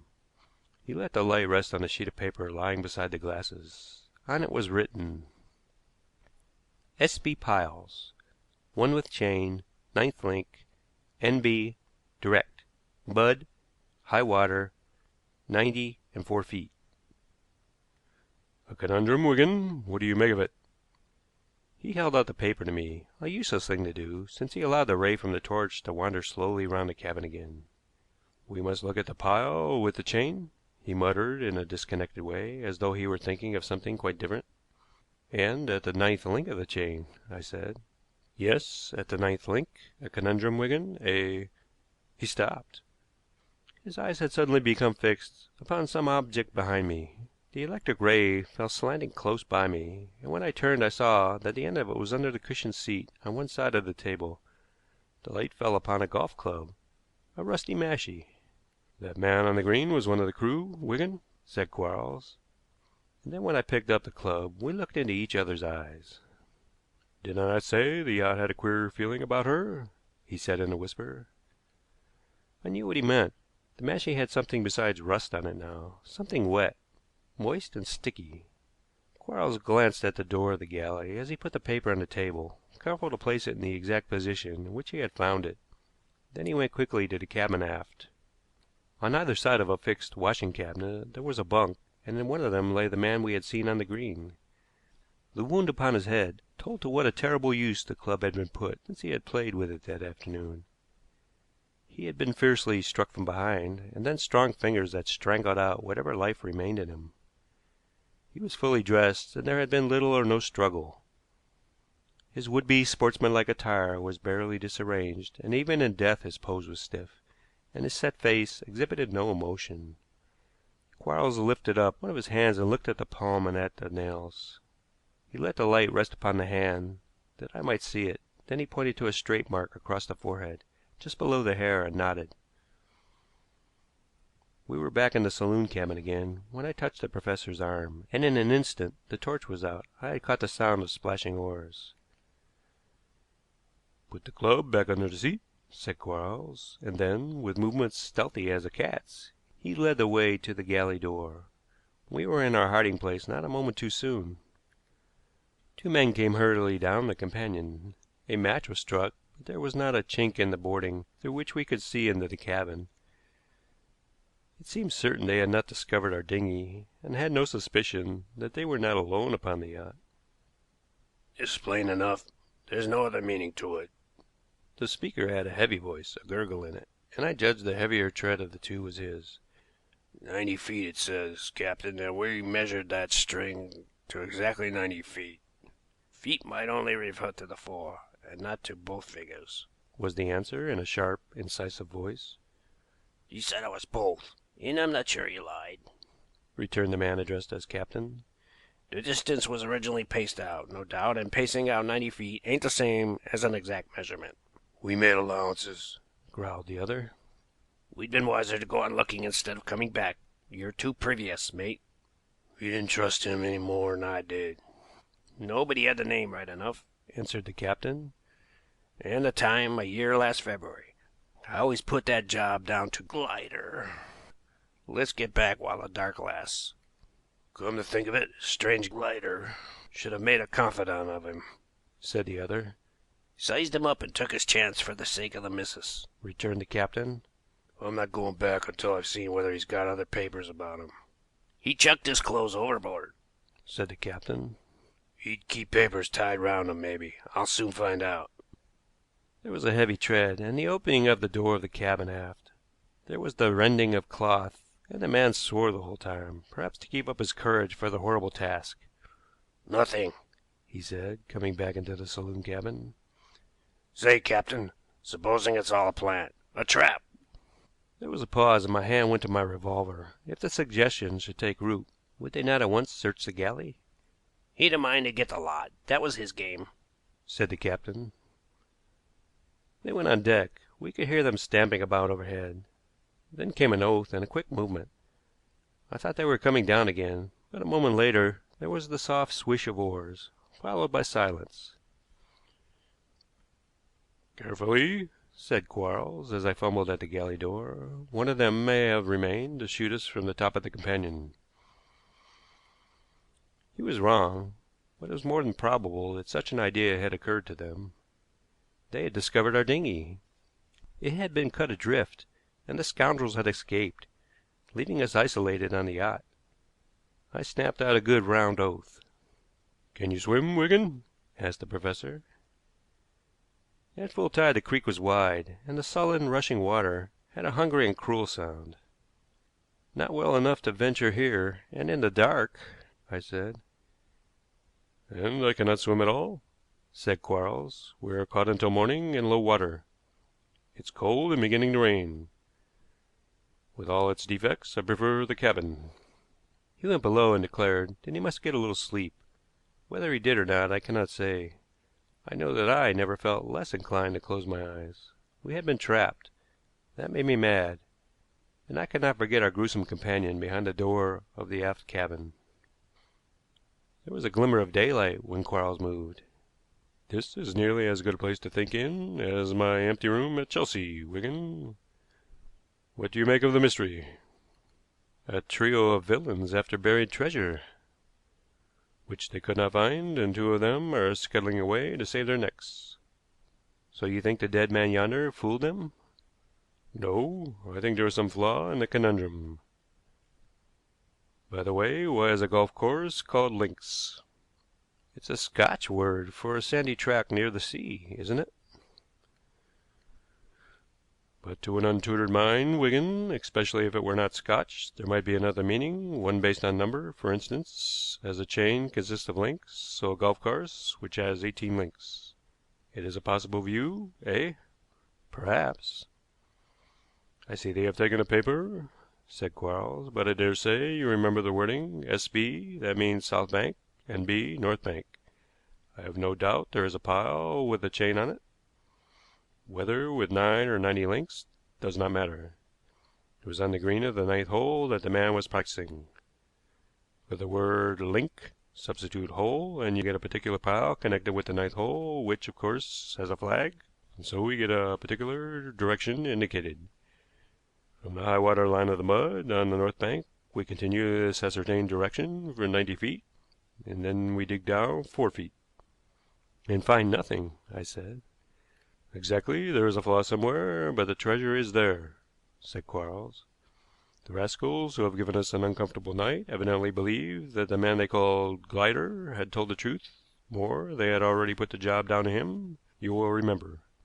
"Yeah, how was it Glider gave his secret away to the man in yonder cabin?" "Obviously, he couldn't come and get the treasure himself." "A convict," I said, "who gave information to a fellow convict about to be released." "I don't think so," said Quarles. "As a convict, these men, who have been convicts themselves, or will be, would have had sympathy with him. They hadn't any. They were afraid of him. They felt it was strange that Glider should have confided in him, and could only find explanation by supposing that Glider had sized him up and taken his chance for the sake of the missus. We may assume, therefore, that Glider had trusted a man no one would expect him to trust. This suggests urgency, and I fancy a man nicknamed Glider has recently died in one of His Majesty's prisons, Portland, I should guess. Probably our adventurers sailed from Weymouth. Now, Glider could not have been in Portland long. A year last February he was free to do the job with which this expedition is connected, and of which I should imagine he is not suspected by the police. Probably he was taken for some other crime soon after he had committed this one. He had no opportunity to dig up the treasure he had buried, which he certainly would have done as soon as possible. Yet Glider must have been long enough in prison to size up the dead man yonder, a work of some time, I fancy. You noticed his hands? Did they show any evidence of his having worked as a convict? You saw the mark across the forehead that was made by a stiff cap worn constantly until a day or two ago. I think we shall find there is a warder missing from Portland." A warder? The idea was startling, yet I could pick no hole in the professor's argument. "Even a warder is not free from temptation, and I take it this man was tempted and fell. Glider, no doubt, told him of the captain and his mate. He had worked with them before, probably, and trusted them. Also, he might think they would be a check upon the warder. I shouldn't be surprised if the warder were the only one of the three who insisted that the widow should have her share, and so came by his death. The flaw in the riddle keeps the treasure safe. Perhaps I shall solve it during the day. By the way, Wigan, it must be getting near low water." It was a beastly morning, persistent rain from a leaden sky. The tide was out, only a thin strip of water separating the yacht from the mud. "I fear there will be no golfers on the links to-day whom we might signal," said Quarles, "and I could not even swim that." "I can," I answered. "It would be better than spending another night here," said the professor. "Send a boat round for me and inform the police. I am afraid the captain and his mate have got too long a start. But don't leave Lingham until we have had another talk. While I am alone, I may read the riddle." The ducking I did not mind, and the swim was no more than a few vigorous strokes, but I had forgotten the mud. As I struggled through it, squelching knee-deep, Quarles called to me. "They must have landed him at high water yesterday, Wigan, and then crossed over and taken the direction from him. I thought he was feeling about with the flag when we first saw him on the green. No doubt he made some sign to the others across the creek to lie low when he saw us coming. They marked the place in daylight and went at night to dig." I sank at least 10 inches deeper into the mud while he was speaking. He got no answer out of me. I felt like hating my best friend just then. After changing my clothes at the hotel, where I accounted for my condition by a story, original but not true, I told Zena shortly what had happened, and then sent a boat for the professor. I then told the Lingham police, who wired to the police at Colchester. I also telegraphed to Scotland Yard and to Portland Prison. I did not see Quarles again until the afternoon. "Have you solved the riddle?" I asked. "I think so. We'll go to that ninth hole at once. The police are continuing the excavations begun by our friends. I've had a talk to the professional at the golf club. They move the position of the holes on a green from time to time, you know, Wigan, and with the professional's help I think we shall be able to find out where it was a year last February. He is a methodical fellow. That will give us a different direction on the north bank of the creek. It was a natural oversight on the convict's part. Were I not a golfer, I might not have thought of the solution." We found the treasure a long way from where the other digging had been done. It consisted of jewels, which in the early part of the previous year had been stolen from Fenton Hall, some 2 miles inland. The theft, which had taken place when the house was full of week-end visitors, had been quickly discovered, and the thief, finding it impossible to get clear away with his spoil, had buried it on the desolate bank of the creek, marking the spot by a mental line drawn through the chained pile and the flag on the golf course. He must have known the neighborhood, and knew this was the ninth hole, or link as he called it, or as the warder had written it down. For Quarles was right. A warder was missing from Portland, and was found dead in that aft cabin.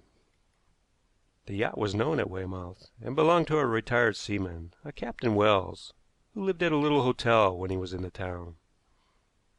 He was often away, sometimes in his yacht, sometimes in London, and there was little doubt that his boat had often been used to take stolen property across to the continent. Neither the captain nor his mate could be traced now, but it was some satisfaction that they had not secured the jewels. As I have said, I did manage to get some moonlight walks with Zena, but not many. For a week after we had recovered the Fenton Hall jewels, I was called back to town to interview Lord Leconbridge. End of chapter 9.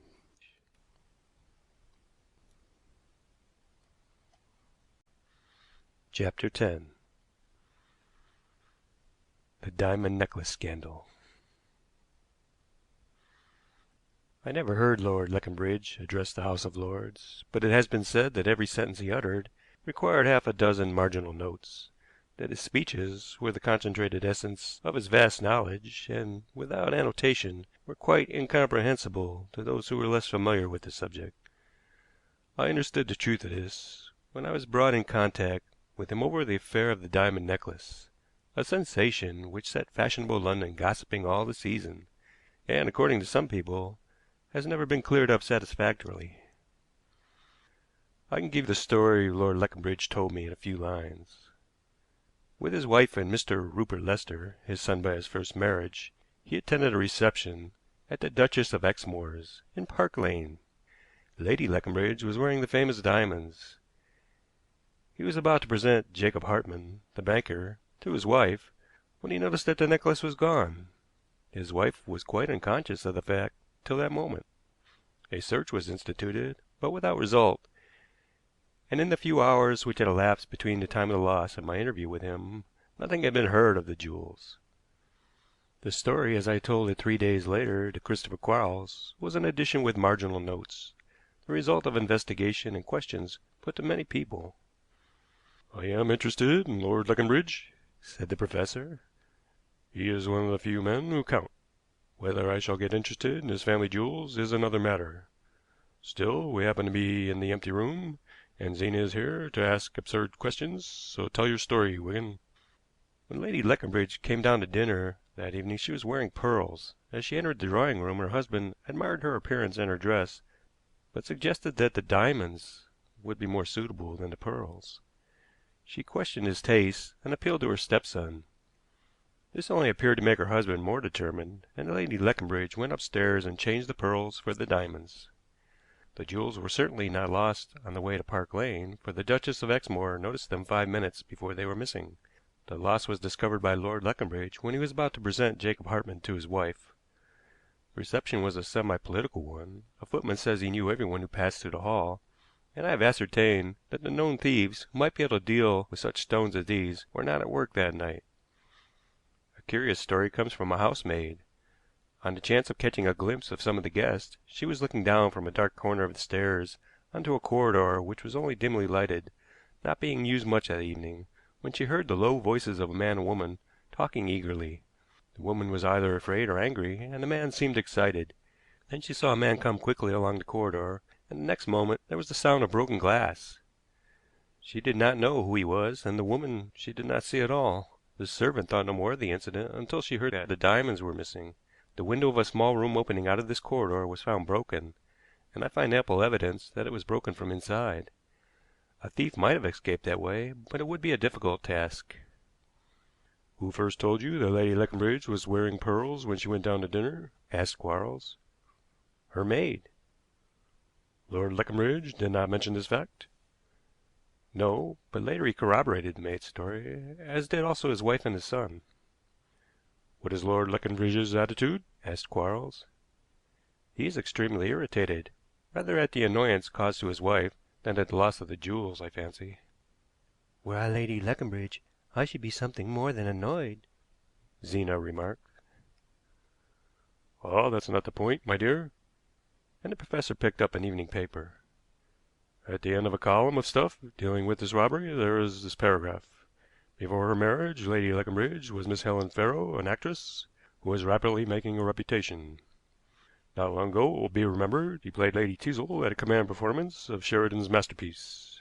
Her last part was that of Mrs. Clare in Brickell's play, which was such a success at the St. George's Theatre, and her charming impersonation of the heroine will be fresh in the public mind. Her marriage came as a great surprise, both to the theatrical and social world." "A short paragraph," Quarles went on, "but with a sting in the tail of it. People talked a great deal at the time of the marriage 3 years ago. Leconbridge was called an old fool for going to the stage for a second wife, and it suggested that if he must marry an actress he might have made a better choice.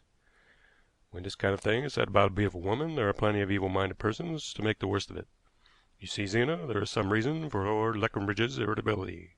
"I do not believe there is the slightest foundation for the gossip," I said. "Lady Leconbridge is a most charming person." "I know nothing about her," said Quarles, tapping the paper, "but I am certain that this affair will revive the old gossip." "I wonder why the Duchess noticed the diamonds so particularly that evening," said Zena. "Probably because she had not seen them before," I answered. "Mr. Lester told me they were seldom worn, suggested, indeed, that their size and setting were so conspicuous as to make them rather vulgar." "I did not know that famous family jewels could be considered vulgar," she returned. "But if so, why was Lord Leconbridge so anxious that his wife should wear them on this occasion?" Quarles nodded and looked at me. "A whim," I said, hardening into a firm determination when his son opposed him. "Men are like that." "Are father and son not on good terms, then?" "It has been said that Lord Leconbridge worships his son," I returned. "What age is Rupert Lester?" Zena asked. "About 25." "And Lady Leconbridge?" 2 or 3 years older." Mr. Lester's support of Lady Leconbridge when she preferred the pearls only made his father more determined that the diamond should be worn. I wonder. Ah, that past gossip is having its effect upon your judgment, said Quarles. You may put that idea out of your mind, Zena, I said. Mr. Rupert Lester is engaged to Miss Marjorie Dinneford. It is common knowledge that old Dinneford had other views for his only daughter, but finally allowed his opposition to be overruled. Marjorie Dinneford and Lady Leconbridge are the greatest of friends. As a matter of fact, such an idea had not entered my mind, Zena said. I was wondering why Lord Leconbridge introduced Jacob Hartmann to his wife. Hartmann is a very wealthy banker, I answered, who has been extremely useful to the Conservative Party. He is the first of his family, so to speak, and is engaged in winning a big social position. Since Lord Leconbridge is a very important member of the Conservative Party, it is quite natural that such an introduction should take place. Very interesting, said Quarles. But are we really required to clear Lady Leconbridge's character? Let us get back to the diamonds. They were kept in the house, I presume? In a safe in the wall in Lady Leconbridge's bedroom. The maid knew they were there? Yes. It is a point to remember, said Quarles. We may have to come back to it if we find no other way out of the difficulty. The diamonds were seldom worn, therefore we may assume that any question of suiting the particular dress Lady Leconbridge had on that night is beside the question. For some reason her husband wished her to wear the diamonds on this occasion. Now, if he had reason to suppose that the jewels were not in the safe, his determination is explained. Also his annoyance that his son should attempt to thwart him by agreeing with Lady Leconbridge. However, the diamonds were forthcoming, and at a certain moment the Duchess of Exmoor is able to say that Lady Leconbridge was wearing them. 5 minutes later they had disappeared. You make a point of the fact that expert thieves were not at work that night, Wigan. Do you imagine that an amateur could take the jewels from the lady's neck without her knowing it? You must not lay too much stress upon my point about the expert thieves, I said. Some gang we know nothing about may have been at work. It certainly is possible to remove a necklace without the wearer being aware of the fact, especially if her mind is fully occupied at the time. In a few moments, no doubt, some movement of her body would have caused Lady Leconbridge to discover the loss. But before this happened her husband was beside her. With the banker, said Quarles. It was at the moment he brought up Hartmann to present him to his wife that he noticed the diamonds were missing. Is it not possible that Hartmann and the diamonds were in some way connected in his mind? Possible, of course, but remember, Wigan, Lord Leconbridge did not mention the substitution of the diamond for the pearls to you. A curious omission. I have a theory that the stones were to be a demonstration, a proof of something, and that Lord Leconbridge's irritation arises from the fact that he has not been able to give this proof. Proof of what? Ah, that's the question, Wigan. We have nothing at present to help us to an answer. You don't suppose Hartmann was responsible for the jewels not being there? I have no fact to support such a theory. Do you suggest that Lady Leconbridge was as anxious that Hartmann should not see the jewels as her husband was that he should? I have not made such a suggestion. Since Leconbridge did not tell his wife why he wanted her to wear the diamonds, he probably did not prepare her for Hartmann's introduction. It is difficult to see what time she would have to rob herself and conceal the spoil.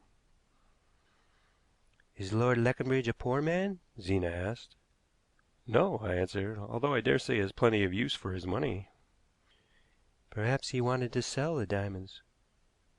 It is possible, said Quarles.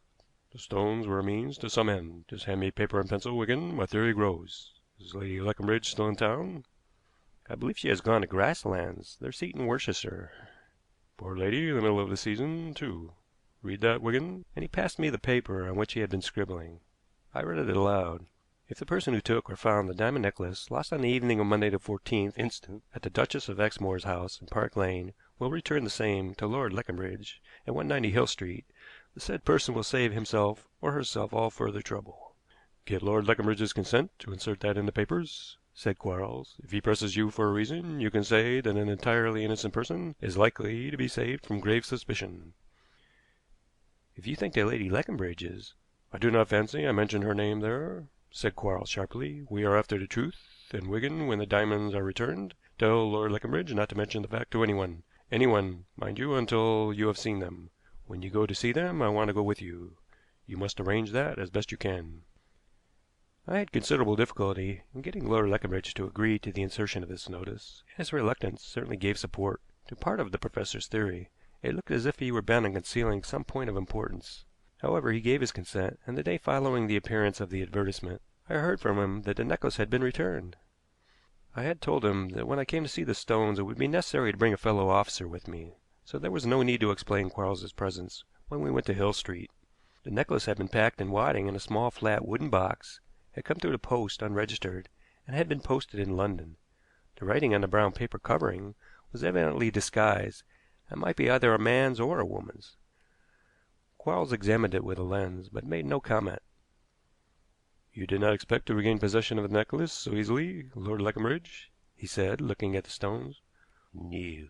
"A curious robbery, and since the jewels have been returned, a curious reason for it exists, no doubt. I suppose you cannot give us any helpful suggestion in that direction?" No. "Of course, we have promised not to worry the person responsible any further, but for our own satisfaction." And then, after a pause, he added, "I suppose it would be a satisfaction to you to get at the exact truth?" I don't quite follow the drift of your question, said Leconbridge. "You have the diamonds. The matter might be allowed to drop if you have any reason to think that, by taking further steps, family affairs might be disclosed which would cause scandal." For a moment Leconbridge remained silent, his jaw firmly set. I wish to know the exact truth, he said slowly. But under no circumstances must the person who has returned the diamonds suffer. Our word is pledged. "That is understood," Quarles said. "Let me ask one or two questions then, rather impertinent ones, but necessary. These stones have been in your family a long while?" 300 years. "They are not often worn, I believe?" Not often. "And on this particular night you expressed a wish that they should be worn?"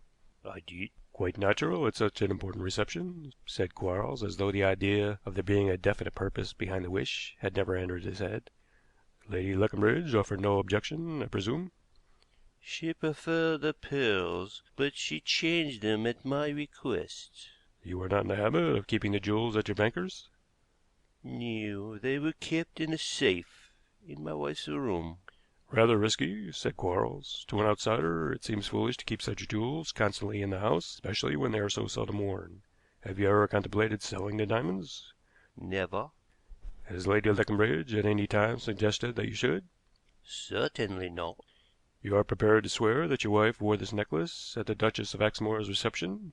said Quarles, holding up the jewels. I am. "It only shows how risky it is to keep such valuables in the house. These stones are not diamonds, but paste." What? Well, my Lord Leconbridge, start forward and look at the necklace. I did the same myself.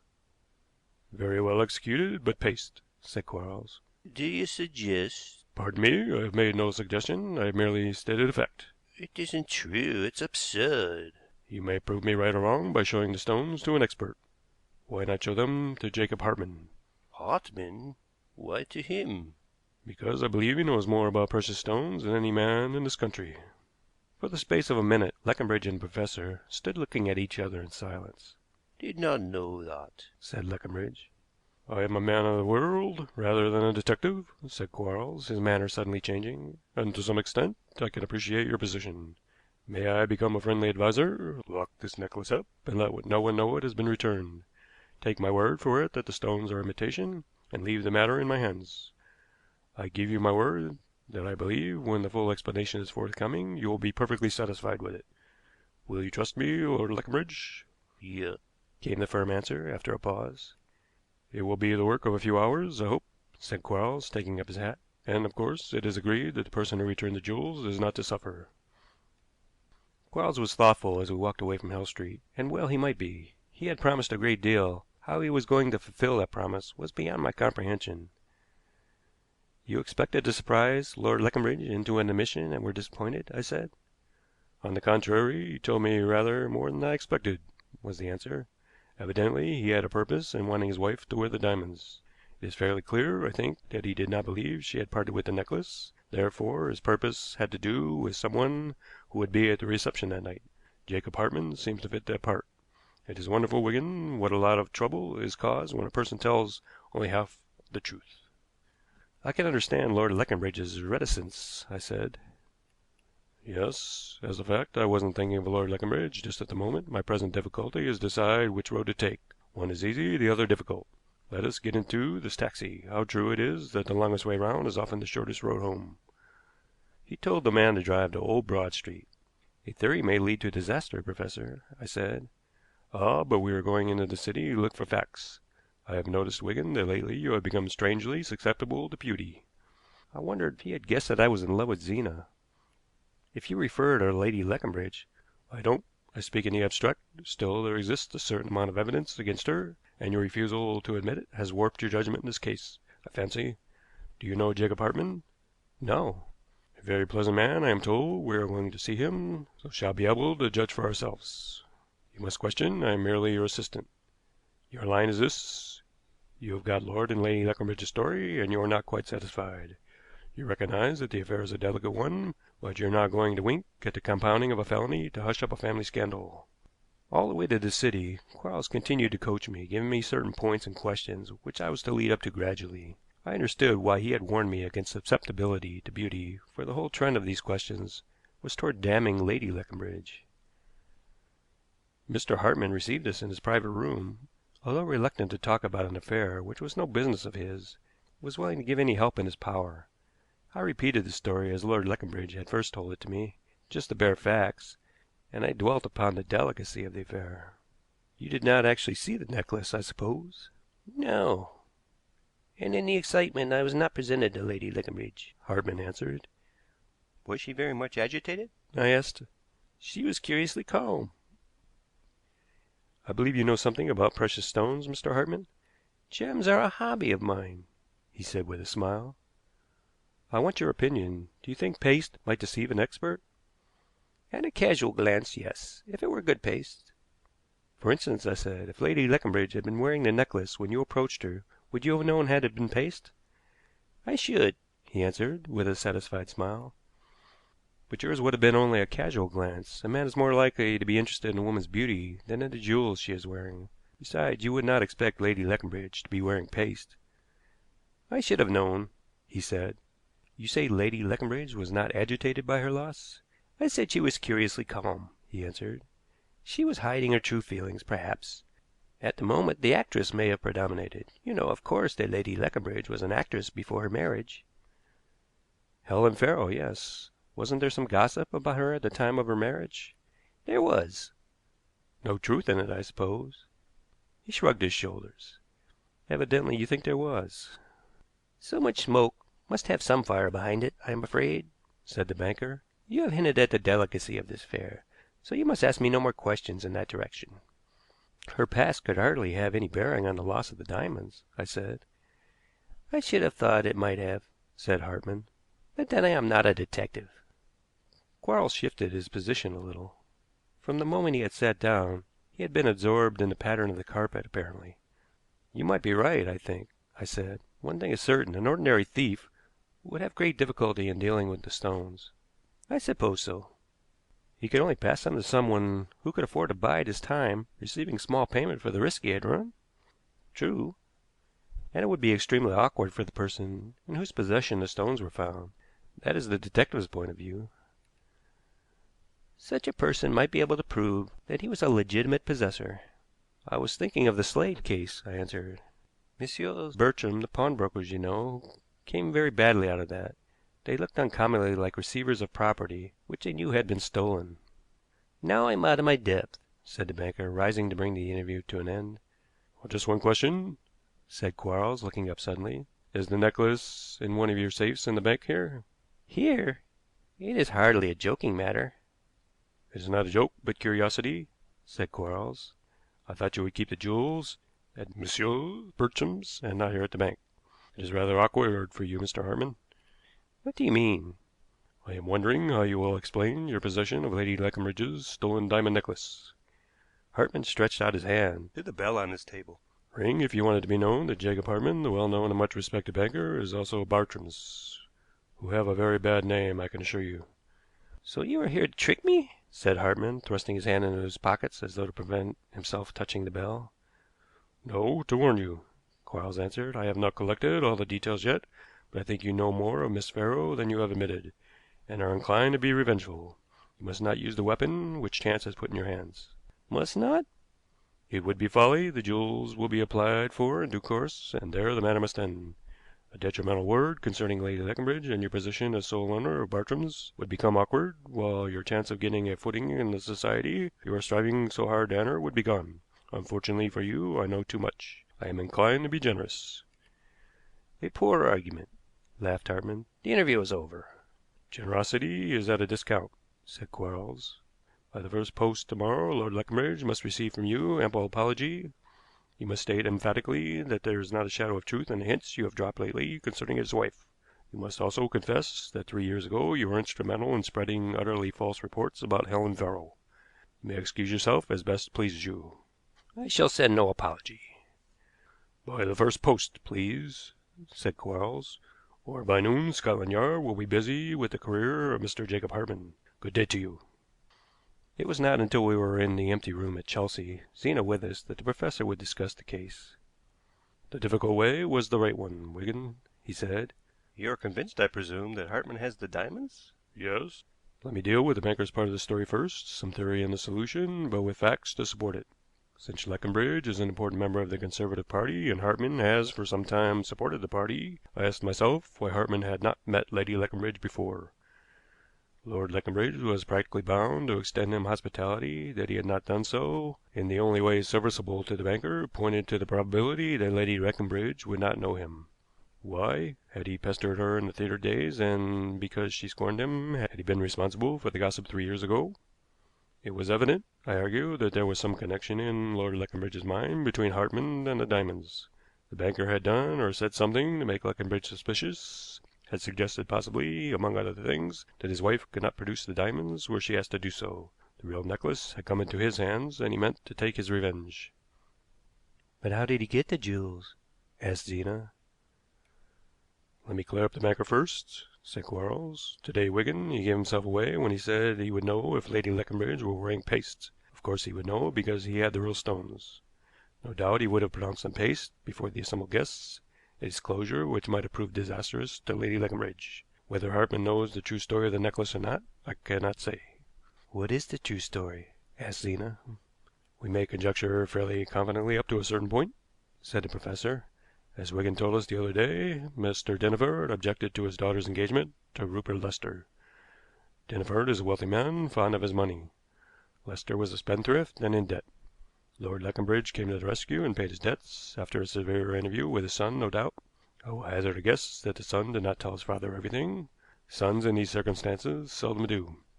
The creditor left unpaid. Some hireling of Hartmann's, it may be, began to press the young man. May have suggested even how easily he could raise money on the diamonds which were so seldom worn." "Do you mean that Lady Leconbridge helped him?" asked Zena. "It may be," said Quarles. "Knowing how enraged her husband would be with his son, she may have lent Lester the diamonds to pawn. The fact that she appealed to him to support her in her choice of the pearls lends weight to this view, but the housemaid's story of hearing an angry woman's voice in the corridor leads me to think otherwise. I fancy Lester must have heard his father speak to Hartmann at the reception, and gathered that the diamonds were to be proof of something to the banker. Knowing Hartmann's knowledge of stones, he went to Lady Leconbridge, took her into the corridor, where she learnt for the first time that he had taken the real jewels, and that she was wearing the imitation he had put in their place. She was angry, refused to have anything to do with the deception, and then, partly to help him, but chiefly to thwart her enemy, Hartmann, she consented to lose the diamonds. Lester took the necklace, and to give the idea that a robbery had taken place and the thief escaped, broke the window of the small room. When he saw the advertisement, he returned the necklace, hoping the mystery would come to an end so far as the outer world was concerned, and at the present time, I imagine, he is either trying to raise money enough to redeem the jewels, or is getting up his courage to confess to his father. He has probably promised Lady Leconbridge that he will do one or the other before she returns from Grasslands. What Rupert Lester's confession meant to his father no one will ever know probably. Practically in every detail he confirmed the professor's theory, and possibly Quarles and I saw Lord Leconbridge nearer the breaking point than anyone else. Leconbridge showed us Hartmann's letter of apology. "The snake's fangs are drawn," said Quarles. "Now you can let it be known to the press that the necklace lost at the Duchess of Exmoor's has been returned. It is the exact truth. The real diamonds you may redeem as soon as you like, and I think this letter ensures that no lies will be told about your wife in the future." "But my son is—" "He is your son, Lord Leconbridge, and our word is pledged not to make the person who returned the necklace suffer." Leconbridge held out his hand. "May I give one other word of advice?" said Quarles. "This must have been a terrible ordeal for Lady Leconbridge. If I were you, I should go to Grasslands to-day." and the professor and I went out of the room, closing the door gently behind us. End of chapter 10.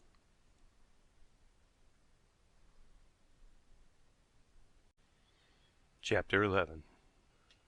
The Disappearance of Dr. Smith.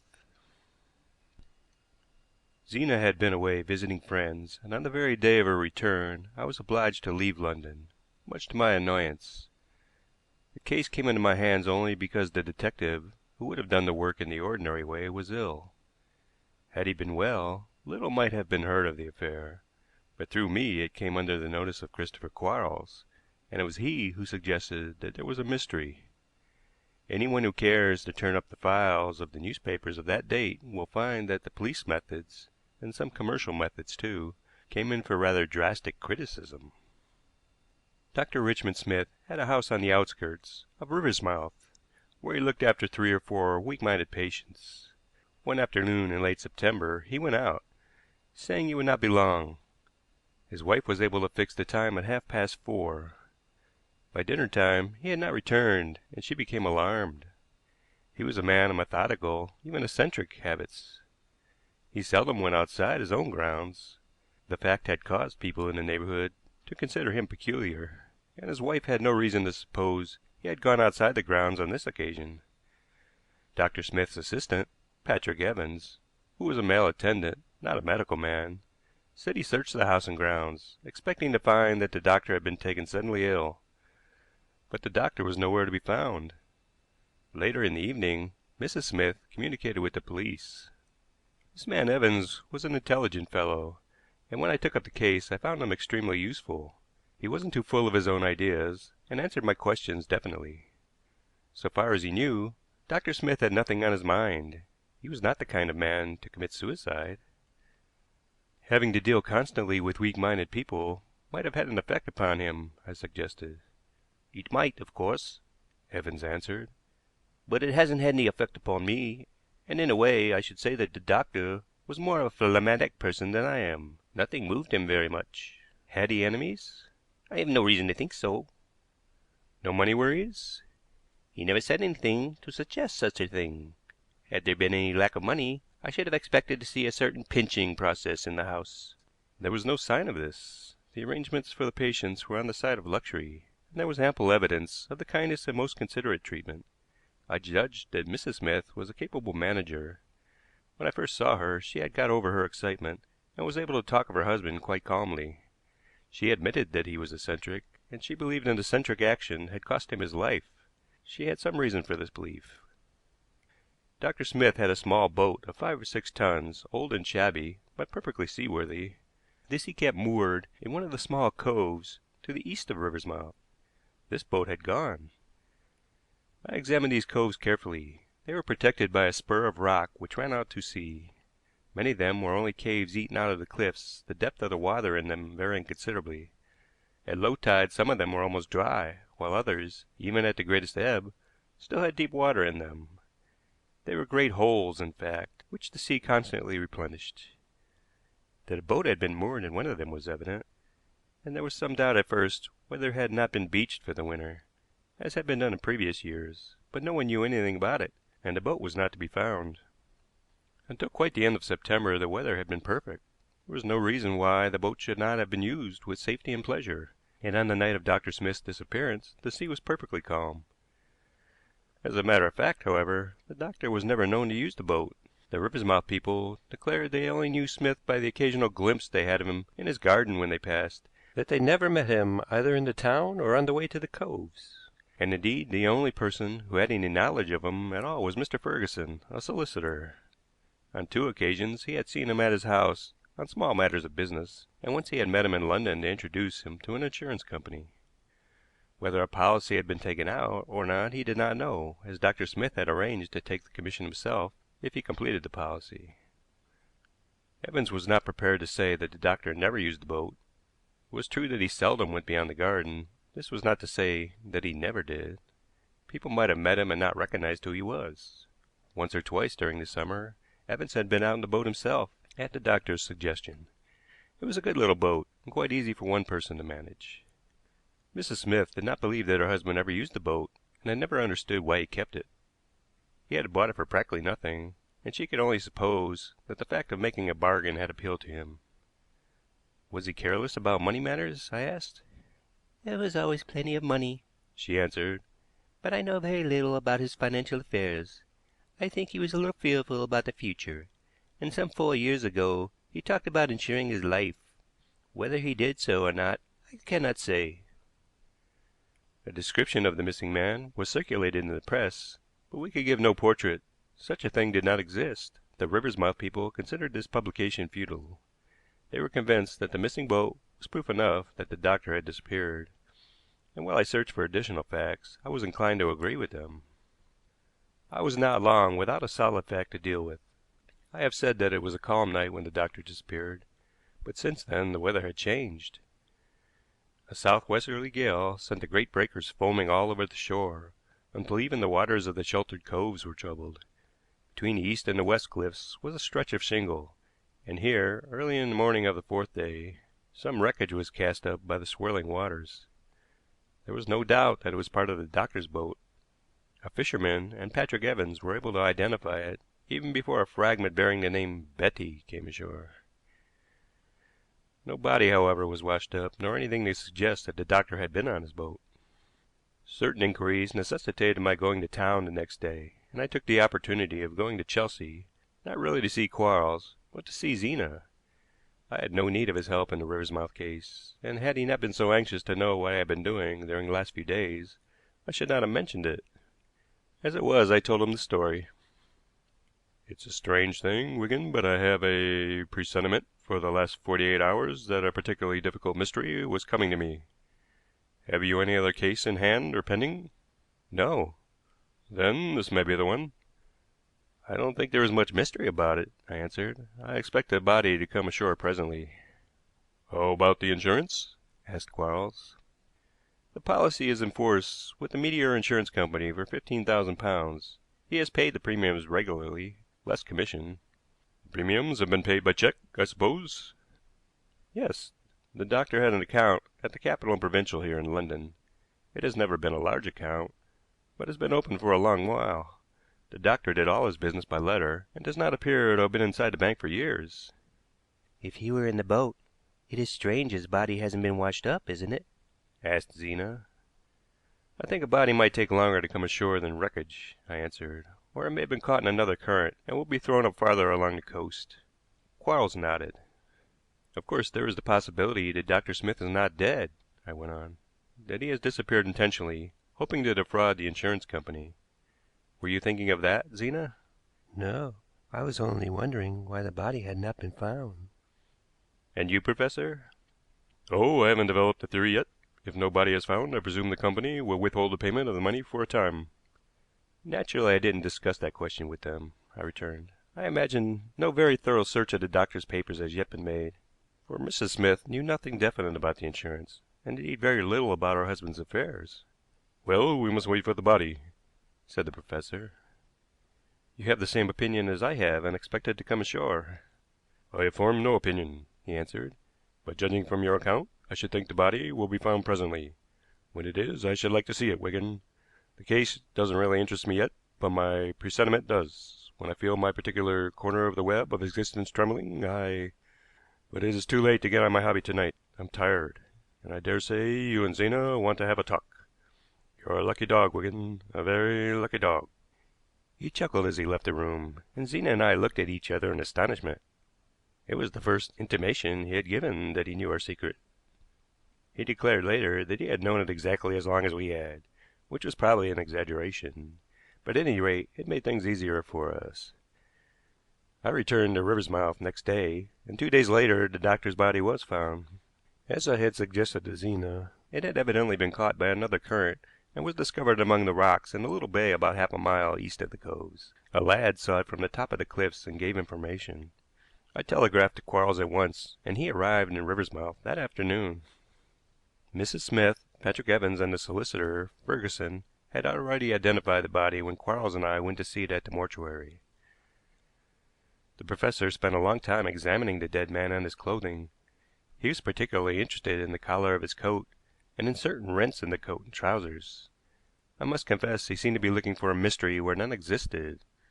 A silver watch found in the dead man's pocket had the initials R.S. on it, and a signet ring on his finger also bore these initials. There could be no doubt of the man's identity.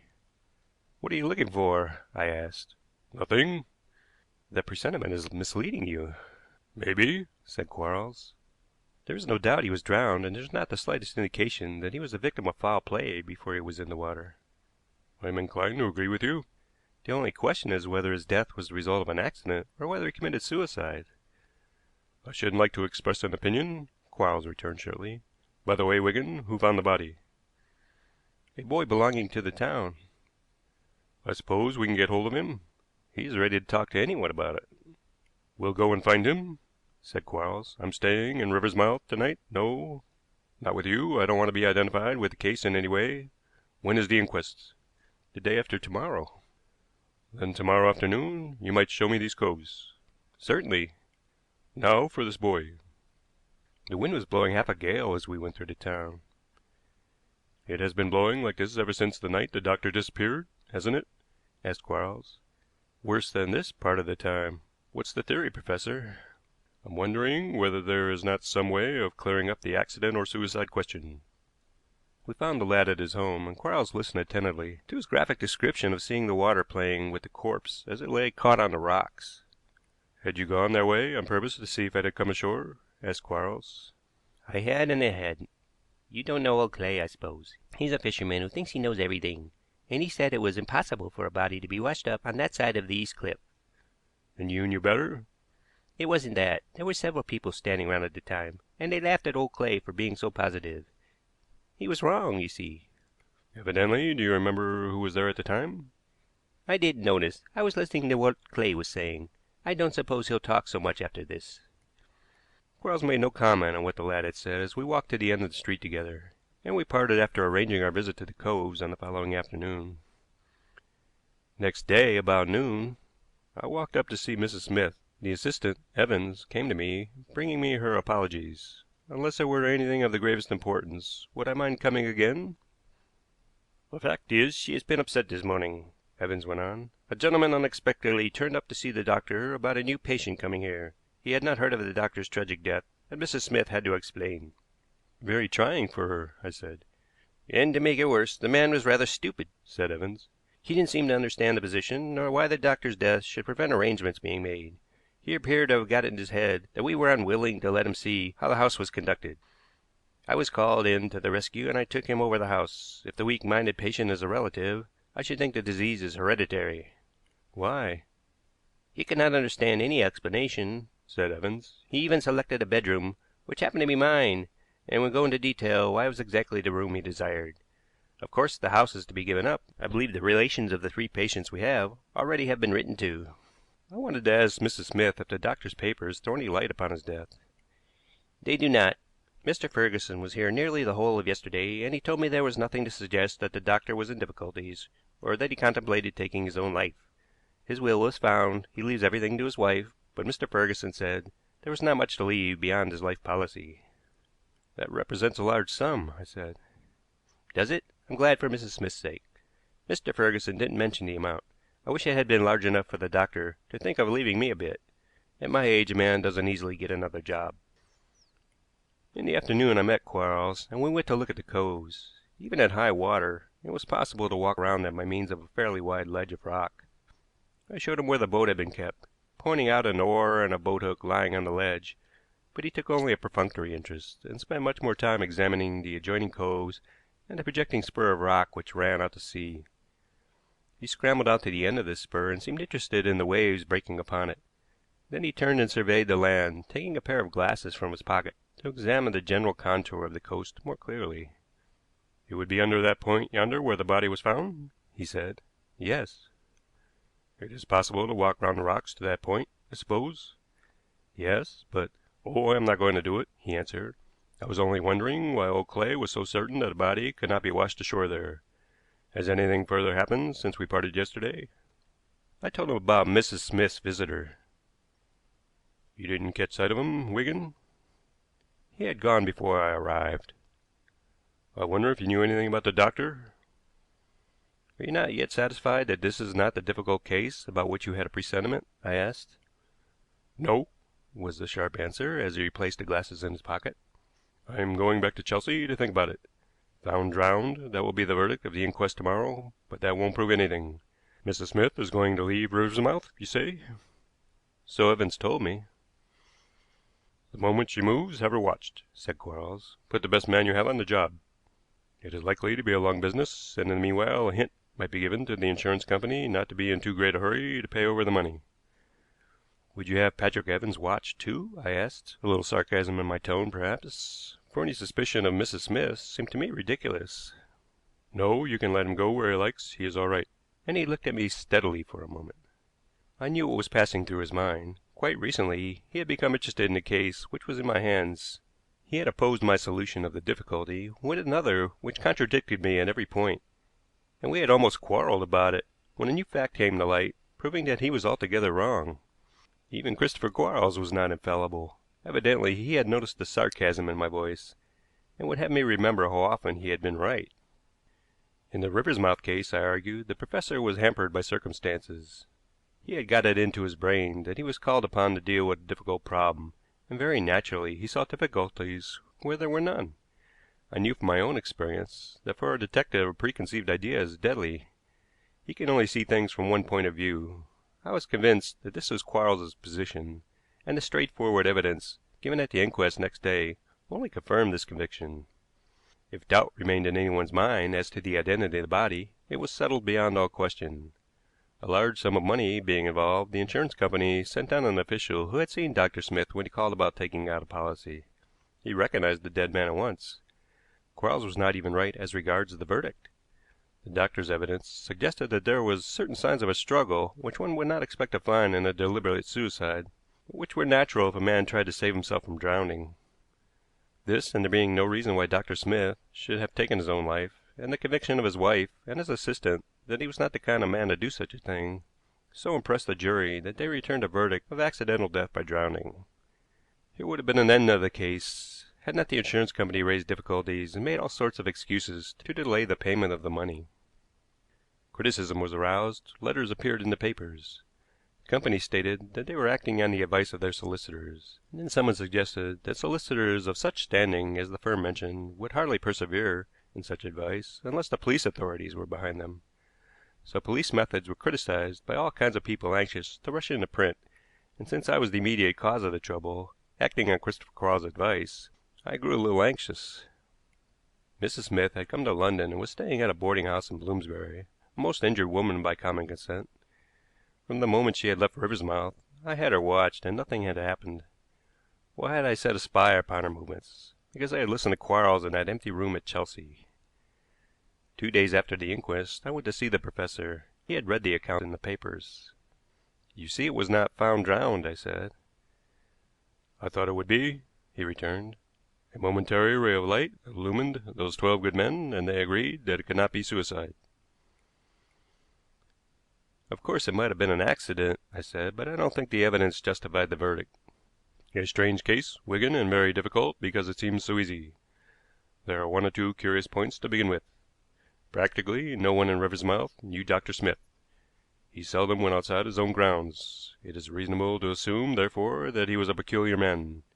He bought a boat because it happened to be a bargain, his wife thinks, suggesting that spending his money in this way to no purpose was a hobby with him, yet we hear nothing of any other bargains to support the idea. Until we have evidence to the contrary, then, we may assume that some idea was in his mind when he bought the boat. He didn't forget all about its existence, remember, because twice during the summer he sent his assistant out in it, and the assistant pronounced it a very good boat and easy to manage. Now, what possessed Dr. Smith to go for a sail on that particular day and at that time of day? He was certainly not an ardent yachtsman. Since he was peculiar, it is naturally difficult to account for his actions, I said. A possible explanation, Quarles returned. He may always have had the idea of suicide at the back of his brain, said Zena. It may have been in his mind when he bought the boat. If one lives near the sea and contemplates suicide, it would be natural to choose drowning. There is much in that argument, said the professor. It was in my mind when I said it was curious no body was washed up with the wreckage, said Zena. That remark of yours set me thinking, Quarles went on. I wondered, Wigan, whether the doctor was on board the boat when she capsized, or whatever it was that happened to her. Now my wonder is increased. The waves have battered the boat to pieces, but when the body is found, caught on the rocks, it is comparatively uninjured." "Doubtless it had been carried farther out to sea," I said. "But it had to come ashore, and the weather was stormy the whole time. It could hardly have escaped altogether. There was something else to raise doubt. There were rents in the coat, rents which were all much alike, and a curious bulge in the collar of the coat. These things gave me a definite theory. The doctor was not in the boat, nor had he committed suicide." "Are you suggesting murder?" "I am." "At the inquest the doctor distinctly said that there was no marks on the body to suggest that he had been the victim of foul play. He was drowned. He was not killed first and put in the water afterward." "I quite agree with the doctor's evidence," said Quarles, "but he is not a detective. Let me reconstruct what happened. Dr. Smith came to the cove either with a companion or to meet someone. Possibly the doctor had a drink, let us say, from a bottle in the boat's locker. I do not press this point, but it would make the work easier. The companion pushed the doctor into the water, and with a boat hook there was one lying on the rocky ledge. He held him under until he drowned. Once the hook was fixed into the collar of the coat, it would be comparatively easy. Afterward, a piece of rock tied to the body would keep it under water. I suggest this could be done with least danger in the cove next to the one where the boat was kept. It is deeper, darker, and would not be likely to receive so much attention when it became known that the doctor was missing. So the body would be securely hidden. Then the boat, as soon as it was dark enough, was towed out to the end of the spur and scuttled. The water is shallow there, and as soon as the wind got up it was battered to pieces, and presently the wreckage came ashore. Why shouldn't the body have been left to come ashore too, you may ask? Old Clay is learned in the currents of this part of the coast, and he will tell you there is no certainty what will happen to the wreckage. During a southwesterly gale it may be thrown up on the shingle, at any other time it may be carried out to sea. At the time of the murder it was quite calm, and it was necessary that the body should be found. The murderer was in no hurry, and at first too many people went round to look at the coves for it to be safe for him to take any steps. But he got his opportunity, probably on the night you spent in London when you first mentioned the case to me, you remember. He got up the body from its hiding place, and with the boat hook pulled it partly through the water and partly over the rocks, and fixed it in the place where it was found, the one place where Clay is certain wreckage never comes ashore. "I think the theory is fanciful, Professor." I grant that only the brain of a master criminal could conceive such a crime. There was my difficulty. Where was this master criminal to be found? "And what was his motive?" I said. "There's the insurance money, but that comes to the wife. She could not have carried out such a fantastic crime, nor do I believe for a moment that she instigated it." "On both points I am with you," said Quarles. "Now let us consider another question, the identity of the dead man." "Surely there is no question about that. The official from the insurance office." "Exactly, Wigan. You hit the weak spot in my theory. You will not deny that under certain conditions, criminal conditions, the wife, the assistant, and even a solicitor, Ferguson, might agree to a wrong identification. The insurance official is outside any such suspicion. He declares the dead man to be Dr. Smith. Now, Wigan, look at that notice," and he handed me a cutting from a 6-month-old newspaper. "You see, it is the obituary notice of a Dr. London, who was one of the doctors of the Meteor Insurance Company, and I have ascertained that it was he who medically examined Dr. Smith in connection with the life policy. He passed him as a first-class life. I do not fancy any doctor would have passed as a first-class life such a man as was washed up by the sea. Dr. London's death, therefore, removed a valuable witness." "I cannot see that there is any question about the identity," I said. "For a moment let us consider facts," said Quarles. "Mrs. Smith declares that she knows nothing about her husband's affairs, but she does mention a life policy, adding that she does not know whether it is in force or not. Nothing very significant in that, but curiously enough, the solicitor, Ferguson, volunteers the statement that he introduced Smith to an office, but does not know whether the policy was taken out because Dr. Smith insisted he should have the benefit of the commission himself.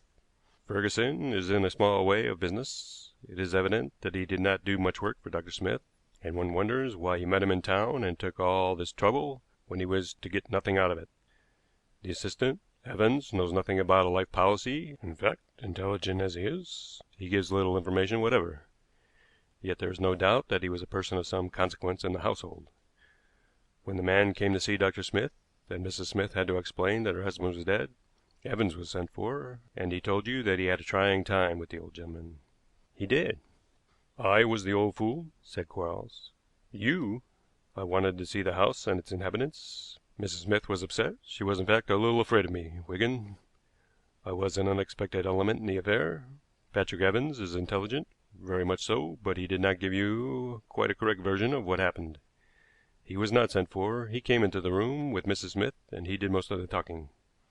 Did you make any discovery in the house? Only that Patrick Evans was an important member in it.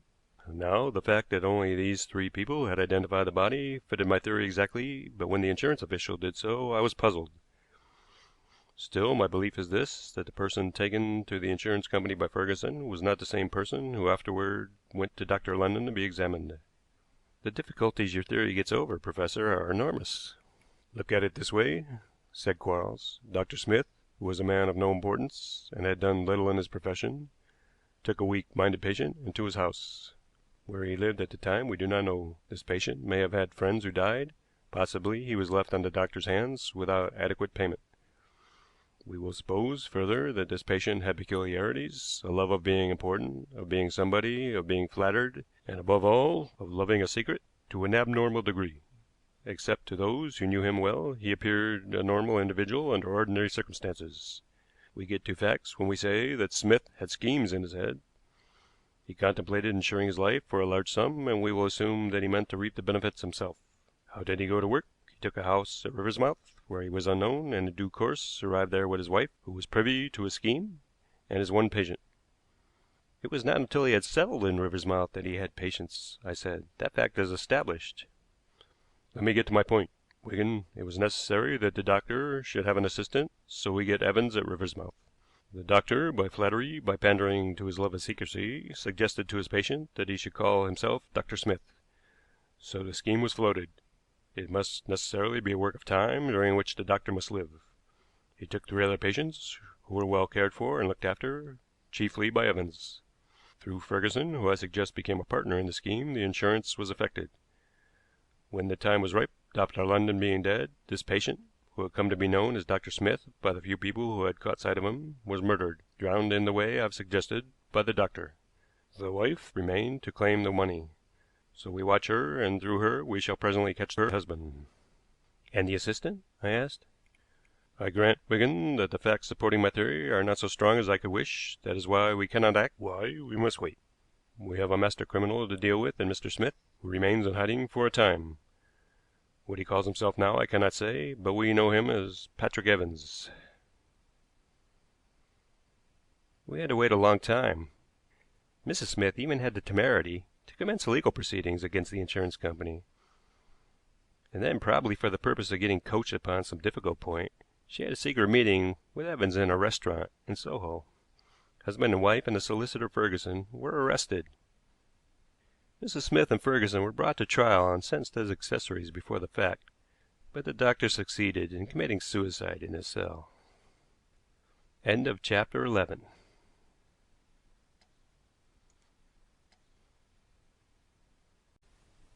Chapter 12. The Affair of the Stolen Gold. So you have your wish, Wigan, said the professor one evening a few weeks later, discussing a sensational case which was almost without parallel in the history of London. During the winter months a remarkable series of safe robberies had taken place in the metropolis. In each case the safe had been blown open in the most scientific manner, and neither the public nor the police doubted that an exceptionally expert gang was at work. But it was a gang of which Scotland Yard had no knowledge, and a rumor had got about, how I cannot say, that the thieves were Americans. Moreover, it was so evident that the thieves knew where and when they were likely to obtain the greatest haul that in one or two instances grave suspicions had fallen upon employees of the firms robbed, but there was not sufficient evidence to warrant arrest.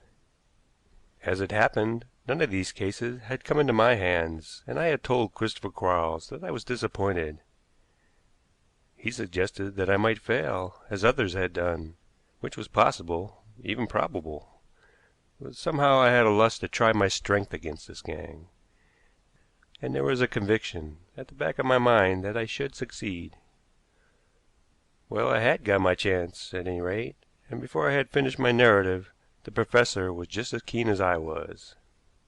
At some time between the early closing on Saturday afternoon and 9 o'clock on Sunday morning, the head office of the City, Suburban and Provincial Bank in Lombard Street had been robbed of an immense sum in gold and valuables.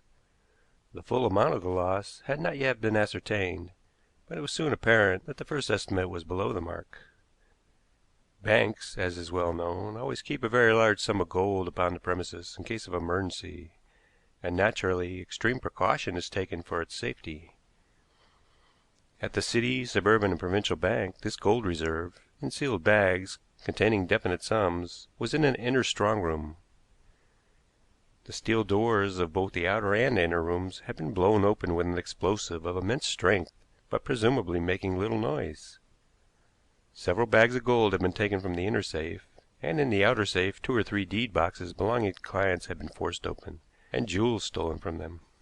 On Saturday the night porter was a man named Colston, who had been in the service of the bank for many years. It was his duty to visit every part of the premises at intervals during the night, and to register the time of each visit by the telltale clocks provided for the purpose. He was armed with a revolver, and by means of an electric bell in the entrance hall could communicate, if necessary, with the porter who lived on the premises. His vigil ended at 9 o'clock on the Sunday morning, when 2 clerks arrived to stay in the bank all Sunday. This was a special duty, especially paid for, and as a general rule each pair of clerks had the duty for 4 Sundays, when they were relieved by another pair. It was the custom for the resident porter to admit the clerks at a side door of the bank, opening into the narrow street, turning at right angles to Lombard Street. Thomas, the resident porter, did this as usual on Sunday, but no Colston made his appearance. On glancing at one of the clocks, it was found that no visit was registered since 2 o'clock, and it was evident that something was wrong. The clerks, with Thomas the porter, went at once to the strong rooms and found the ruined door and Colston lying, gagged and unconscious, in the outer safe. Urgent messages were at once dispatched to one of the directors and one of the 3 general managers, who were known to be in town. "And today is Wednesday," said Quarles, with a lift of his eyebrows. "The thieves have a long start. Now for details, Wigan." The porter, Colston, did not regain consciousness for some hours, I said. "He can tell us little. To reach the strong rooms you have to descend half a dozen steps, and as he reached the foot of these he received a blow out of the darkness, whether from a weapon or a fist, only he cannot say, but the effect was stunning, and he cannot swear what happened afterward. He thinks something was thrown over his head, but he really remembers nothing from the time he was struck to the time he woke up." "An old servant of the bank, you say?" "Yes, but only recently moved to London. He has been a porter at the Leamington branch." "There is a disposition to suspect Colston," I went on, "and not without reason, seeing that he is a big, hefty man who might be expected to give a good account of himself. But there is a curious complication. About a month ago a clerk named Frederick Ewing was summarily dismissed. He had been in the bank some years, had risen in the service, and was trusted. He was in the securities department, and had considerable knowledge of the methods used with regard to the strong rooms. It was discovered through a sudden and unexpected inspection that certain small sums had been taken from the petty cash of this department. Only Ewing had access to this money, and, as a matter of fact, he confessed. He had only borrowed the money temporarily, he said, and pleaded earnestly that drastic measures should not be resorted to. However, since the integrity of a bank official must be above suspicion, he was dismissed at a moment's notice. He was not prosecuted. "What has become of him?" asked Quarles. "I can find no trace of him at all. He had lodgings in Hammersmith. He returned there after his dismissal, remained there until the next day, and then went out, saying he would be away for a couple of nights. He has not returned, nor has a search in his rooms disclosed any clue. He appears to have had no friends and received hardly any letters." Quarles nodded his head thoughtfully for a few moments. "How did the thieves get into the bank?" he asked. "Through a window at the top of the buildings, which gives on to the roof," I answered. "One of the bars to this window was wrenched out, and the roof outside shows that men have stood there to accomplish the work. The bank is not an isolated building. A journey from its roof to the roofs of the adjacent buildings is not difficult, and I am working on the hypothesis that the thieves entered the adjacent block of offices and crossed the roof. There are two facts which seem to support this idea. Quite recently some repairs to the roof of the building became necessary, and two men were engaged upon it for 3 days. They may have been members of the gang, and it is curious they have left the employment of the firm which had the work in hand. So far I have failed to trace them. Again, an office in this building, occupied by a man named Bowman, calling himself a mortgage broker, has remained closed since Saturday. Bowman has not been there very long, but until now has been a regular in his attendance. I am inclined to think he will not be seen there again. How much do these bags go away? Asked Zena thoughtfully. They are very heavy, I answered. But how was the gold got away? Said Zena. I can only surmise as to that, I said with a smile. The street which runs beside the bank is somewhat dimly lighted, and almost opposite to the private door of the bank there is an archway leading to a small yard and the premises of Thorne & Company, wine merchants. The archway is closed by a gate. The locked gate would present small difficulty to a gang which had carefully prepared their scheme, and very likely a motor car was driven under this archway, ready to take the spoil away. It is possible, but I should want to find out something more about Frederick Ewing, said Zena. I am inclined to think that is a suggestion worth consideration, said Quarles. This is a case in which one looks for negatives to a series of propositions. We may ask first whether a gang, however expert, could have carried out such a robbery, knowing when and where to go and what to take, without some help from within. The answer seems to be no. Was that information obtained merely through somebody's indiscretion? Hardly. Only a few people would be capable of giving the necessary information. Coulston, the porter, might give it. Did he? The fact that he was knocked insensible does not exonerate him. That might be part of a prearranged plan. On the whole, however, Ewing appears to be a more likely person. He was dishonest, that we know. He was in a position to give the information. He would be smarting under the disgrace of his dismissal. An offer of a substantial payment would, therefore, be tempting, and, moreover, he is not to be found. I think it is very probable that information was obtained from Ewing, I said, but it may have been given without any criminal intention. In my opinion, the planning of the robbery must have begun before Ewing's dismissal. Besides, though I have failed to trace Ewing, I do not find anything against him beyond this matter of the petty cash. There are no debts worth mentioning, and no entanglements of any kind, apparently. So we get no definite answer regarding him, said the professor. We must, so to speak, put him aside for further consideration. Let us get back to the gang for a moment. That money would require a lot of moving, Wigan. Assuming Coulston to be honest, the door of the strong room was intact at 2 o'clock on Sunday morning. The telltale clock is a witness to this, and 7 hours later the alarm was given. I do not say that a motor car might not have been loaded as you suggest and driven out of the city without attracting the notice of police, but if you ask me whether it is likely, I must decidedly answer in the negative. The fact remains that the gold was got away, I answered. You cannot alter that. Our methods sometimes clash, Wigan. You make a theory to fit the facts. I get a theory first, and then look for facts to fit it. I grant yours is the more orthodox method. Still, what is considered orthodox has sometimes been shown to be wrong, and as for facts, well, if I choose to think that this gold has not left the city, how can you convince me beyond all dispute that it has? You can't. You do not know. For instance, it might be concealed in this man Bowman's office. Say you are able to prove that it isn't. There are still many other offices in the building where it might be hidden, ready to be got rid of gradually. At this stage of the inquiry, at any rate, we are not prepared to guarantee the honesty of all the firms in the block of buildings adjoining the bank. So that is your theory? I said, somewhat impressed by it, I admit. No, it isn't, said Quarles. I was merely showing how unstable was your central fact. No, my theory is quite different. May I hear what it is? I agree with Zena. Continue to hunt for Frederick Ewing. Get a dozen men on the business, if you like. Instruct them to pick up the most trivial item of information concerning him. Run his companions to earth. Find out all about his debts, however small they may be. That's the line along which you are likely to pick up the clue. If you can manage to put another detective on the job with you, I am a candidate for the post. I should like to see the strong rooms and the window and to ask a few questions.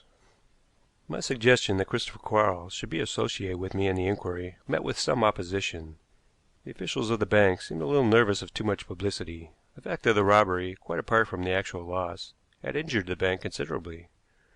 However, all objections were overruled. When Quarles and I went to the bank, we were requested to walk in and see Mr. Wickstead, who was one of the three general managers, and he very graciously apologized to the professor for the difficulties which had been raised. "I need not tell you this is a very serious business for us," he said. "The loss, large as it is, constitutes the least part of the damage. Clients, naturally enough, are anxious about the security of their own property, and already some nervous persons have removed their deed boxes." "I can quite see the necessity of precaution," said Quarles. "You may rely on my discretion. May I ask whether the full amount of the loss has yet been ascertained?" "Yes, I think we have now got to the bottom of it." "The securities, deeds, bonds, and such like, have they been tampered with?" "No." "The gang must have possessed wonderful knowledge," said Quarles. "Marvelous." "May I take it, Mr. Wickstead, that there is no suspicion of collusion with officials in the bank?" "You may. Of course you are aware that we had to dismiss a clerk recently." "Yes, who could not be found. I understand that he would be in a position to give the necessary information if he chose to do so." "That is true. He was in a position of some importance." "With regard to this gold reserve, how often is it examined?" asked Quarles. "At intervals, now regular intervals. The unexpected inspection is generally considered the best. We have a staff of inspectors for this purpose." "My point is this," said Quarles. "Might the robbery of this gold extend over a period of time, several weeks, let us say, a bag taken today, for instance, replaced by a dummy one, perhaps, and another bag taken in 3 days' time, and so on?" Mr. Wickstead smiled. "This reserve is kept in an inner strong room. 3 keys are necessary to open the door, and these 3 keys are kept by 3 different persons. I have one. 3 of us have to go together to open that inner room." "Ewing would never be there alone, then?" "Certainly not," Wickstead answered. "For my part, I do not believe Frederick Ewing had anything to do with the affair at all. The circumstances of his dismissal naturally make him suspect, but I think that offense was the beginning and end of his dishonesty." "Yet he has disappeared," said Quarles, "and it looks as if he had taken the extreme care to leave no clue behind him." "He would feel the disgrace keenly, I imagine, and would wish to efface himself," the general manager returned. "There was no question of prosecuting him, I suppose?" "One of the directors suggested that course, but it was decided not to do so." "Could Ewing possibly have heard that a prosecution was contemplated?" asked Quarles. "That would account for his complete disappearance." "He certainly could not have heard of it. I'm sorry for Ewing, indeed. I tried to get the directors to reconsider their decision and give him another chance. It is a terrible thing for a man to have to face poverty and degradation like that. All I achieved was to get laughed at for my sentimentality." "Then you would still trust Ewing?" "I would," Mr. Wickstead answered with deliberation. Quarles and I then went to examine the strong rooms, which were empty now, the securities having been removed to other rooms. A constable was on duty in the passage leading to them, and materials lying about showed that the work of fitting new doors was to commence at once. Quarles put on a particularly heavy pair of spectacles and produced a high-powered pocket lens as well. He examined the locks and hinges of the ruined doors, and the various bolts which were thrown by the action of the turning keys. He carefully scanned the marks and the ruin which the explosion had made, and also the steel-bound holes into which the bolts fitted when the doors were fastened. Both the inner and outer strong rooms were examined with the same close scrutiny, and I pointed out to him the spot where the porter, Colston, had been found, and where the rifled deed boxes had stood. "Had the boxes been blown open?" "No, forced open," I answered. "I am not sure what explosive was used upon the doors, Wigan. Gelignite or some similar preparation, I suppose, but it was powerful and peculiar in its action. How about fingerprints?" "There were none on the doors. Either the explosion destroyed all trace or the men wore gloves." "I suppose men of an expert gang would take that precaution?" "They would be likely to think of everything." "Yes, but since the gang is entirely unknown at Scotland Yard, that might be considered an unnecessary precaution, eh?" He turned his attention to the ruined doors of the inner room again, picking out minute pieces of debris from the lock with a pair of tiny forceps, and examining the pieces under the lens. "I cannot be certain what explosive was used, Wigan, and the light here is bad. I will examine some of this dust at home." and he emptied the contents of the palm of his hand into a small envelope, which he folded up carefully and placed in an inner pocket. Then he examined the floor of the outer room and the passage without, picking up several bits of rubbish, but finding nothing of interest. From the strong rooms we went to the top of the building and examined the window in the roof. The window was at the end of a passage. "Where do you suppose the thieves came from to get to this window?" Quarles asked, after he had examined it and the roof outside. "The window yonder belongs to the adjoining block of offices," I said, pointing across the roofs. "It is quite easy to reach." We started to go to it, but had only gone a little way when Quarles stopped. "You may find it easy, Wigan, but my legs are not so young as they were, and climbing a roof is outside their business." "At any rate, you can see that it is an easy journey," I said. "Oh, yes, for young legs, and it is not likely this gang is composed of old crooks. By the way, I think they must have got out of this window as well as in at it. Look at this scratch on the sill, a boot heel, I should say, and the position would mean that the man was getting out. It is not certain that the stuff was not carried across the roof. Wigan, I wonder whether Mr. Bowman has returned to his office yet." "I have a man watching for him," I answered.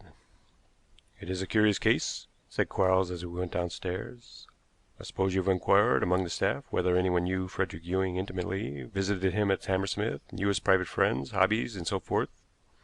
"Yes, nobody appears to have known anything about him outside the office." "I should like to have a look at the desk he occupied. I suppose that can be managed?"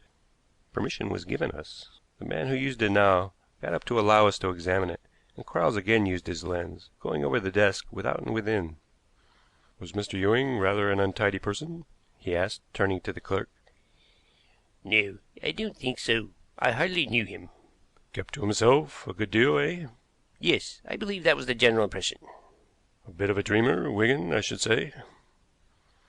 And then the professor thanked the clerk, and we left the bank. "We've got to find Frederick Ewing," said Quarles decidedly. "He is the keystone to the mystery. Without definite knowledge concerning him we are powerless, I fancy. Even if we make an arrest, even if we arrest a gang of men, we could prove nothing. They are not likely to be found carrying any of the missing jewels, and there is precious little evidence to be got out of a sovereign. Months must elapse before the jewels, one or two at a time, filter into the market, and no bank notes or bonds which might further us with a clue have been taken. Ewing must be found." In this direction I was up against a blank wall. I gave instruction for every shop, every public house in the neighborhood of Ewing's lodgings to be visited, and practically there was no result. A tobacconist fancied he recognized the customer from the description given of him, but that was all. Ewing had once belonged to a rowing club at Hammersmith, but had gone in for little serious practice. And the day after Quarles and I had visited the bank, I drew another blank.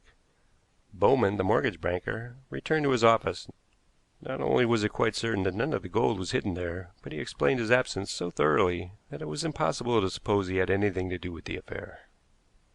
2 or 3 days slipped by, days of strenuous work which seemed absolutely useless, and then I got a wire from Quarles asking me to meet him at Chiswick Station that evening, which I did. "I must apologize, Wigan," was his greeting. "It's my temperament, I suppose, but I cannot help keeping a line of argument to myself until I find that it really leads somewhere.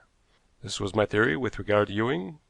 Since he did not make friends either in the bank or out of it, he was likely to be something of a dreamer. Such men usually are unless they have some definite hobby to employ them. We heard of no such hobby in Ewing's case, and the fact that his rise in the bank had been rapid suggested a competent and conscientious worker. But he was a dreamer, all the same, a man looking forward to the future, and a man who dreams in this way usually looks forward to some definite point. In the case of a young man, and Ewing is not old, that point may be a woman. So I examined Ewing's desk. He was given to scribbling on it and smearing out the writing. There were a quantity of ink smudges, but some pen marks remained, figures for the most part, and I found a name, Ursula. That rejoiced me. It might have been Mary, and for one Ursula there are, well, a great many Marys in the world. I looked for a second name, dreading to find Smith. I found Ursula Ewing. That was his dream, Wigan. But I also found Ursula Yerbury. If he were in love with Ursula Yerbury, which seemed probable, and she with him, which of course was not certain, then I argued she must live in easy distance from Hammersmith. If not, he would have constantly received letters from her, and we know that he received very few letters. Also, if they were in love, he might have deceived her regarding his dismissal, or she would keep his secret and shield him. Inquiry for her must therefore be made carefully, and I set Zena to work. A girl looking for a girlfriend she had lost sight of. It proved easier than it might have been. We found there was a man named Yerbury living in Fulham. He was the third of the name Zena had tried, and he had a niece, Ursula, living in lodgings here in Chiswick. She is a typist, and should be home by this time in the evening. She is expecting an old school friend. That was the vague message Zena left with our landlady. She will see us. I congratulate you, Professor. It looks as if you had got on Ewing's track. We shall know better in an hour's time, he answered. Number 10, Old Cedar Lane, is the address. Pleasant favor in some of these Chiswick names. There was nothing particularly striking about Ursula Yerbury, but her personality grew upon one. The moment we entered her small but comfortable sitting room, it was apparent to me that she was on her guard. She had expected some old school friend, and had been tricked. Quarles came to the point at once. To clear up the mystery of the sensational robbery in the city, he wanted to find Frederick Ewing. Miss Yerbury knew him, of course, and could no doubt supply the information. "You have had your journey in vain," she answered. That is a pity, Quarles said. And in short, terse sentences, he told her the history of the robbery, so far as we knew it, speaking of Ewing's dishonesty in a cold, matter-of-fact way, and giving reasons why Ewing should be suspected of helping a gang. Now, my dear young lady, I'm an eccentric, he went on. One petty theft does not make a criminal, and I do not believe Frederick Ewing is a criminal. But do not mistake me. If he cannot be found, he will certainly be branded as one. "I do not know where he is," she answered firmly, though her lips quivered. Still, you may know enough to help me clear his name, said Quarles. "You mean—" "But he told me himself." Ah, that's what I mean, said Quarles. You can tell me something. Take my word for it. You will be doing Ewing a service by telling me what you know. The professor looked exceedingly benevolent, and his tone was persuasive. It was so necessary to obtain information that the means were justified. One cannot be sentimental in detective work, yet I pitied the woman. "You know that Mr. Ewing was dismissed from the bank, and why?" she said. Quarles nodded. "He did not tell me at first. He wrote to me, saying he had been sent out of town on business. I had no suspicion that anything was wrong. Some days later I received a telegram asking me to meet him near the Victoria. It was then he told me of his dismissal. He had supposed that he would not be prosecuted, but the bank had, after all, decided to make an example of him. He had gone away to hide himself. A friend was helping him to get out of the country, and—" Who was the friend? Asked Quarles. "Frederick would not say. He had promised not to tell anyone who he was. Indeed, he had promised not to hold any communication with anyone. The latter promise he had broken by meeting me. We are engaged. I would not take back my freedom. He will write to me presently, and then I shall join him wherever he is." That was the day before the great robbery of the bank, said Quarles. "Days before," she answered. And you do not know where he is now? "No." I had pitied her. Now I could not help admiring her. Of course the story was a fabrication. She had met Quarles on his own ground and beaten him. She had seen through his persuasive manner, and in a few words had entirely disassociated her lover from the robbery, and shown the futility of attempting to find him.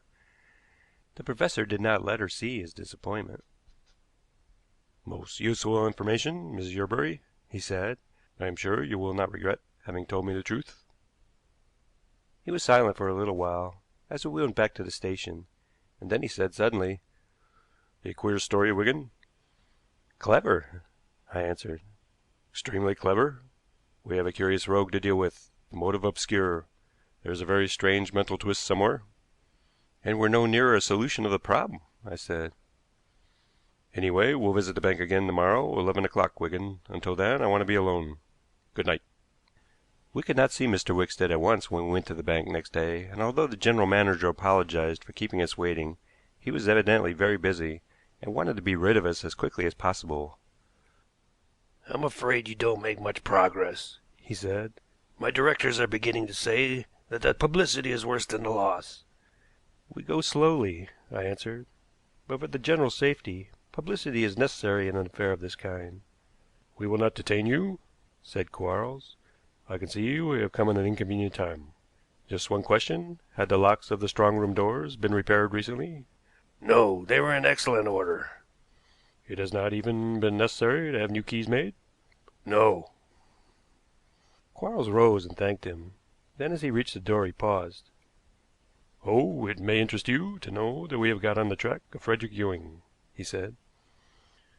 "And there has been some progress. I am glad.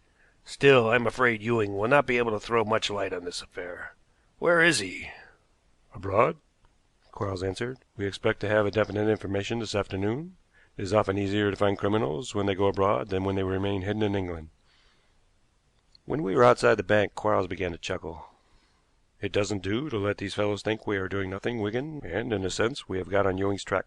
We have found the woman. Isn't that always considered the great point?" "This seems to be one of the exceptions which are supposed to prove the rule," I answered. "We'll get back to Chelsea. I dare say Zena can give us some lunch." From that moment until the three of us retired to the empty room after lunch, Quarles would not talk about the case, but when we were in the empty room he began at once. "Zena, from the first, suggested that we must find Frederick Ewing," said Quarles, "and her intuition was right. We know, at least I think we may take it as an established fact, that a very expert gang has been at work in London during the past few months, and it was reasonable to assume that this robbery was their work, with the help of someone connected with the bank. Practically speaking, it would have been impossible without inside and absolutely accurate information. A process of elimination left Ewing as the likely person to give this help. We need not go over all the difficulties the gang would have to contend with. There were many, not the least being the successful removal of the spoil, but I asked myself whether this gang was not a sort of obsession with us, whether the robbery might not have been a one-man job. You will remember I questioned the general manager on the possibility of Ewing being alone in the strong rooms, and whether the gold might not have been removed by degrees. He laughed at the idea, but ridicule never yet made me give up a theory. I looked for something to support my theory, and I found many things. The action of the explosive had been peculiar. The manner of the damage was not quite what one would have expected from gelignite or some equally powerful preparation. Further, why was Coulson found in the outer safe? It is reasonable to suppose that he was rendered insensible before the explosion took place, or he might have heard it. Why, then, should he be dragged into the safe? A gang would not have troubled to do this, but if the job were a one-man affair, a thief might reasonably want to keep his eye upon the porter in case he should recover consciousness. Now, to come back to the explosion, it seemed to me that so far as the door of the inner strong room was concerned, it had not been locked, at any rate not fully locked when the explosion took place. Was there any support to this theory to be found? Yes. I will show you presently the debris I picked out of the lock. It contains portions, small but quite recognizable, of a key, not polished, as would be the case if it were used constantly, but rough. This suggested that duplicate keys had been made. That key, Wigan, I believe, was in the lock when the explosion took place. It was blown to pieces by the explosion, but the burglar must have discovered his mistake and gathered up the pieces, for I could discover nothing either on the strong room floor or in the passage without. I found another support to my theory in the window on the roof. Someone had got out as well as in. Got out, Wigan, to hide, and got in again when the moment for action had come. But I haven't finished yet, said Quarles, interrupting me. Obviously, one man couldn't remove all that gold and get it away from the city that night. The robber, with the duplicate keys he had in his possession, could go to that strong room when he liked. All he had to do was take the precaution that he was not seen. A very few visits sufficed, no doubt, but on each occasion he brought away some spoil with him, which he concealed, I imagine, somewhere in the bank, where he could easily get at it. The robbery extended over a period of time, that is my point, and whether dummy bags were substituted for those taken, or a bag was gradually emptied, does not matter. But, my dear professor, your ingenious theory overlooks the fact that if it were true, there would be no use for the final catastrophe, for attacking the porter and blowing up the strong room. Ah, that brings me to the mental attitude of the thief. I think we shall find that an inspection of those strong rooms was imminent, and the thief was anxious, first, to make a last addition to his store, and secondly, to suggest the work of a gang, and so minimize all risk to himself. Besides, The professor paused. There was a knock at the door, and the servant brought in a telegram. Quarles opened it and read it. besides, one has to consider the mental twist a man may have, he went on. We shall probably find in this case that at the back of the robbery was an awful dread of the future, of the helplessness and poverty that might come into it, an abnormal morbidness which so constantly drives men to strange actions. But how could Ewing manage to conceal himself in the bank, or to get into it even? Everybody knew him. Everybody probably knew of his dismissal. "How about the window in the roof?" said Quarles, handing me the telegram, and I read: "Left early this afternoon. Returned home." "That refers to the general manager, Mr. Wickstead," said Quarles. "Probably he does not intend to remain at home, but we may catch him there. I have a man watching him. I thought my statement that we had traced Ewing would frighten him. He is the thief, Wigan. He is also the friend Ewing spoke about to Ursula Yerbury. Don't you see the cleverness? He helped Ewing out of the country after frightening him by saying that a prosecution had been decided upon, sent him somewhere where he was not likely to hear of the robbery, and tried to throw dust in our eyes by expressing pity for him and a belief in his innocence." "If you are right, what a villain!" I exclaimed. "An abnormal dread of the future, Wigan. I think we shall find that is at the bottom of it, and we shall probably find also that the whole of the spoil is intact. The law, of course, cannot enter into these curious mental attitudes. Come, I think we shall provide a sensation for the world of finance." The arrest of Mr. Wickstead, he was on the point of bolting, and his subsequent confession certainly made a sensation, and, as Quarles had surmised, the whole of the money and the jewels were found concealed in Mr. Wickstead's house. The manner of the robbery was much as Quarles had imagined it, and there is little doubt that Wickstead was in an abnormal mental condition, but he was not mad, and was sentenced to a long term of imprisonment. It was a sad case altogether, the only bright spot in it being the marriage of Ursula Yerbury to the man she had trusted, in spite of his lapse from the path of rectitude. End of chapter 12.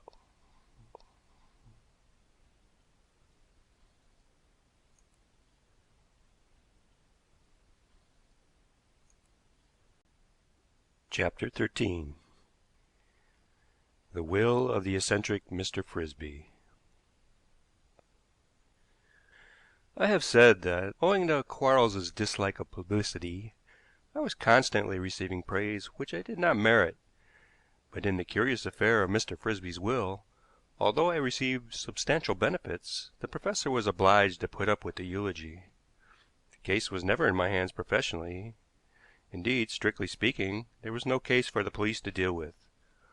All I really did was use my position to clear away difficulties and give Quarles a clear field for his investigations. He declared that he went into the thing for the sake of the reward which was offered, but it was undoubtedly the intricacy of the problem which attracted him. I will tell Mr. Frisby's history as a connected narrative at once, but of course the theory was not complete when Quarles decided to attempt a solution of the difficulty. We got the outline from newspaper paragraphs and comments. Some of the details, such as the tenor of Mr. Frisby's letter to his nephew, were only filled in after we had taken up the case seriously. James Frisby, a native of Boston, in Lincolnshire, was apparently a very ordinary young man indeed. He was a clerk in the office of a solicitor in the town, named Giles, and in his leisure hours was inclined to consort with the most undesirable companions, and to be a too frequent visitor to the public-house bars. Without his doing anything very outrageous, the position of black sheep of his family was assigned to him, and a too puritanical spirit, perhaps, had judged him to be well on the downward path, when a girl named Edith Turner, the daughter of a small but prosperous farmer at Spilsby, came into his circle. According to all accounts, she was the sort of girl any man might fall in love with. Exactly what she saw in James Frisby was not so apparent. However, there was undoubtedly mutual affection, but the girl's family strongly objected to the friendship, and the girl herself was not to be persuaded to act in opposition to her father's wishes. Frisby pleaded, made all sorts of promises for the future, and when these proved of no avail, he threw up his situation and went to Australia. There was evidently more in him than people gave him credit for. Some 25 years afterward he returned to Boston, an exceedingly wealthy man, and an eccentric one. He immediately entered into negotiations to purchase the Towers, a large house some 3 miles out of Boston on the Spilsby Road. It had stood empty a long time, and he spent an immense amount of money upon alterations and in furnishing it, giving no information to anyone concerning himself or his intentions. 25 years had brought many changes. The old town nestling and dozing a little perhaps under the great church with its high tower, a landmark far across the fen country and out to sea, was much the same, but a new generation of people lived in it. Frisby's friends had gone, were dead or scattered about the world, and he had only one relation living, a nephew, the son of an elder sister. Frisby Morton was in business in London, was married and doing fairly well, and had so lost touch with his native place that he heard nothing about his uncle's return until James Frisby had settled at the Towers. 5 or 6 years after Frisby had left Boston, Edith Turner had become Edith Oglethorpe, the wife of a farmer. There was nothing to show that she had grieved very much for her first lover, no suggestion that she had not been a happy wife and mother. Both she and her husband were dead when Frisby returned, and their later years had been clouded with misfortune. Bad harvest and ill luck had eaten up their savings, and they had been able to do very little for their only son. They appear to have had many ambitions for him, all of which remained unfulfilled. James Frisby found the lad, then between 17 and 18, in a grocer's shop in Wide Bargate, one of the main thoroughfares of the town, and at once proposed to adopt him. It was natural that Frisby should be interested in the son of the woman he had loved. It was natural, too, that the boy should jump at the prospect which opened out to him. But it was curious how quickly these two came to love each other. For Frisby, probably, there was in the son something of what he had loved in the mother, and the lad, no doubt, saw in the man all those good and lovable qualities which Frisby took no trouble to exhibit to the world. A tutor came to the Towers. In due course, young Oglethorpe went to Cambridge and came home to be the constant companion of his adopted father. Such a life would have been bad for most young men, but Edward Oglethorpe appeared to be an exception to the rule. He had everybody's good word, not because of his wealthy position, but for his own sake. That he would come into all Frisby's money no one doubted. There are few who are not attracted by wealth, and it was only natural that Frisby Morton should take an early opportunity of making himself known to his uncle. He was his only kith and kin. He might reasonably hope to reap some advantage from his wealthy relative. Whether he approached his uncle in too open a manner, or whether James Frisby had something against his sister or brother-in-law, some injury which he had nursed all these years and had not forgiven, was not known. The one thing certain was that Frisby disliked his nephew and took some trouble to make his adopted son dislike him too. Morton persistently paid flying visits to the Towers, getting small welcome, and on one occasion there was a quarrel, entirely of his uncle's making, Morton declared. That there was some truth in this seemed probable, for shortly afterward James Frisby wrote to him, and maybe he considered the letter a sort of apology. He said frankly that he did not like him, and that he didn't want to have anything more to do with him. "It isn't your fault, and it isn't mine. It just happens," he wrote. "Still, I do realize that you are my nephew. I do understand that you have some reason for thinking that you have a claim upon me. That I am a rich man is my attraction for you. I know it. You need not scruple to admit it. My money will all go to my adopted son, Edward Oglethorpe. But as I have said, you are my nephew, and the enclosed check recognizes the relationship and pays for it. Please understand that is all you will ever get." The ungracious tone of the letter lost some of its sting by reason of the largeness of the check, which was for £10,000. Morton's credit was none too strong, so it suited his purpose to make no secret of the gift. To one or two persons in Boston he showed Mr. Frisby's letter, which suggested that he realized the finality of the transaction, and seemed content to drop his uncle's acquaintance. Whether he really gave up all hope of further advantage was another matter. James Frisby's death, which occurred about 10 years after his return to England, caused a sensation not only in Lincolnshire, but throughout the country. When he was taken ill, it was not thought that anything serious was the matter with him, but a stroke followed, and the doctor pronounced his condition to be grave. Oglethorpe immediately telegraphed to Morton. Apparently he had not troubled either to like or dislike him, and thought it only right that the nephew should know of his uncle's condition. That Morton had received £10,000 he was aware, but he knew nothing of the letter which accompanied the gift, or he might have hesitated to send for him. Morton came to the Towers and stayed there. His uncle had lost all power of speech, hardly seemed to recognize those about him, yet it was evident that something troubled him.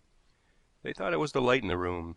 They darkened it, and, that having no effect, they increased it, but failed to satisfy the old man, who worked his hands backward and forward, as if he were wringing them at the inability of those by his bedside to comprehend him.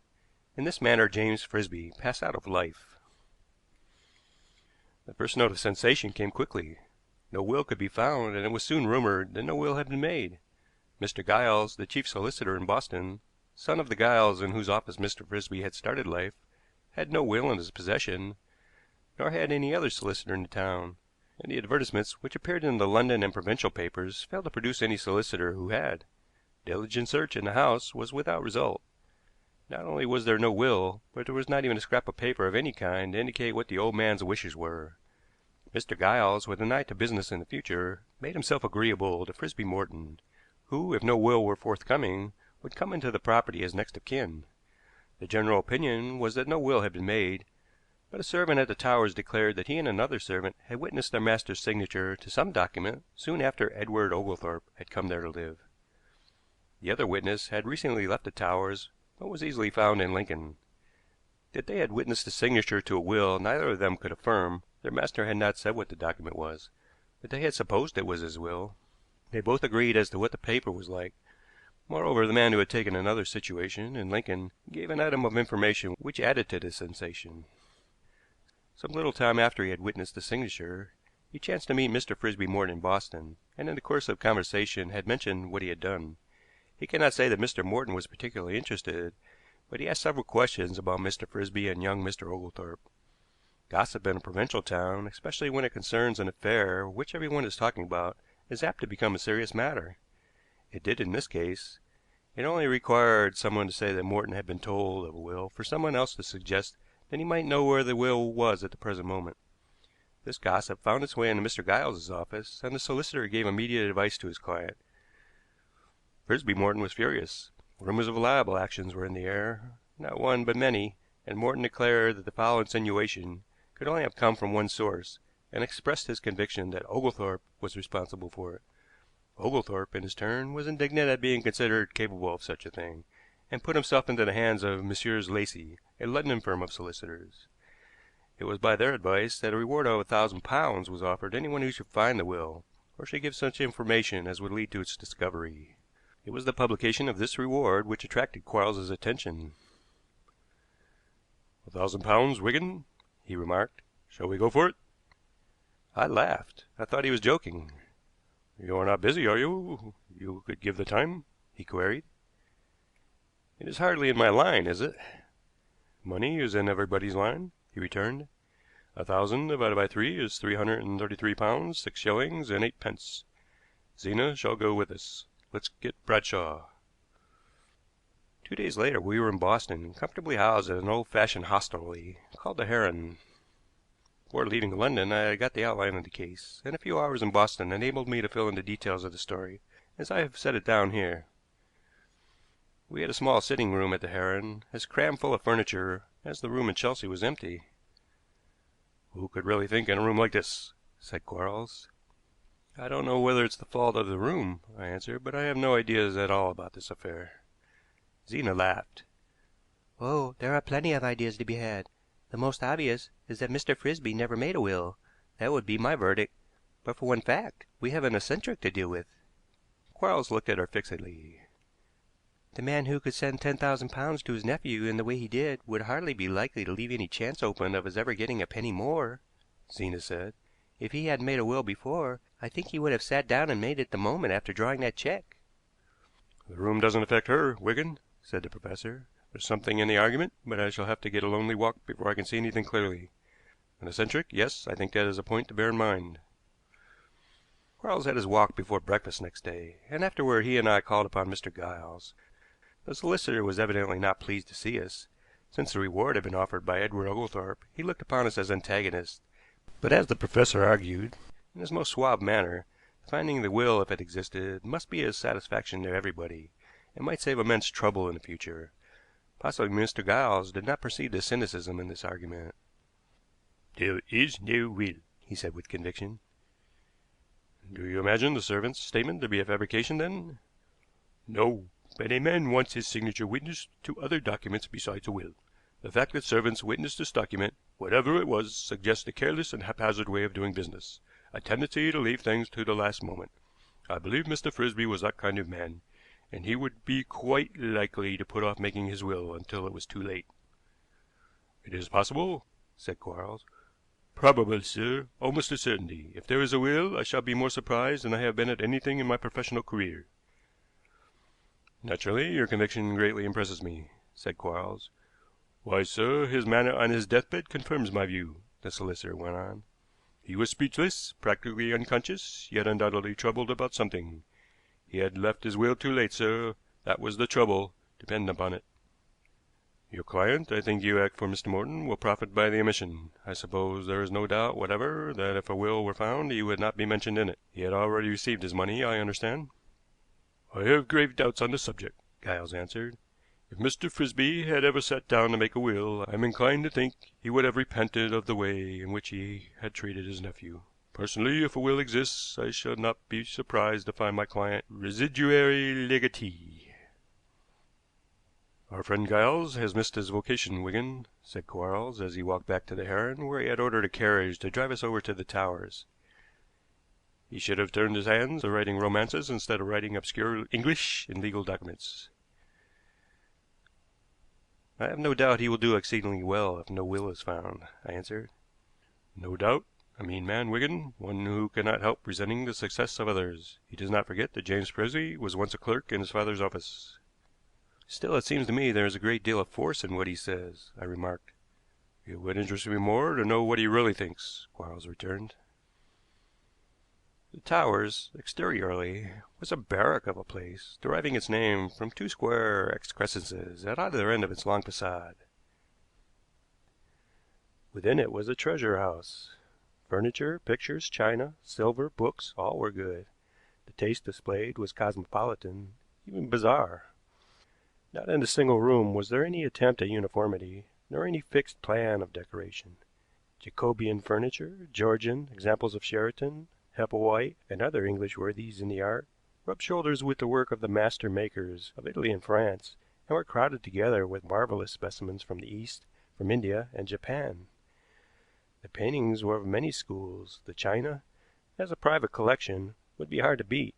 Much of the silver was unique, and rare books shared shelf room with modern productions of the printers' and binders' arts. "An eccentric, Wigan," said Quarles, glancing rapidly around him. "Zena was right in emphasizing that fact. We must bear it in mind." Before leaving town I had taken the precaution of seeing Messrs. Lacey, the solicitors, and in consequence Edward Oglethorpe was prepared for our visit and welcomed it. His appearance went to confirm the reports we had heard of him. He was an upstanding, straightforward young Englishman of the best type, one with whom it seemed impossible to associate any kind of meanness. The professor came to the point at once. "May I take it, Mr. Oglethorpe, you have no reason to suspect that Frisby Morton has anything to do with the disappearance of this will?" "The idea never suggested itself to me until he accused me of making such a statement. Then—" "Quite naturally, a doubt was raised in your mind," said Quarles. "Did it ever occur to you that Mr. Frisby had treated his nephew badly?" "No. I knew he did not care for him, but I also knew he had given him £10,000. Only since his death have I known of the letter he sent with that check. I was, therefore, not aware that he intended to leave him out of his will." "You feel confident there was a will?" "Mr. Frisby told me I was his heir, and I took it for granted there was a will. I never saw, I do not think he actually told me he had made it. As it is, of course, I naturally have doubts whether it ever was made." Quarles nodded. "I cannot explain what my adopted father was to me," Oglethorpe went on, "nor how keenly I feel his death. The question of his wealth never troubled me. I was too happy and contented with him to give a thought to what my future would be without him. You can understand how hateful this business, this quarreling about his money, is to me." I can," said Quarles with ready sympathy, and with a few dexterous questions he set Oglethorpe talking about the dead man.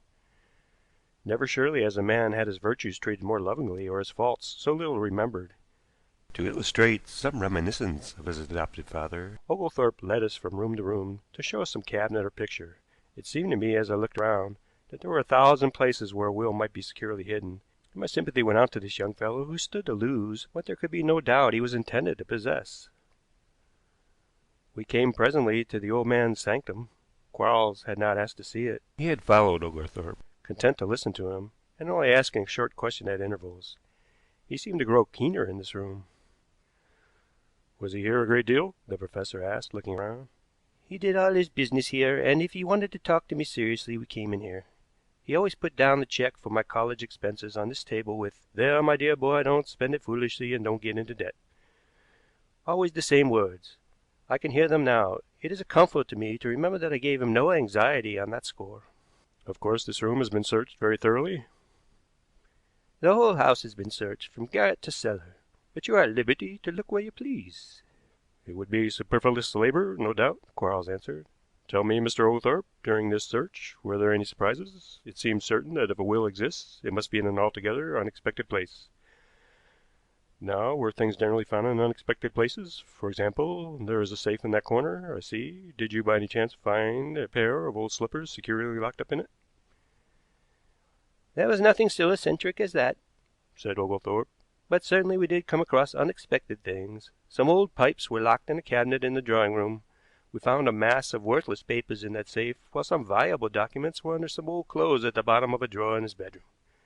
In that chest by the window, which a burglar would find difficult to pick, he had locked some fragments of worthless china vase, and in this table drawer, which has no lock at all, he kept a few letters he had received from my mother.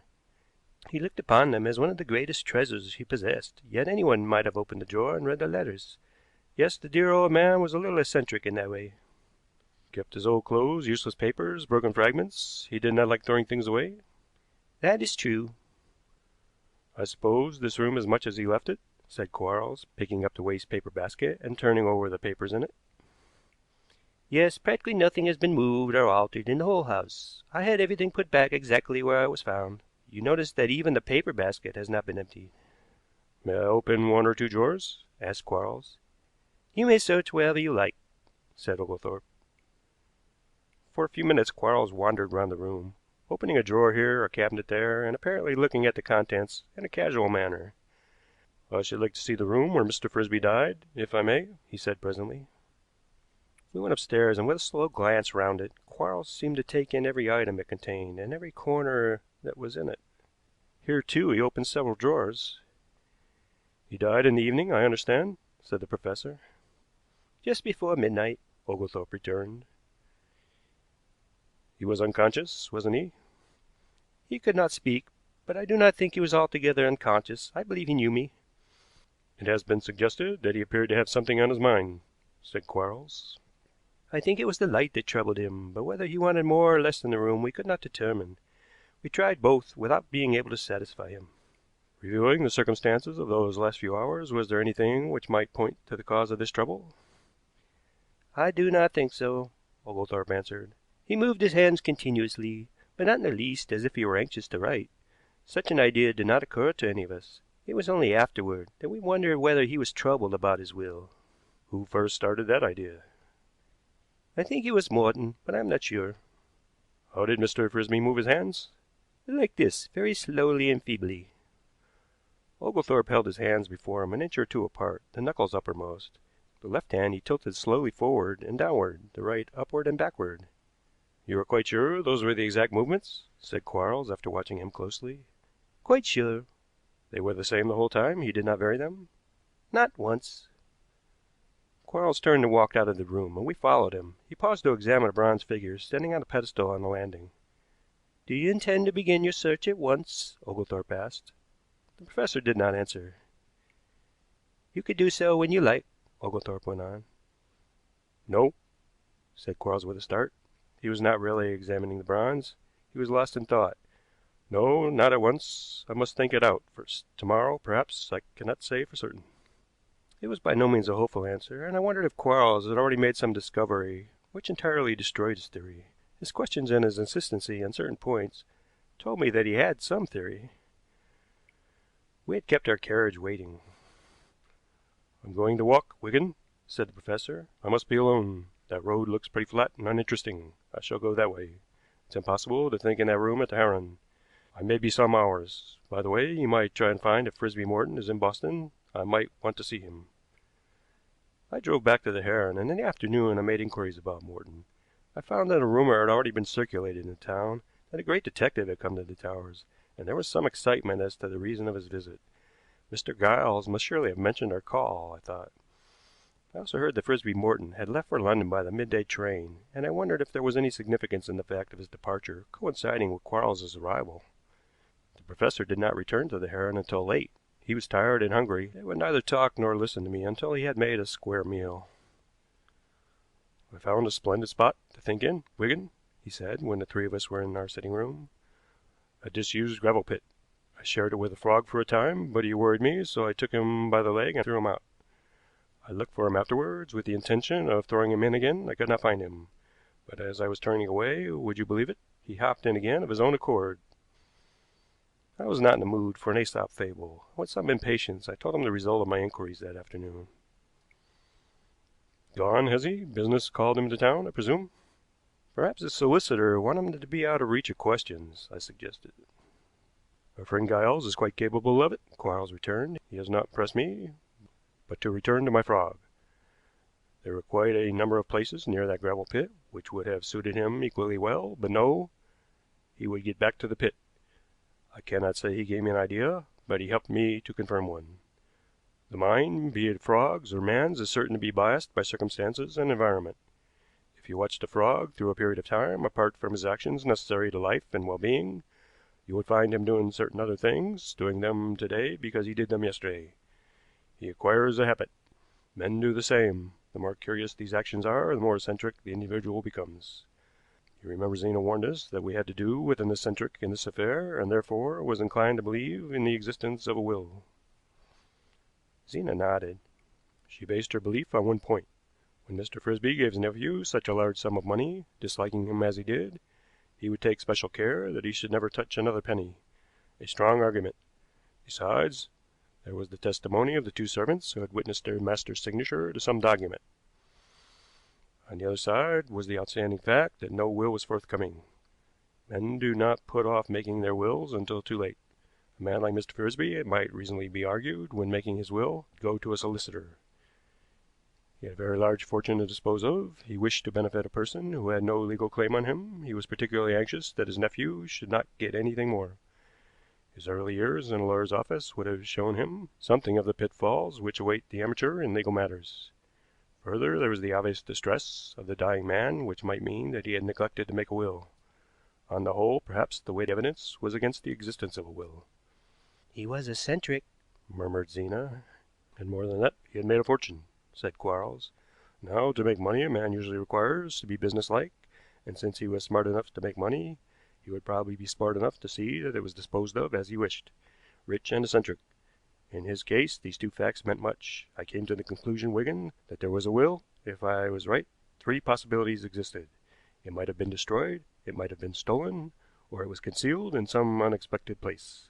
That Mr. Frisby could destroy it by mistake was hardly worth consideration, but he might destroy it purposely either, as Giles hinted, because he felt he treated his nephew badly, or because he was dissatisfied with his adopted son. There is nothing to suggest that his feelings toward either of these persons had changed in the least. I think Oglethorpe's conversation today bears that out, Wigan. Certainly, I answered. It might have been stolen. Such a theft could only profit one person, Frisby Morton, and incidentally, of course, Mr. Giles, since he would be able to run up a handsome bill of costs and secure a wealthy client. We may not like Mr. Giles, but I do not think he would do anything illegal. What we hear of Frisby Morton does not tend to prepossess us in his favor. Having worried his uncle a great deal, he was quickly upon the scene when he heard that no will had been found. He knew of the signing of a document from one of the witnesses. There was a possibility that his conversation with the servant might have given him an idea where the document was placed afterward. Further, Mr. Morton was almost suspiciously ready to resent all gossip concerning himself, and at once attributed it to Edward Oglethorpe. At the same time, it must be remembered that he was Mr. Frisby's only living relative, that, in a sense, young Oglethorpe was an interloper, that at least he might expect something substantial from his uncle.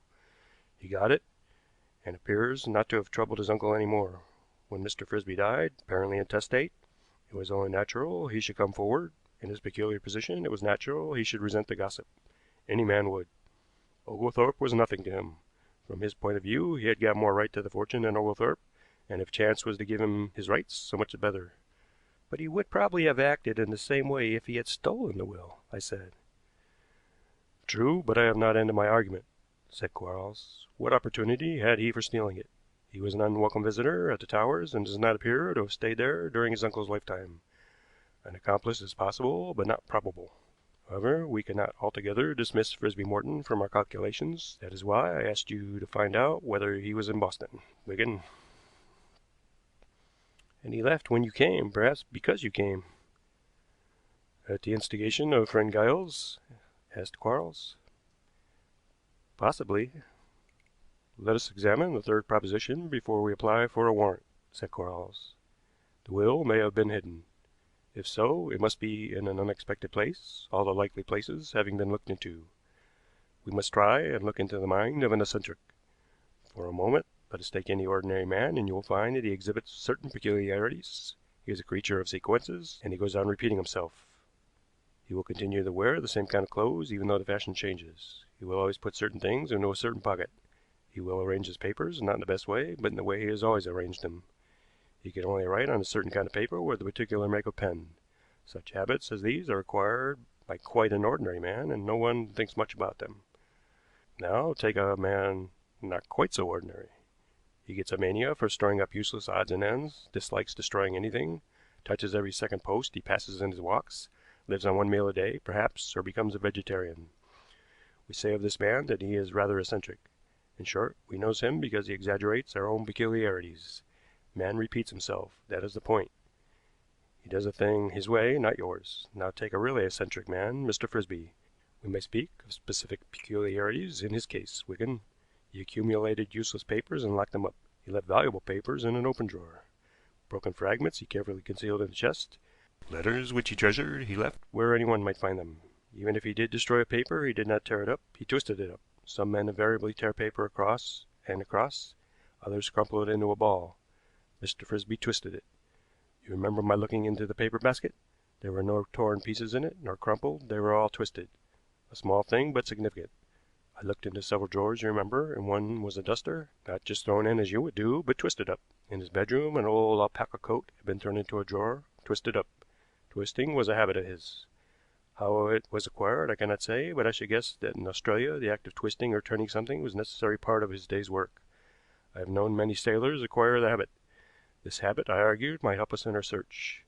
The will was not under lock and key. Mr. Frisby did not keep his valuables like that, unless the search was incomplete.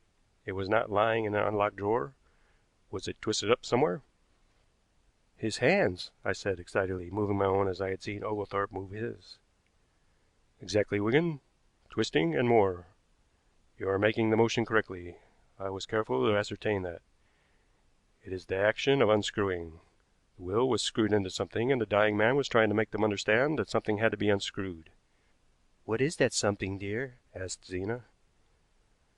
They thought it was the light that troubled him, Quarles went on. We'll go to the towers tomorrow, Wigan. I think we shall find some candelabrum, or more likely some old silver candlestick which unscrews.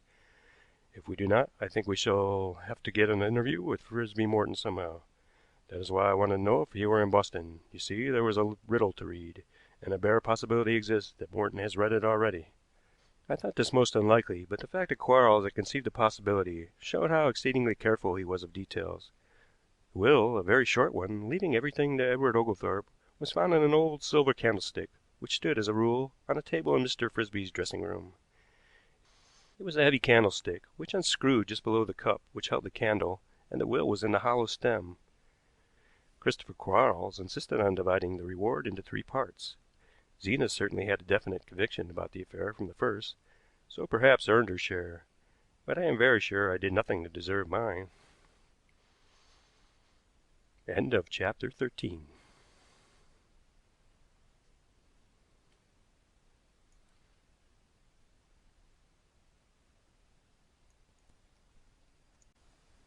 Chapter 14. The case of the murdered financier. The division of the £1,000 reward made the 3 of us inclined for frivolity and pleasure. I happened to have little to do, so we made several excursions and visited many theaters. Relaxation is good, but one may have too much of it. Certainly it was not the best training for the next case I was called upon to investigate.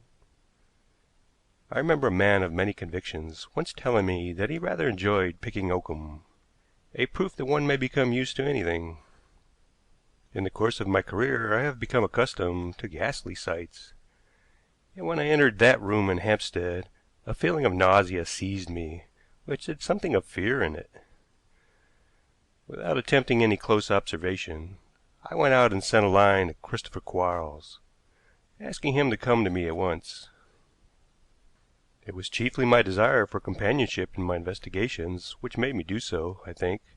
Still, it may be that subconsciously I realized that this was a case for the professor. The force of contrast, too, may have had something to do with my attitude. 2 nights ago, the professor, Zena, and I had been to the opera, mainly to see a Hungarian dancer who had recently caused a sensation. She was a very beautiful woman, and her dancing, which was illustrative of abstract ideas, was impressive, if bizarre. Quarles had pointed out a man in a box who seemed literally absorbed in the performance, and said he was a wealthy German named Seligmann, who was financially interested in the opera season. This morning Seligmann was dead, lying limply in a deep armchair in the study of his home in Hampstead. Owing to some misunderstanding, I had arrived before the doctor who had been sent for, and as I have said, the sight nauseated me. Downward, through his neck, a stiletto had been driven, a death-dealing blow delivered from behind, apparently, but beside this, his face and throat were torn as though some great bird had attacked him with powerful talons. The description is inadequate, perhaps, but it was too terrible a sight to enlarge upon. Quarles and the doctor arrived at the same time, and the 3 of us entered the room together. After looking at the dead man for a few moments, Quarles stood apart while the doctor made his examination, but I noticed that his eyes were particularly alive behind his round goggles. The doctor was puzzled. The stiletto killed him, He said, slowly looking at me. but these other wounds, the sudden explosion of some vessel, might have caused them, but there are no fragments. It almost looks as if the flesh had been torn by a rake. He has been dead some hours. Yesterday was Sunday, I replied, and this room was not opened. That accounts for the time, He said. the work of a madman, perhaps. Murder, undoubtedly. When the doctor had gone, after he had superintended the removal of the dead man to a small room off the hall, Quarles moved to the writing table. "Glad you sent for me, Wigan. What has the wife to say? He was married, I suppose. There is a feminine note about the house." "Mrs. Seligmann is away," I answered, "and as yet I have only interviewed the man who found his master. He was inclined to be hysterical. 2 women servants had a day off yesterday and are not expected back until this morning." "Dead many hours?" said Quarles. "Was probably lying here yesterday, and we saw him on Saturday. I don't think he left the house before the fall of the curtain." "No, I think not." "He couldn't have got here before midnight, then," said Quarles. "That helps us to the time of the murder. It would be a late hour for a visitor, and I see no card lying about."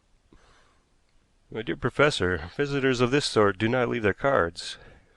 "Look at this pen on the blotting pad, Wigan. It might have been just put down, not dropped from paralyzed fingers, nor from a hand raised in self-defense. It was used, probably, to make these meaningless lines and curves upon the pad. A man engaged in a serious conversation might draw them as he talked. That chair there was pushed back by the doctor, but it was close to the table, just where a visitor would sit to talk to a man seated at the table. Now, mark, the dead man is found in an armchair removed from the table, yet a cigar was put carefully in the ashtray, half smoked, you see, and the ash not knocked off. Oh, yes, Mr. Seligmann had a visitor of whom he had no fear, and who might reasonably have left a card." "He would be careful not to leave it lying about after the murder," I said. "It wasn't a man, I fancy, but a woman. Had it been a man, the glasses on the tray yonder would probably have been used. Besides, if the criminals were always as careful as you suggest, there are few detectives who would be able to hunt them down. The very essence of your profession is looking for mistakes." Quarles turned to examine the French window. "The window was found closed," I said, "but there is little significance in that. If pulled to from the outside, it fastens itself."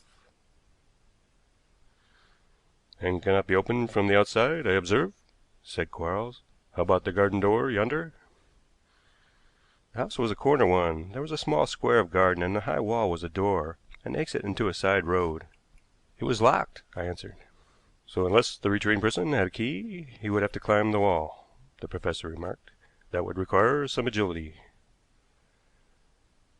The person who committed so savage a murder would be likely to have sufficient strength for that, I said. Quite so, Quarles returned thoughtfully, crossing to a leather-covered sofa and looking at it carefully. Shall we interview the servants? He said, after a pause. The man who had found his master that morning was calmer now, and told us a coherent story. Mr. Seligmann had arrived home just before midnight on Saturday. They had expected him earlier in the evening. As he entered the study, he said he was returning to Maidenhead as soon as he had looked through his letters. He had a cottage on the river, where he and Mrs. Seligmann had been for the past 2 or 3 weeks, and the master had paid these flying visits to Hampstead more than once. The man had gone to bed after taking in the tray with the glasses. It was his custom to put 2 or 3 glasses on the tray. There was no one with Mr. Seligmann. The study had not been opened on Sunday. When he entered it this morning, his master was dead in the chair, and the man had immediately sent for the police. He had also telegraphed to Mrs. Seligmann. Was it unusual not to open the room when Mr. Seligmann was away? I asked. On Sundays, yes. Other days it would be opened. It wasn't necessary for you to sit up until your master had gone? No. He constantly left his motor in the side road and went out through the garden. He had a key of the door. Was the electric light in the hall on Sunday morning? No, but I didn't switch it off on Saturday. I left it because 2 of the servants were finishing some work in the kitchen. Hat trimming. They were having the Sunday off. They ought to be back directly. You suppose the motor was waiting in the side road ready to take your master to Maidenhead? Said Quarles. Would it be in charge of a chauffeur? Yes, sir. When your master left by the garden, was it not thought advisable to see that the study window was securely fastened? I see there are shutters. Yes, but I have never seen them closed. The master often sat up late after we had all gone to bed, and he never shut them. I suppose he considered the high garden wall sufficient protection. Did anyone come to see your master that night? No. In this particular, the man was wrong. When, a few minutes later, the 2 women servants returned, one of them, the housemaid, said she had answered a ring at the bell after the manservant had gone to bed. It was a young lady. She gave no name, but said that Mr. Seligmann was expecting her. This was true, for the master had her shown in at once. He told me not to wait. He would show her out himself. What was the lady like? I asked. Rather tall and well dressed. She wore a veil, so I could not see her face very clearly. Was she alone? Asked Quarles. Yes. Quite alone? The professor insisted. She didn't turn to speak to anyone as she entered the house? No. Did you switch off the light in the hall? I may have done. I do not remember. So late a visitor surprised you, of course? Only because the master was to be in the house so short a time. He has a great deal to do with professional people, so we often get late visitors after the theaters are over. The mistress. She stopped. There was the soft purring of a motor at the front door, and a moment later the sharp ring of a bell. That is the mistress, she said. The door was opened and a woman came in swiftly, young, beautiful, and even in her agitated moments full of grace. Tell me, she said, turning toward Quarles and myself, as if a man's strength were necessary to her just then. Quarles told her with a gentleness which I had not often seen in him. I must see him, she said. We tried to dissuade her, but she insisted, so we went with her. The dead man lay on a sofa, a handkerchief over his face. His wife lifted the covering herself, and for a moment stood motionless. Then she swayed and would have fallen had I not caught her. My touch seemed to strengthen her, and with a low cry she rushed out of the room. From the moment she had entered the house I had been trying to remember where I had seen her before. Perhaps it was some involuntary movement as she left the room which made me remember. She was the famous Hungarian dancer who we had seen on Saturday at the opera. Did you know she was Seligmann's wife, Professor? No, he answered, almost as if his ignorance annoyed him. I'm going back to Chelsea. He had a visitor, you see, Wigan, and a woman. There's nothing more to say at present. I dare say you will be able to see Mrs. Seligmann presently. Ask her 2 things. Did she expect her husband to join her at Maidenhead in the small hours of Sunday morning? Does she know of any woman, a singer possibly, who has been worrying her husband to get her an engagement? The importance of finding the woman who had visited Seligmann was obvious, but it seemed impossible that a woman could have accomplished so savage a murder. Seligmann was a powerful man and would not prove an easy victim. Evidently, the professor did not believe her solely responsible by the precise way in which he had asked the housemaid whether the woman was alone. In the afternoon I saw Mrs. Seligmann for a few moments. She told me that she and her husband had come to town together on Saturday. He had arranged to go to Hampstead after the opera, not to keep any particular appointment as far as she knew, and she had expected him to come on to Maidenhead afterward. She had gone back there after the opera. People constantly asked him to help them, but she could not conceive who her husband's visitor that night was. In answer to my question how her husband intended to get to Maidenhead, she said by taxi. He often did so after sending her off in the motor. When I left her, I visited the nearest cab rank and had confirmation of her statement. The driver told me he had taken Mr. Seligmann to Maidenhead once or twice. Seligmann would stop and tell him if he were on the rank at a certain time there would be a good job for him. He had also been in the house to call for him sometimes. On Saturday he had not seen him, nor could I find any other driver who had. Of course, he might have engaged a taxi elsewhere, but as it was not his habit to do so, the presumption was that he had not intended to go to Maidenhead that night. Quarles had talked about criminals' mistakes, but I did not expect a murderer to be so careless as to hire a cab in the immediate neighborhood. I found, however, that 3 drivers had been engaged by solitary women that night. The description of the first woman did not correspond with the housemaid's. The second was not late enough to be Seligmann's visitor, but the third seemed worth attention. She had been driven to Chelsea, to a block of flats called River Mansions, and interviewing the hall porter later in the afternoon, I found that a Miss Wickham, who shared a flat there with a lady named Ross, had come home early on Sunday morning. She might be a singer, but the man thought she was an actress. "Is she in now?" I asked. No, both ladies went away on Sunday morning. They often go either Saturday or Sunday and come back sometime on Monday. You might find them later in the evening. There's nothing wrong, is there?" he added, as though the respectability of the mansions was a matter of concern to him. "Why should you think so?" "I am old-fashioned, I suppose, and I expect to hear queer things about the theatrical folk. Besides, there's a friend of Miss Wickham's been here 3 times today, and he seemed worried at not finding her." "Oh, you mean Mr. Rowton," I said, and the porter fell into the trap. "No, I don't know him. This was Mr. Marsh, the Honorable Percival Marsh." "He's been, has he?" I said, keeping up the deception to allay the man's suspicions. "I must try and see him." "He lives in Jermyn Street, you know." "Yes, I shall go there." But I did not go to Jermyn Street at once. I went to see Quarles. "I'm perplexed, Wigan," said the professor before I could utter a word. "I've seen a man with a stiletto driven into his neck, yet as soon as I begin to think of the murderer, something seems to tell me it wasn't murder." I smiled at his foolishness and told him what I had done. "What time today did this Mr. Marsh first go to River Mansions?" Quarles asked when I had finished. The porter didn't say. "They're not expensive flats, are they?" "No." "You've got on the trail cleverly, but you haven't proved a murder yet," he said. "The first question Zena asked me was whether I was certain the stiletto wasn't a hatpin." "There might be a pair, and so it would be a clue," explained Zena. "It was too much of a weapon for a hatpin," I said. "Exactly my answer," said Quarles. "And Zena went and fetched that thing lying on the writing table.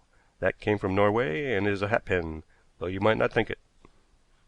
It was indeed a fearsome-looking weapon, and a deadly stroke might be dealt with it." "I'm perplexed, Wigan," the professor went on. "I'm a man in a wood who can't find my way out. That is literal rather than a figure of speech.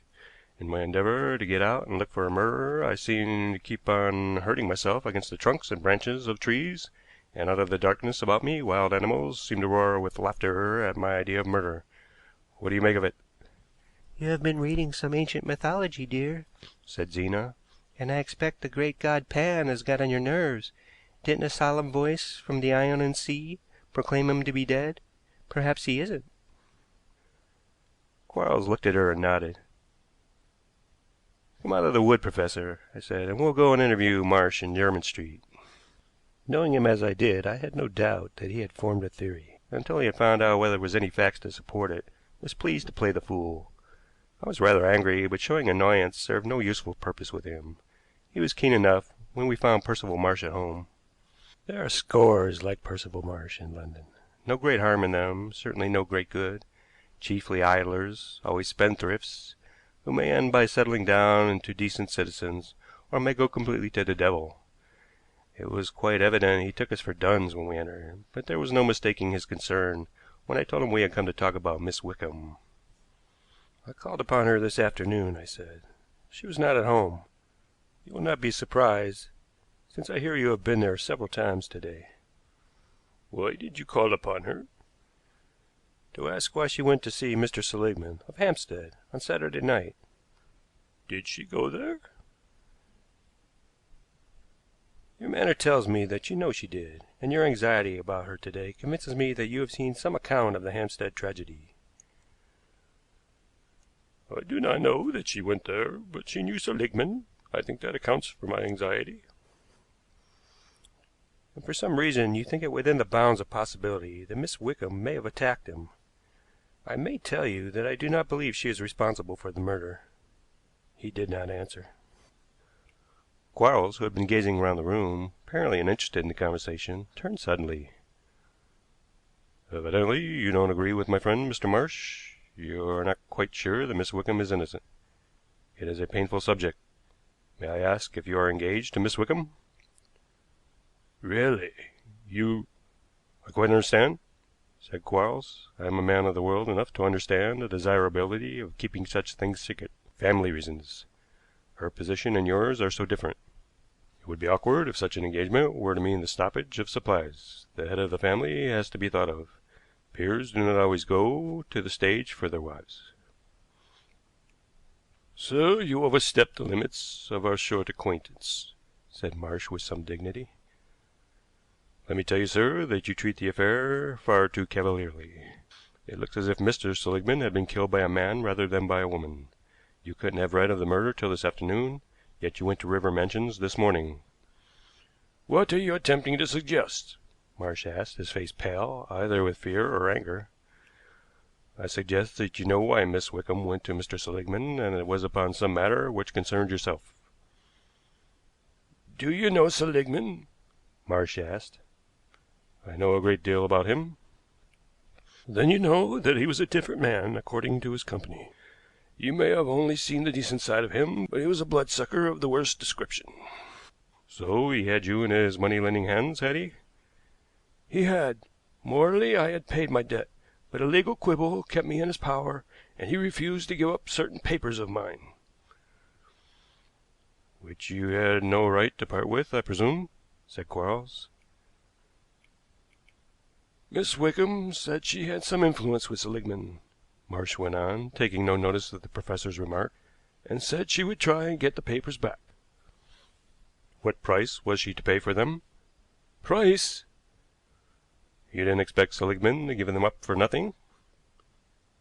"He wanted her to go on tour, I believe, instead of bringing her out in town, as he had half promised to do." "It was natural, perhaps, that your future wife should be willing to make a sacrifice for your sake?" "It was hardly a sacrifice. She is not good enough for the London stage. Besides, I am not engaged to her. Friendship is—" "I warrant she considers herself engaged to you." "I cannot help that." "Of course not," said the professor, "but you were glad enough to get the papers. May I look at the envelope they came in?" "I destroyed it," Marsh replied, to my utter astonishment. "That is a pity. If Miss Wickham says she did not get those papers, it will be awkward for you. Could you swear the writing on the envelope was hers?" "It could have come from no one else." "And you think she murdered Seligmann to get them?" "I am not to be trapped into admitting anything of the sort." "As you will, Mr. Marsh. For my part, I expect this affair will open Miss Wickham's eyes to your true worth." And Quarles took up his hat and walked out of the room. I followed him. In the street he took off his glasses and put them in his pocket. They were the same he had worn that morning, a pair he did not often use. "The Honorable Percival Marsh is a worm," he remarked. "Now for Miss Wickham," said I. "There is no necessity to see her," said Quarles. "I dare say it is true what this worm says. She went to offer her talent cheap to Seligmann on condition that he would give her the papers. I can guess what happened. They talked over the bargain, but Seligmann refused to do what she wanted, and was able, probably, to show her that Marsh was a worthless scoundrel. Unless something of this sort had happened, she would have written to Marsh to tell him she had been unsuccessful. I have little doubt Seligmann treated her in a fatherly manner, and then let her out through the garden. Perhaps he found the light in the hall was out. He returned to find, I am not sure yet what it was he found in his study, but nothing to alarm him, I am sure. Tomorrow we will go to Maidenhead, Wigan, and see what servants are at the cottage. At noon next day we were in Maidenhead. There was a yard and a coach house somewhat removed from the house, and a chauffeur was cleaning a car. In the corner of the yard lay a large dog of the boarhound type, but I have never seen one quite like it before. "Is that dog savage?" Quarles asked. "He doesn't like strangers as a rule," said the man, "but he's ill." "Foreign breed of dog, eh?" said Quarles, entering the yard. "Came from Russia." The professor looked puzzled. It was evident that something interfered with his theory. "Sorry to disturb you," he went on, "but we've come to ask a few questions about the awful circumstances of your master's death." "You're right. It is awful," said the man. "The mistress will go mad. That's what she'll do. I shouldn't have been surprised if she chucked herself out of the car as we came down this morning." "She has returned to the cottage, then? I suppose it was you who drove her up yesterday?" "Yes, and on Saturday I drove them both up as far as Colnbrook, and then something went wrong with the car. They had to go on by train." "How did she arrive home on Sunday morning, then?" "In a taxi." "And what did she do on Sunday?" "Had out the punt and went up to Bolter's, where she would be certain to meet a lot of friends. I dare say you know the mistress is a famous dancer. That kind of people are a bit unconventional." "Do you happen to know the Honorable Percival Marsh?" asked Quarles. "Yes, he's been here, but not lately. The mistress lunches with him in town sometimes. She seems to think more of him than I do. There's nothing in it. I've heard her laugh at him with the master." "Is that the only dog about the place?" said Quarles. "Yes, he's a pet. Usually goes up to the opera with the mistress. He went on Saturday and came back like that on Sunday. He snapped at her in a frightened way when she came in here this morning and got hiding for it. I was afraid he'd go for her." Quarles gave a short exclamation under his breath, and then he said in a rather an agitated way, "We'll go in and see Mrs. Seligmann, Wigan." And as we left the yard, he went on, "You must make the servant show us in to her mistress without announcing us. We must take Mrs. Seligmann unawares." The servant proved difficult to persuade, and I had to explain who I was before she yielded. Mrs. Seligmann sprang from the sofa as we entered. She looked wild, almost mad, as the chauffeur had said, but she recognized us and forced herself to welcome us. "What are you here for?" she said, and I started. There was a suggestion of a snarl in her voice. "We believe your husband was murdered by Percival Marsh," said Quarles quietly.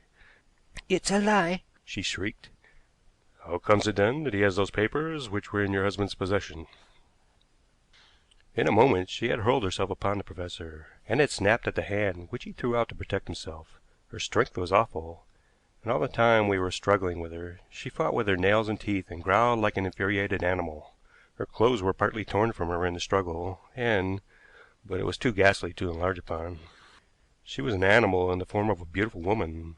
The house was quickly roused, and we had to have the chauffeur's help before we could bind her securely. Then I telephoned to Maidenhead for the police. "I thought a dog had helped, Wigan. That was my theory," said Quarles as we went back to town. "I noted that a dog had trodden on the polished skirting near the study sofa. Miss Wickham might have had a dog. That is why I questioned the housemaid so closely to make sure she entered the house quite alone. When we were brought in contact with Marsh, I suspected Mrs. Seligmann. Those glasses I wear sometimes are curious, acting like opera glasses, and they enabled me to see a portrait of Mrs. Seligmann standing back on a corner table, and, moreover, that it was signed. Marsh evidently knew her well, was in love with her, perhaps, and she with him. My saying that he had first been to River Mansions in the morning was guesswork, but by his not denying it, the fact was established that the papers must have come into his possession, or why should he have gone there? He must have known that Miss Wickham usually went away on Saturday or Sunday and did not return till late on Monday. I argued that Mrs. Seligmann might have sent them, and that Marsh suspected this, hence his visit to Miss Wickham to make certain. It may be true that he did not know she was going to Seligmann on Saturday night, and if he heard from the porter that she had left town on Saturday afternoon, he would know that the papers could not have come from her. He would hear from the porter that she had returned in the small hours of Sunday morning, and when later in the day he read of the murder, he would not know what to think. It is also possible, Wigan, that Seligmann expected his wife to call for him that night. That their motor had broken down on the way up to town makes it even probable. I went to Maidenhead to see if Mrs. Seligmann had a dog, a savage brute who would attack at her command, savage but small.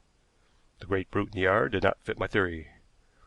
God knows I didn't suspect the real truth. Strange that I should have felt that I was in a forest, stranger still that Zena should speak of Pan. I don't explain, Wigan. I can't, but it has happened. A return of the human to wild, an awful atavism. She meant to kill to rid herself of the man who was in her way. The human in her used a stiletto or hat pin, the animal in her used claws. She will be called mad, and so she is in one sense, but not in another, nor was it murder in the true sense of the word. The wild wolf does not murder, he kills because he must. Even the dog recognized an enemy of whom he was afraid. The beast was not ill, but cowed, and snapped at her, as you heard the chauffeur say. Had she had her way with me today, I should have looked like poor Seligmann.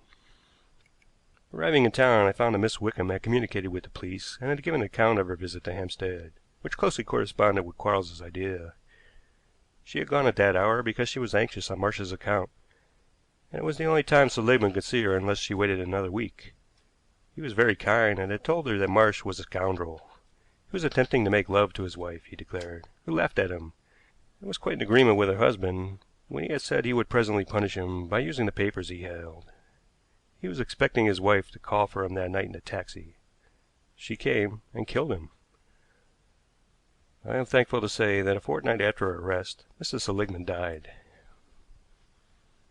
End of chapter 14.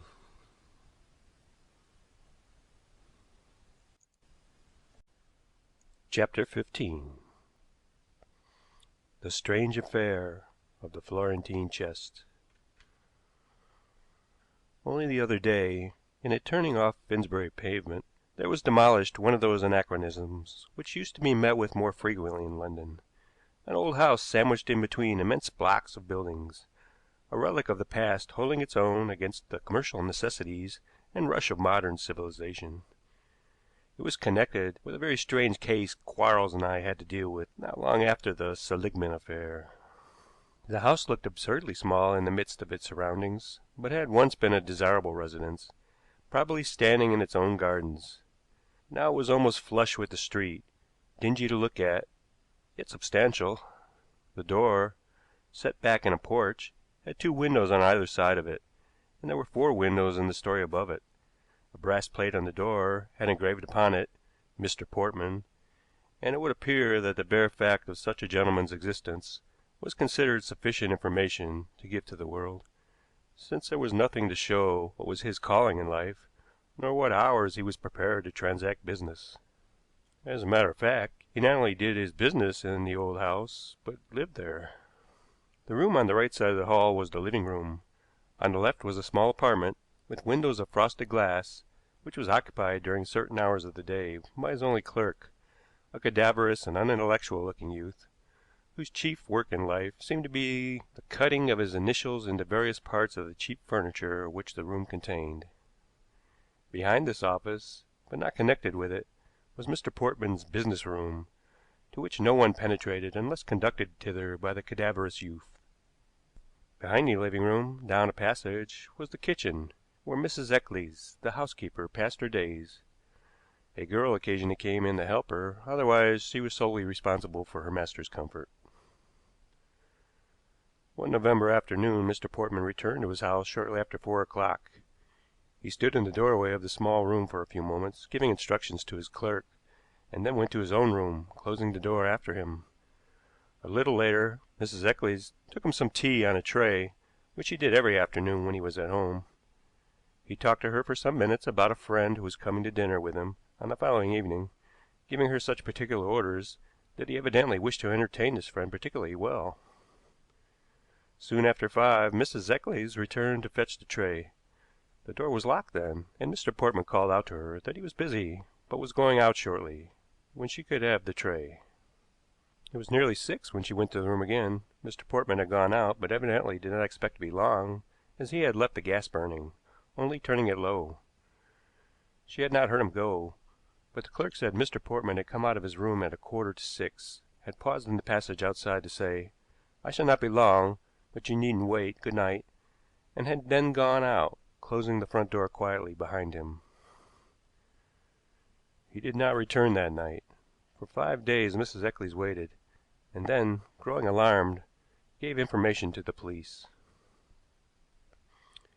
These were the bare facts of the case when it came into my hands, but I was told that my investigations might possibly throw some light on 2 or 3 cases which had puzzled the authorities in recent years. Mr. Portman was a moneylender, and had so long called himself Portman for business purposes that possibly he had almost forgotten his real name himself. Since for years he had transacted his business unmolested, it was probable that the evil reports which had been circulated concerning him from time to time were grossly exaggerated, but the fact remained that the police authorities had taken considerable trouble to collect items concerning Portman's career, and had kept an eye upon him. Complaints about him had reached them, but those who borrow money are easily critical of those who lend, and there had never been sufficient warrant for taking any action. If, as happened at intervals, Portman had to appear in the witness box, he came through the ordeal fairly well. He might show that he was bent on getting his pound of flesh, but he was always careful to have the law on his side. He was legally honest. That was his attitude. He could not afford to be generous when a large percentage of his clients would certainly cheat him if they had the chance. Portman's business room at the back of the house was large, but dark and depressing, its 2 windows, which were heavily barred, looking onto the blank wall of a warehouse. A large desk and a safe gave it a business aspect, but the room was crowded with costly furniture, which fancy might suppose had once belonged to some unfortunate debtor who had been unable to satisfy Mr. Portman's demands. Some good pictures hung upon the walls, and in a recess opposite the door stood an old chest heavily clamped with iron. The key, which might have hung at the waist of a medieval jailer, so huge was it, was in the lock, which was evidently out of order. When I turned the key, the lid would not open.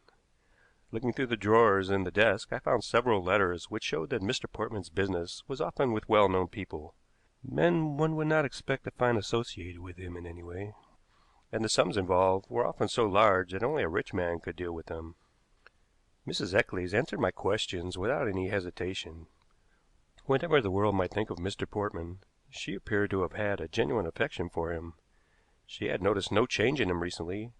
He had appeared to her to be in his usual health and spirits. "When you went for the tray and found the door locked, did you think he had anyone with him?" I asked. "I didn't hear anyone, but I can't say I listened. It was not the first time I had found the door locked and had been told to go back presently for the tray." A friend was to dine with him on the following night.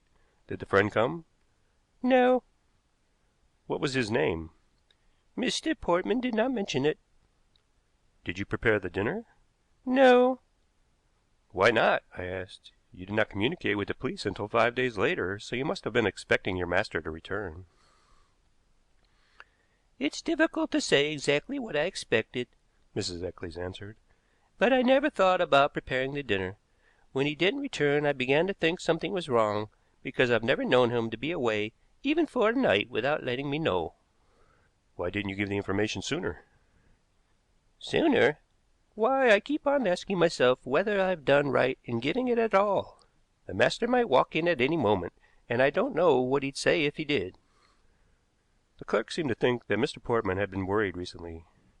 He had had several pieces of business, which the youth said had not progressed too smoothly.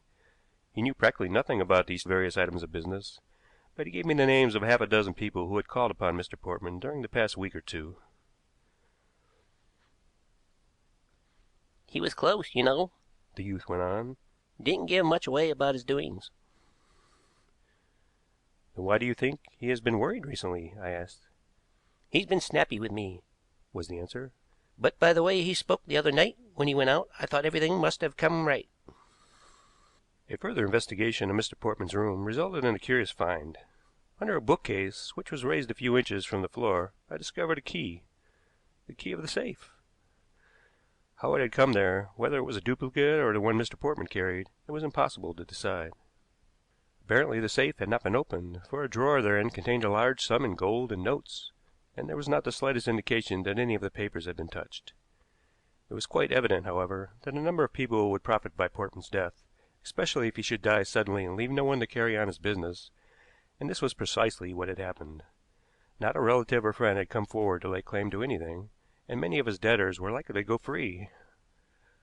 Among these was Lord Stanford, one of the names the clerk had given me as recent visitors, and I went to see him only to find that he had left England the day after Portman's disappearance.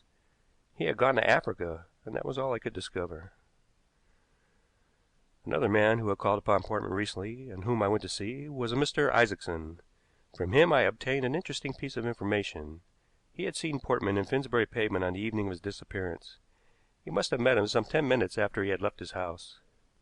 "I stopped to speak to him, but he was in a hurry and did not stop," said Isaacson. "I suppose you were not due to dine with him on the following evening?" I said. "Dine with him? No, I have never had that honor. I do not think you quite appreciate Mr. Portman's position. I lend money in a small way. There are many like me, and if occasion happens business comes to us which is too large for us to deal with, we go to Mr. Portman. The business is carried through in our names, but Mr. Portman is the real creditor." In his own way, Mr. Portman was a man of importance and a man of mystery. There was nothing to suggest he was dead, and it was quite possible that some crooked business had kept him from home unexpectedly. I chanced to go and see Christopher Quarles one evening when I got to this point in my investigations, and he at once began to ask questions about the Finsbury affair. I had not intended to enlist his help. I was quite satisfied with the progress I had made, but he was so keen about the mystery that I told the whole story to him and Zena. "You seem very interested," I said when I had finished. "I am. Mr. Portman has been talked about before now, and I remember I once had a theory about him." "Does the present affair help to confirm that theory?" I asked. He shrugged his shoulders. "It might be interesting to know why Lord Stanford has gone abroad," he said. "That is exactly the line I am following," I returned. "I should like to know something about the man who was coming to dinner and did not come," said Zena. "It is curious that he should have heard so quickly of Mr. Portman's death, and more curious still that he should make no inquiries." "Lord Stanford may be able to tell us something about him," I said. "Zena makes a point, Wigan," said Quarles. "It is rather a complicated puzzle. Of course, Portman may not be dead, but if he is alive, why should he run the risk of a police search among his papers? He would know that such an investigation would be likely to do him harm. He would hardly run such a risk. Since Mr. Isaacson saw him in Finsbury Pavement, he has vanished completely. He left the gas burning in his room, therefore he did not expect to be out long. He was hurrying, according to Mr. Isaacson, presumably to keep an appointment. Now, if he is dead, it looks like a premeditated thing because there is no body. It is easy enough to murder. It is the most difficult thing in the world to hide the victim successfully. If a sudden crime is committed and the murderer has his wits about him, the body will probably be found under circumstances likely to throw suspicion on anyone but the right man. But a premeditated crime usually means the disappearance of the body if in any way it can be managed. So we get a kind of theory which may carry us a long way, and the further we go, we shall be the more convinced. I fancy that many other theories are just as likely to be right." "Portman may not be dead," I said. "For the reasons I have given, I think we may presume that he is," Quarles answered. "The difficulty of the case arises from the fact that so many people stand to profit by his death." Stanford, for instance, said I. "And Isaacson, perhaps," he returned, "and a score of others. As far as Stanford is concerned, he is a young man with expectations, but with little money at present. He is probably in the hands of other money lenders besides Portman. He is a fool, no doubt, but one would not expect him to be a murderer." "Given certain conditions, you cannot tell what a man will do." "True, Wigan, but I do not find the required conditions. Don't let me influence you. Something may be learned from Stanford, but that would not be my line of attack."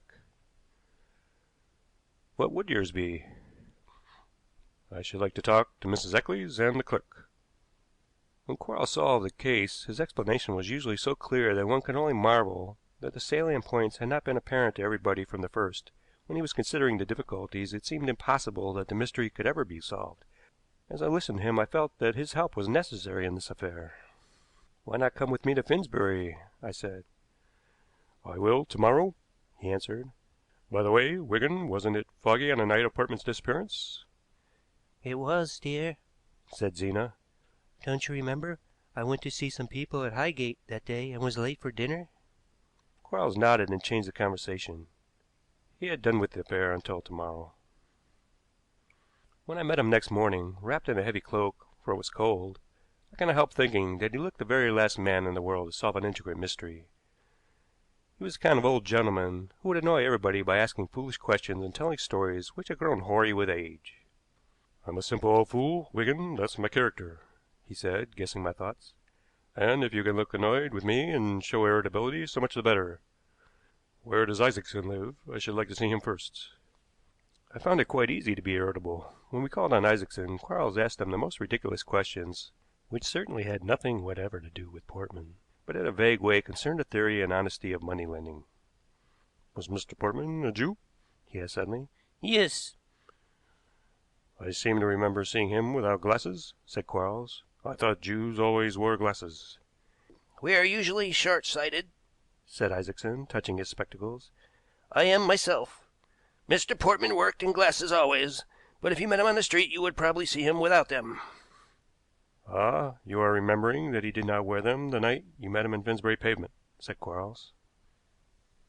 "That is probably why he did not see you." He happened to be wearing them that night, Isaacson returned. I believe he did see me, but was in too much of a hurry to stop. "Rude, very rude," remarked Quarles. Small men have to put up with many things from big ones, said Isaacson humbly. The professor treated him to a short dissertation on the equality of man, and then we left. "Honest, I think, so far as he goes," said Quarles, "but he is desperately afraid of being drawn too deeply into this affair. He couldn't afford to be questioned too closely about his business, Wigan." It had been thought advisable to keep the clerk at his post for the present, and he was quite ignorant of the fact that he was watched both during his business and leisure hours.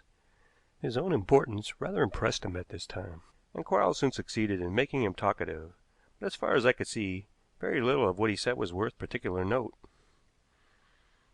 "I think Mr. Portman would have been wise if he had confided more in you," said Quarles, after talking to him for some time. I think so too. The youth answered. "He never did, I suppose?" No, I can't say he ever did. "When he came in that afternoon, he stood in the doorway there and talked to you?" He was telling me about some papers he would want in the morning. Very snappy he was, I can tell you. "The weather, possibly. It was foggy and unpleasant." He was usually unpleasant, no matter what the weather was. He paid me fairly well, or I shouldn't have stayed with him, as I have done. "Yet, when he went out later that evening, he stopped in the doorway to say good night." He did, and you might have knocked me down with a feather," said the youth. "I don't remember his ever doing such a thing before. I'd put some letters which had come during the afternoon on his table, and the news in them must have been good. He'd had some worrying business on hand, I know." "That would certainly account for his cordiality," said Quarles. "Really, I sympathize with you. Practically, I suppose you have little to do but answer the door when the bell rings." "If the office bell rings, I pull this catch," the youth said, "and the client walks in. The front door has a spring on it and closes itself. Sometimes a fool will ring the office bell when it's Mrs. Eccles he wants, and that's annoying." "Very," laughed the professor. "Did any clients call that day?" "No. A chap wanting to sell some patent office files came and wasted my time for a quarter of an hour. Swore that the governor had seen him 2 or 3 months ago and told him to call.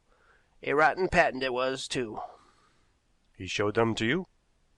"Had a bag full of them. Wanted me to buy the beastly things. I had to be rude to get rid of him." "Did you go to the door with him?" "Not much," the youth answered. "I just pulled his catch and told him he would find the door open, and the sooner he got out of it the better. He would have liked to borrow a bob or two, I fancy, but I wasn't parting." "Did you tell Mr. Portman he had called?" "I never worried him with callers of that sort." Then Quarles became impressive. "I suppose you have no idea where Mr. Portman is? To your knowledge, nothing has happened which would account for his absence?" "Nothing. If you want my opinion, I should say he's dead, had an accident most likely, and no papers on him to say who he was." "One more question," said Quarles.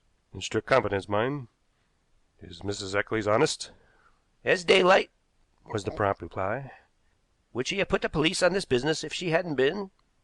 "I never thought of that," said Quarles humbly. "Your brain is young and mine is old." "Makes a difference, no doubt," said the youth. "And my memory is like a sieve." the professor went on. I've already forgotten whether this file seller was a clean-shaven chap or wore a beard. Don't worry about that, said the youth, because I didn't describe him. He was an old chap with a gray beard, and had lost most of his teeth, I should think, by the way he talked. Poor fellow, poor fellow. I expect I should have been fool enough to give him a bob. I expect you would, Laughed the youth in his superior wisdom. With Mrs. Eccles, Quarles' method was still foolish. For some time he did not mention Mr. Portman, and so silly was he that I should not have been surprised had the woman been less respectful in her manner. But he set her talking as he had set the clerk talking, and she was presently explaining that the guest her master was expecting to dine with him must have been of considerable importance because the preparations were elaborate. "He's never given such a dinner before," said Mrs. Eccles, "and I suggested that with such preparation he might have asked other guests." And the wine? Asked Quarles. "He said he would look after that himself." Very natural, answered the professor. You've been with Mr. Portman many years, haven't you? 14 or more. So long! I wonder if you remember a young friend of mine who used to come here, I think 10 or 11 years ago it must be. He squinted and had red hair. "I do remember him," said Mrs. Eccles. "He came here to dine once, I recollect. I believe Mr. Portman said he was going abroad. I know he dined here, and I do not think I saw him again." Quarles nodded. I believe he did leave the country, some said in disgrace. I wonder who it was that was going to dine with Mr. Portman that night. "The master didn't say. All he said was an old friend." A young man might be called an old friend, said Quarles. "Oh, he couldn't be young," said Mrs. Eccles, "because the master said he had known him when he was a young man." That is interesting, said Quarles. Shall we go and look at Mr. Portman's room, Wigan? When we closed the door, Quarles stood in the center of the room and looked slowly round it. Was that screen standing there when you first entered the room, Wigan? Yes. Where did you find the safe key? Under that bookshelf. He went to the safe and walked slowly from it to the door, flicking his hand as he went. Then he looked out of the windows. No exit or entrance that way, he said. There is only the door. Is that the chest that won't open? He turned the key and tried the lid. He could not lift it. He locked the chest, then unlocked it again, and hammered upon the lid with his fist. The bolts sound as if they worked properly, he said. I think it's only that the lid has caught somehow. We tackled it together, and after several efforts we succeeded in raising the lid. The chest was empty. Quarles examined it very closely, without and within. We could not move it, it was too heavy, but the professor produced a magnifying glass and studied the marks on the wood. He measured the length and depth of the chest, and shut it and opened it several times. Opens quite easily now, Wigan, he remarked. Very carefully he had put 2 newspapers into it, and some odd bits of paper, which he took from his pocket. You see how I have placed them, Wigan, which way up the newspapers are, and the scraps of writing on this piece of paper will set a trap. And he closed the chest and locked it. This is an old house, and there may be a way into this room which we know nothing about. We shall see. We left the room, but Quarles told me not to lock the door. He beckoned me to follow him to the kitchen. Mrs. Eccles, how long has your master had that oaken chest in his room? He asked the housekeeper. "It's been there all my time, sir." Well, I shouldn't be surprised if it is connected with your master's disappearance. Mrs. Eccles' mouth slowly opened in astonishment. We shall be back in 2 hours, and then we shall know. We left her and went to the office. The youth was cutting an initial in the corner of the table. Busy, I see, said Quarles. I fancy Mr. Portman's disappearance has something to do with that old chest in his room. "How can that be?" I don't know yet. We are going to make an important inquiry, and shall be back in a couple of hours. We'll be careful to ring the office bell, not the house one. As we turned to the front door, Quarles caught my arm. He opened the door, letting it go so that it would close itself. For a few moments we remained motionless, then, creeping toward the office door, watched until the clerk's back was turned, and went quickly to Portman's room. It is very easy, Wigan, whispered the professor. If for us, then also for others. You see why I did not want you to lock the door of this room? Now we are in, we will lock it on the inside, and that screen will hide us." "There is no question that Mr. Portman left the house," I said. "Oh, no, Isaacson was quite definite, but I am trying to fit facts to my theory. I said we should be back in 2 hours, so we have about 2 hours to wait." There was plenty of room behind the screen, but those 2 hours went slowly. I could not decide what theory the professor had got in his mind, but concluded that he was not so satisfied with the honesty of Mrs. Eccles and the cadaverous youth as I was. He had looked at his watch when we went behind the screen, and he allowed a full 2 hours to elapse before he would leave our hiding place. He walked straight to the chest and opened it. It was empty. All the papers had gone. "Well, Wigan?" I stared into the chest and did not answer. "It looks like another way into this room, doesn't it?" And then he started. "We're out of it. I hadn't thought of that. Wait." He took an old envelope from his pocket, dropped it into the chest, and locked it. He waited a moment, then opened the chest again. The envelope had gone. "I confess, Wigan, that this is a surprise," said Quarles. "I must go home and think. I believe we have the clue. You must search Portman's papers for some reference to a business acquaintance, probably a foreigner. Perhaps Portman knows Italy, Florence. It might very likely be Florence. I fancy this chest had its home there. If you can find any reference to a friend who is a Florentine and can lay hands on him, you might question him closely about his movements on the day of Portman's disappearance." "The first thing is to get this chest moved," I said. "Let that wait for 48 hours," said Quarles. "We may have a more complete story by then. Give me until tomorrow night, then come and see me." When I went to Chelsea the following night, I was taken at once to the empty room. Zena was there. Quarles was standing by his table, on which was a rough plan, evidently a production of his own, and quite unintelligible without an explanation. "Of course, you have not discovered anything yet, Wigan?" "There has not been time," I answered. "No, quite so," he said, motioning me to a seat.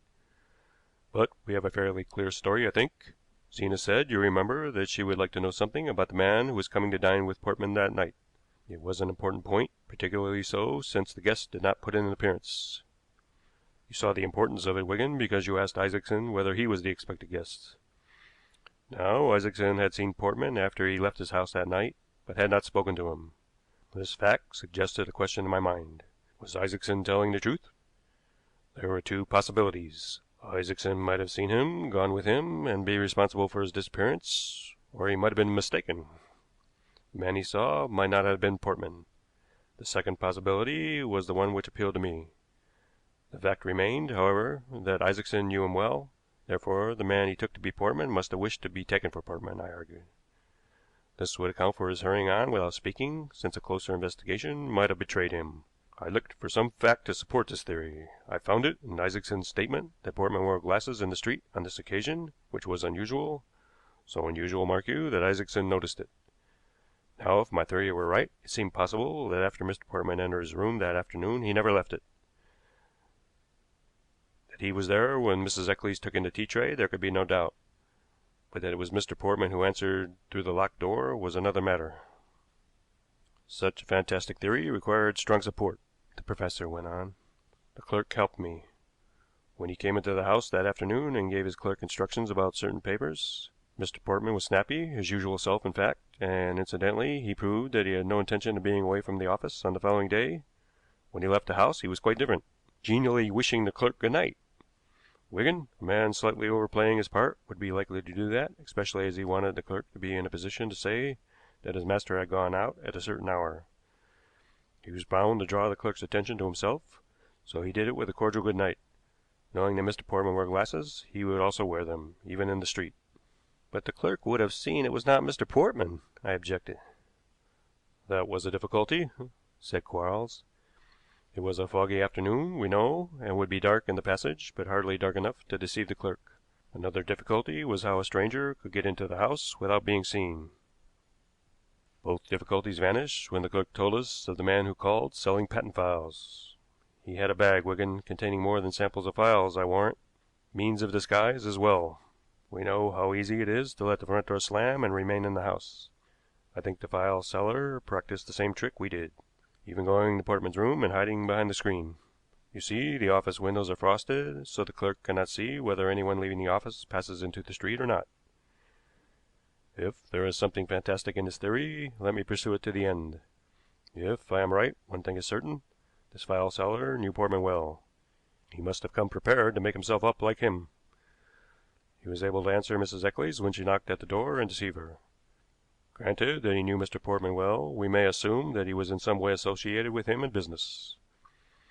Only one man left that room, therefore, as things stand, we may assume that these two men were enemies who had once been friends.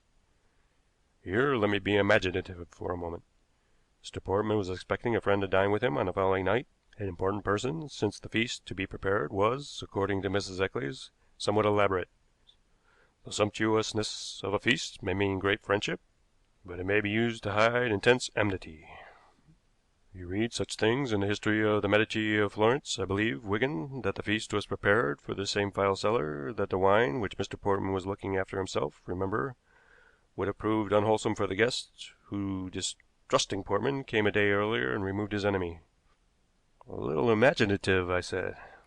Imagination bridges the intervals between facts, Quarles answered. We get again to a fact, the iron-bound chest. It links the two men together. I have no doubt the file seller knew of its peculiar mechanism as well as Portman did. You could not open it, and since the key was in the lock, no mystery about it, you naturally did not think it of much importance. When together we succeeded in opening it, I found on the floor of it a tiny stain. I thought it was a blood stain, but I was not sure. At any rate, the measurements of the chest were such that a body might be pressed in it. Frankly, I admit I expected to see Portman's body when we raised the lid. For the sake of some documents, it is impossible to say what they were. I believe this file seller had murdered Portman, taken his key, opened the safe, taken the papers he wanted, thrust the body into the chest, and had then departed in the character of his victim, flinging the safe key under the bookcase as he went. As there was no body, I wondered whether Mrs. Eccles or the clerk or both were accomplices of the murderer, whether that chest might not conceal a secret entrance to the room.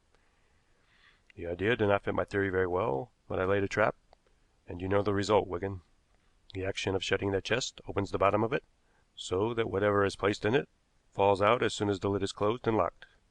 I believe the body of Portman was in it and had got caught somehow. That was why you could not open it, why we could not open it until we had hammered about it, and by constant working upon the lid had released the body. I feel certain that chest had its home in Florence. That is why I suggested an Italian may be the criminal. He may have been long resident in England, of course. Certainly he is a man who speaks English perfectly, or the clerk would have described him as a foreigner. But the body, where is it? I asked. I've been to the British Museum today, said Quarles, taking up the rough sketch from his desk. This is a copy of an old map of the Finsbury district, and here I find was one of the old plague pits. I believe Portman's house stands on this plot. It was a very rough sketch, but as I compared the place the professor had indicated with the old landmarks and their modern equivalents which he had marked, there could be little doubt that Quarles was right. I do not suppose that Portman's is the first body that has passed through that chest and slid down into some hole which was once a part of this pit, he went on. I asked Mrs. Eccles about a squinting youth. He was a young fool with expectations, just another as Lord Stanford. He was robbed right and left, and it is quite certain Portman, among others, made money out of him. He disappeared suddenly. It is possible Lord Stanford might have disappeared in a similar way had not his friends got him out of the country. Portman didn't have that chest fixed on the floor of his room for nothing. You may find a solution to more than one mystery, Wigan, when you move that chest. Portman's body and the remains of at least 3 other bodies were found in the deep hole under the old house in Finsbury. How the hole had come there, or how Portman had discovered it, it was impossible to guess, but there could be little doubt that he had only been treated as he had treated others. And some 6 months afterward, a man named Postini was knifed in Milan, and the inquiry into his murder brought to light the fact that he had been closely connected with Portman. They had worked together in London, in Paris, and in Rome. At the time of Portman's death they had quarreled, and at that time Postini was in London. Among Portman's papers I found nothing relating to Postini. No doubt the Italian had taken them, for Portman's letter, asking him to dine and become true friends again, was found among the Italian's papers. There can be little doubt, I think, that Quarles was right. Portman intended to rid himself of the Italian after giving him a sumptuous feast, but Postini, wholly distrusting his former comrade, had come a day before his time, and been the murderer instead of the victim. End of chapter 15.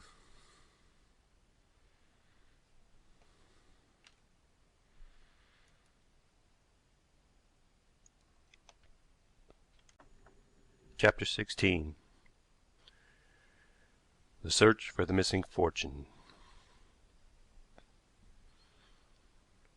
Whenever he had solved the case, if not to the world's satisfaction, to his own, Quarles seldom mentioned it again. He professed to think little of his achievement, a pose which I have no doubt concealed a considerable amount of satisfaction and self-complacency. Of the curious case connected with the Bryants he was, however, rather proud, and since it resulted in making things easier for Zena and me, I have every reason to be satisfied. It began in a strange way. A simple-looking old man, his clothes a size too large for him, walked into a large pawnbroker's one day, and handing him a scarf pin, asked how much he could be given for it. The pin was no use to him. He didn't want to pawn it, but to sell it. The customer was requested to put a price upon his property, and after some hesitation he asked whether £20 would be too much. The man in the shop went into a back room ostensibly to consult his superior, in reality to send for the police. It happened that a quantity of jewelry had been stolen from a well-known society lady a few weeks before, and pawnbrokers had had special notice of the fact, hence the firm's precaution. The simple old man had offered for £20 a diamond that was worth at least 20 times that amount. Being interested in the jewel robbery, I was naturally keen to know all that could be discovered about this simple old man, and I will give the story as I told it to Christopher Quarles, after I had made the most minute inquiries. The old man's name was Sims, James Sims, and for the last year he had resided with a niece who was married and living at Fulham. Until 12 months ago he had been manservant to an old gentleman named Ottershaw, living at Norbiton, who he said had given him the pin. Mr. Ottershaw was a retired Indian servant who chose to live a lonely life, and was evidently an erratic individual. Although there was no direct evidence on the point, nothing to show that he had any income beyond his pension, or any property beyond the old house at Norbiton which he had bought, the idea got abroad that he was an exceedingly wealthy man. Sims declared that he had never seen any evidence of great wealth. His master was aware of what was said, and used to chuckle about it, but he never in any way endorsed the story. At the same time he didn't deny it, and indeed fostered the idea to some extent by saying that he hoped to keep his anxious relatives waiting until he was 100. Those relatives consisted of 2 nephews and a niece, the children of Mr. Ottershaw's sister, who had been some years his senior. Both the nephews, George and Charles Bryant, were married. The niece was a spinster whose sole interest in life was foreign missions. The Bryants had money just sufficient to obviate the necessity to work, and, so far as the 2 brothers were concerned, they were undoubtedly chiefly concerned in waiting for a dead man's shoes. Miss Bryant hoped to become rich for the sake of her missionary work. All of them were convinced of their uncle's wealth. The old gentleman did not attain his century. He caught a chill, pneumonia set in, and in 3 days he was dead. Sims declared that about a month before his death his master had given him the pin with the remark, "You have been a good servant, Sims. This is a little gift in recognition of the fact. It's worth a few pounds, and should you outlive me and find yourself hard up, you can turn it into money." Sims had not found himself hard up. He had saved enough to live quietly upon. But his great niece, of whom he was very fond, was going to be married, and he thought he would turn the pin into money as a nest egg for her. Mr. Ottershaw's will was a curiosity. It began with a very straightforward statement that the testator was aware that his relatives had for long past been hoping for his death. No doubt they would have come to live with him had he allowed it, to see that his money did not go to strangers. "They have their reward," the will went on. "I leave all I am possessed of to George, Charles, and Mary Bryant in equal shares, without any restrictions whatever. But, since during my lifetime my nephews and niece have undoubtedly speculated concerning my wealth, I feel it would be a pity if my death were to rob them suddenly of so pleasant an occupation. Frankly, I would take what wealth I have with me if I could.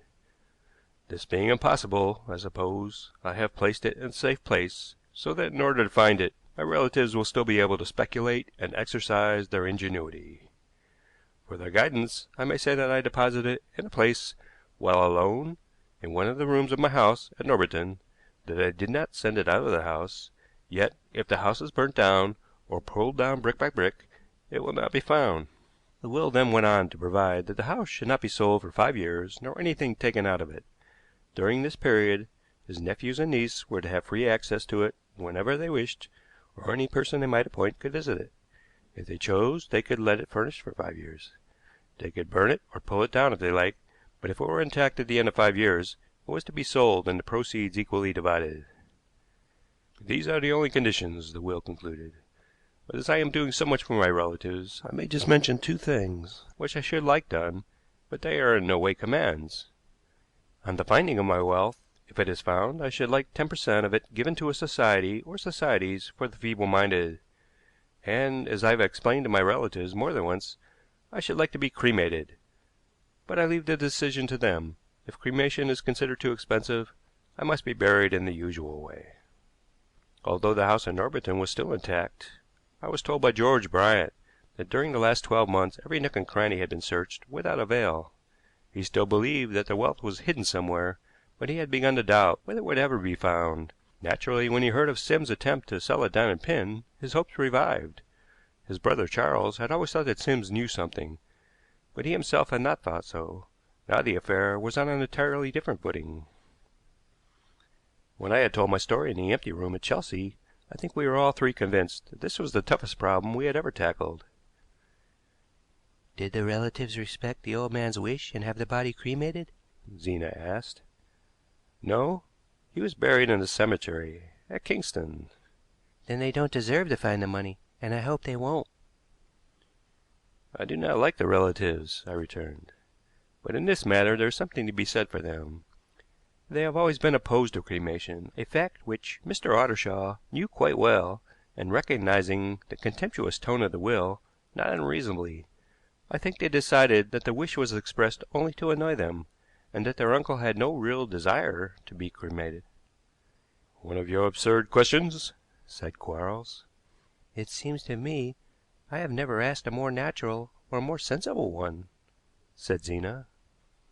I won't argue, my dear, Quarles returned.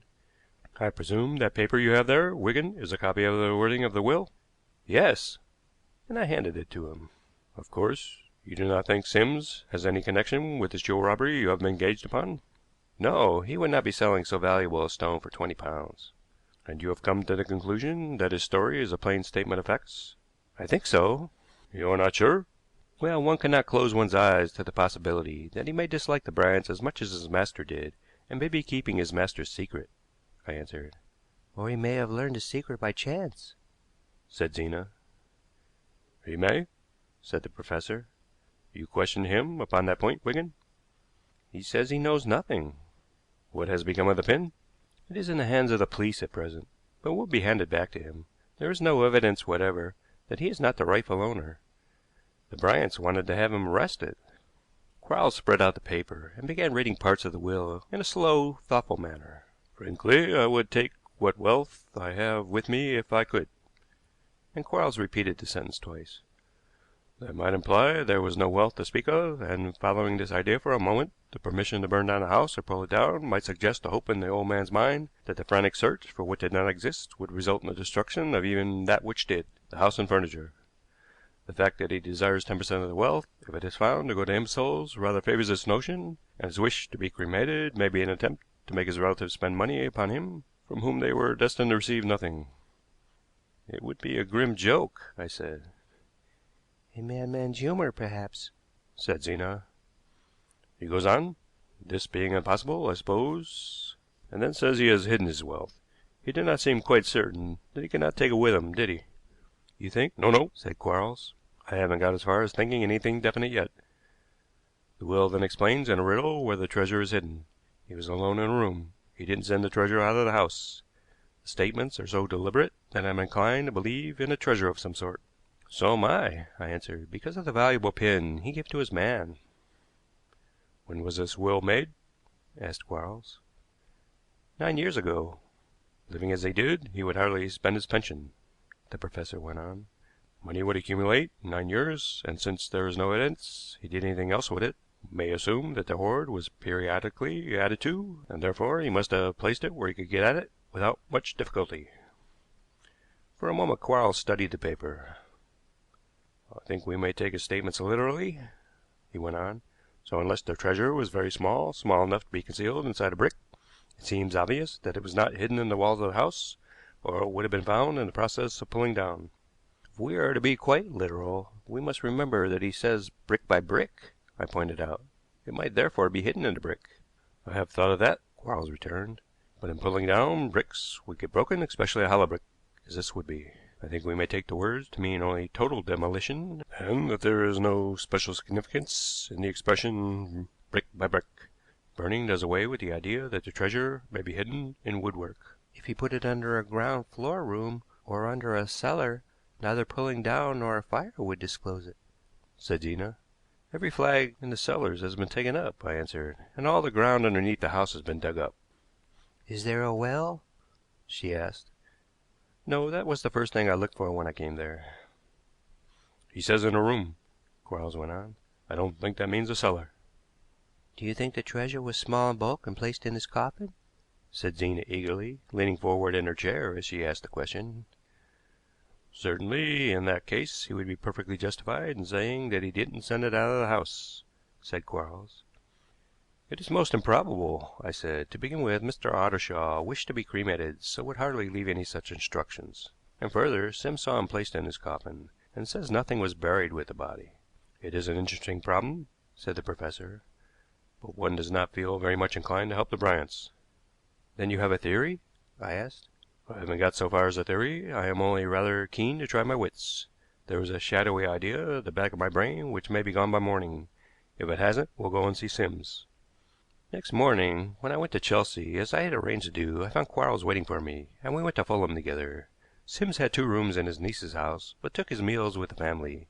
We went into his sitting room, and he was quite ready to talk about Mr. Ottershaw. I told him that Quarles was a gentleman who thought he could find the hidden money.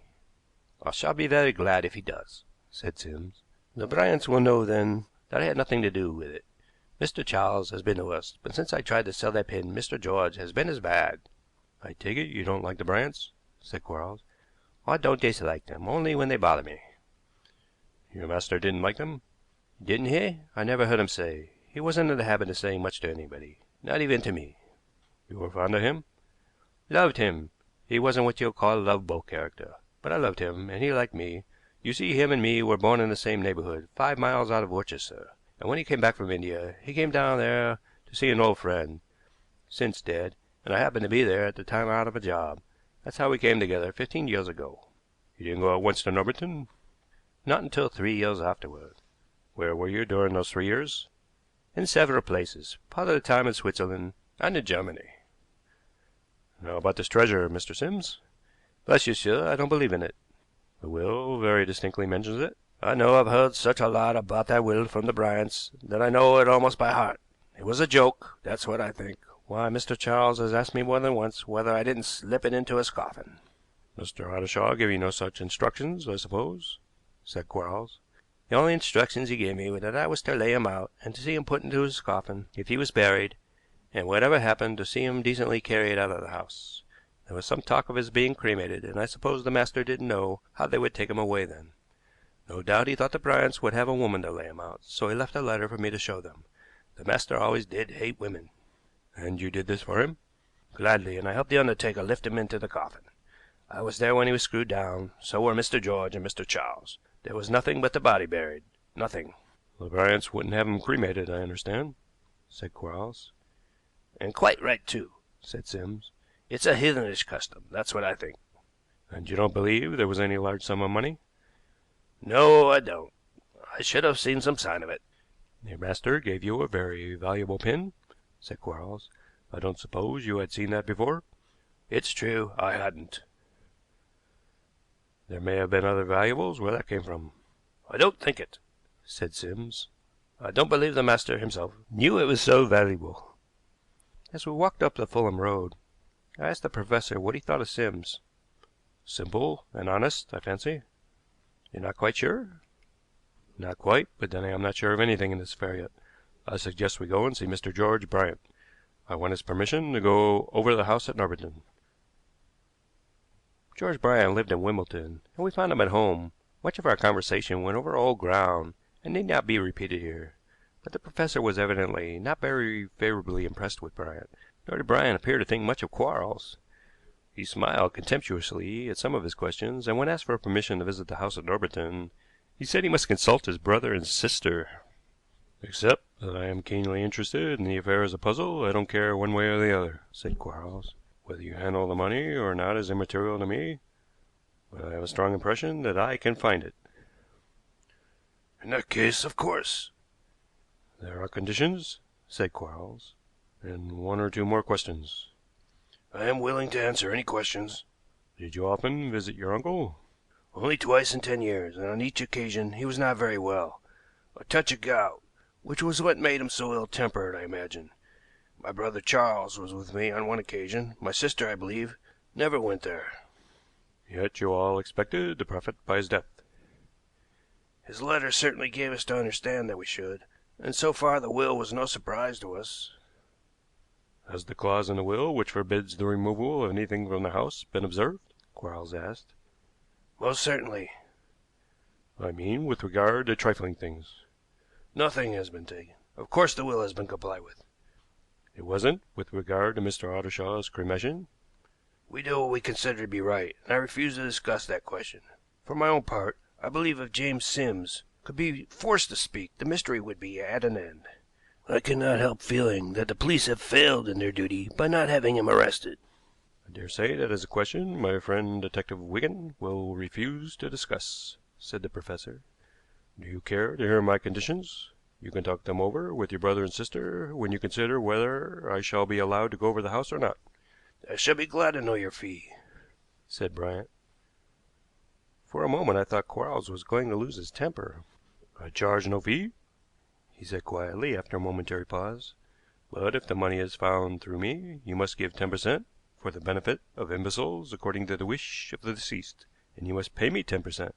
That will leave 80% for you to divide."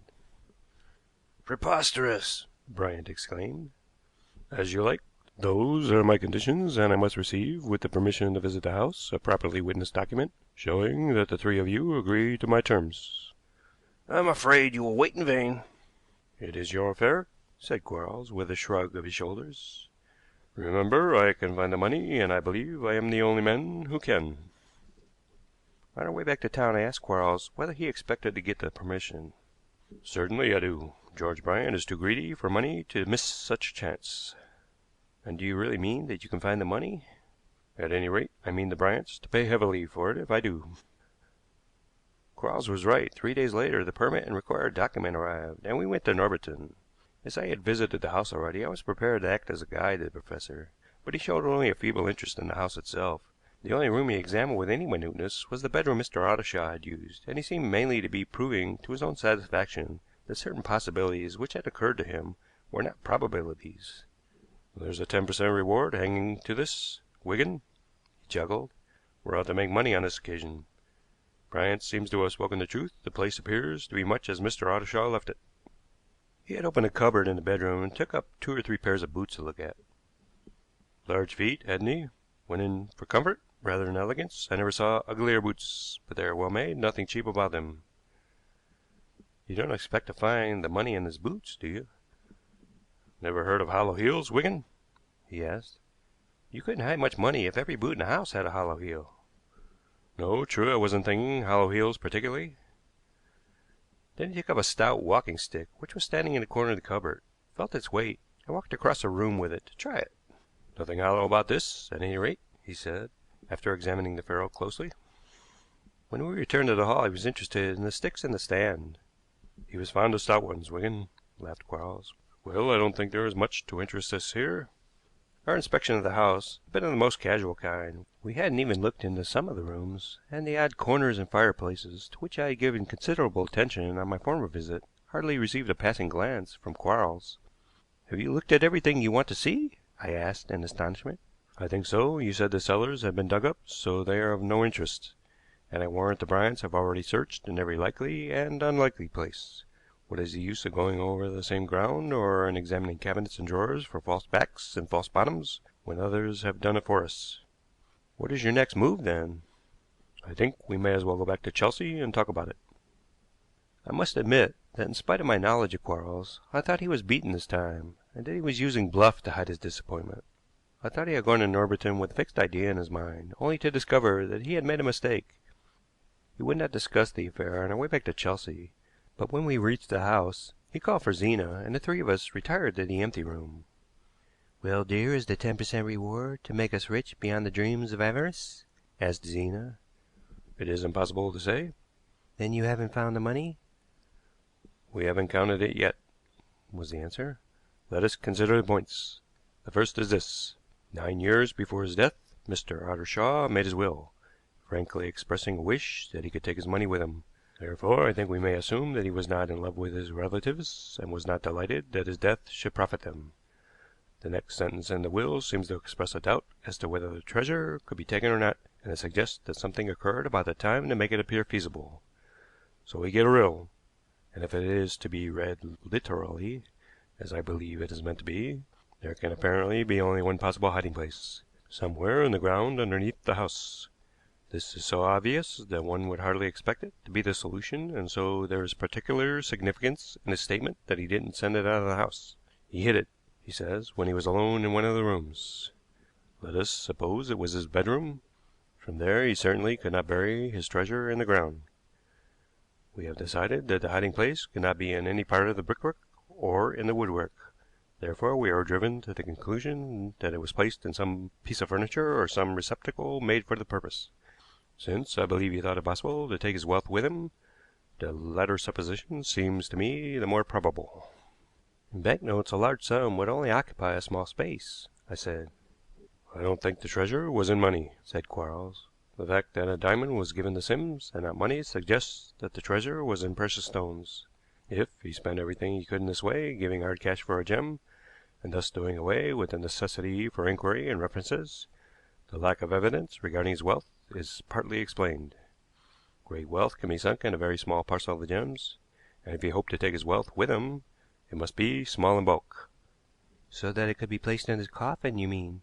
said Zena. "Sims declares nothing was placed in his coffin," said Quarles. "He is most definite upon the point." "And I have already pointed out that since he wished to be cremated, Mr. Ottershaw would hardly make any such arrangement," I said. "He may have wished to be cremated, but he may not have expected to be," said Quarles. "As a matter of fact, he left certain instructions which point to a doubt. Sims was to lay him out and see that he was decently cared for. So anxious was Mr. Ottershaw about this that he left a letter for Sims to show to the Bryants. This is a most significant fact." "Then you suspect the man Sims?" said Zena. "We will go a step further before I answer that question. Today, Wigan, we have made a curious discovery. All Mr. Ottershaw's walking sticks were very stout ones, and that he really used them, not merely carried them, the condition of the Farrells proves. Moreover, there was a curious fact about his boots. They were large, the right one being a little larger than the other, and the right boot in every pair was the least trodden down. Indeed, showed little wear either inside or out. I wonder if Sims could explain this." Zena was leaning forward, her eyes fixed upon the professor, and I was thinking of a boot with a hollow heel. "Let's go back to the will for a moment," said Quarles. "Although Mr. Ottershaw desired to be cremated, he did not put it in the form of a condition, as he might reasonably have done. He even mentions the expense, and the fact gives his relatives quite a good excuse for not doing as he desires. It seems to me he didn't care much one way or the other, and that his object was to make the relatives suffer for their greed, and suffer all the more because he didn't actually leave the money away from them. It was Zena's absurd question, Wigan, and her anger that the Bryants had not carried out the old man's wish, which gave me the germ of a theory. I believe if they had him cremated they would have found the treasure. He gave them a chance which they lost by burying him." "Then you believe Sims carried out his master's wishes?" I said. "I do." "And managed to have the treasure buried with him?" "I do not believe Sims knows anything about a treasure," said Quarles, "and I think he speaks the truth when he says that nothing but the body was buried. But Sims knew more about his master than anyone else. He could tell us something about their doings in Switzerland and Germany, for instance. He was very fond of his master, and was trusted by him." We want to know what happened just after Mr. Ottershaw's death, I said. To know what occurred abroad will not help us much. I think it will, Quarles returned. Supposing Mr. Ottershaw had an accident abroad which necessitated the amputation of his right leg, and supposing in Germany perhaps he got the very best artificial limb money could purchase. A wooden leg! I exclaimed. Yes, not of the old sort, but the very best the instrument makers could devise. Mr. Ottershaw became proud of that leg and told no one about it. Only his man knew.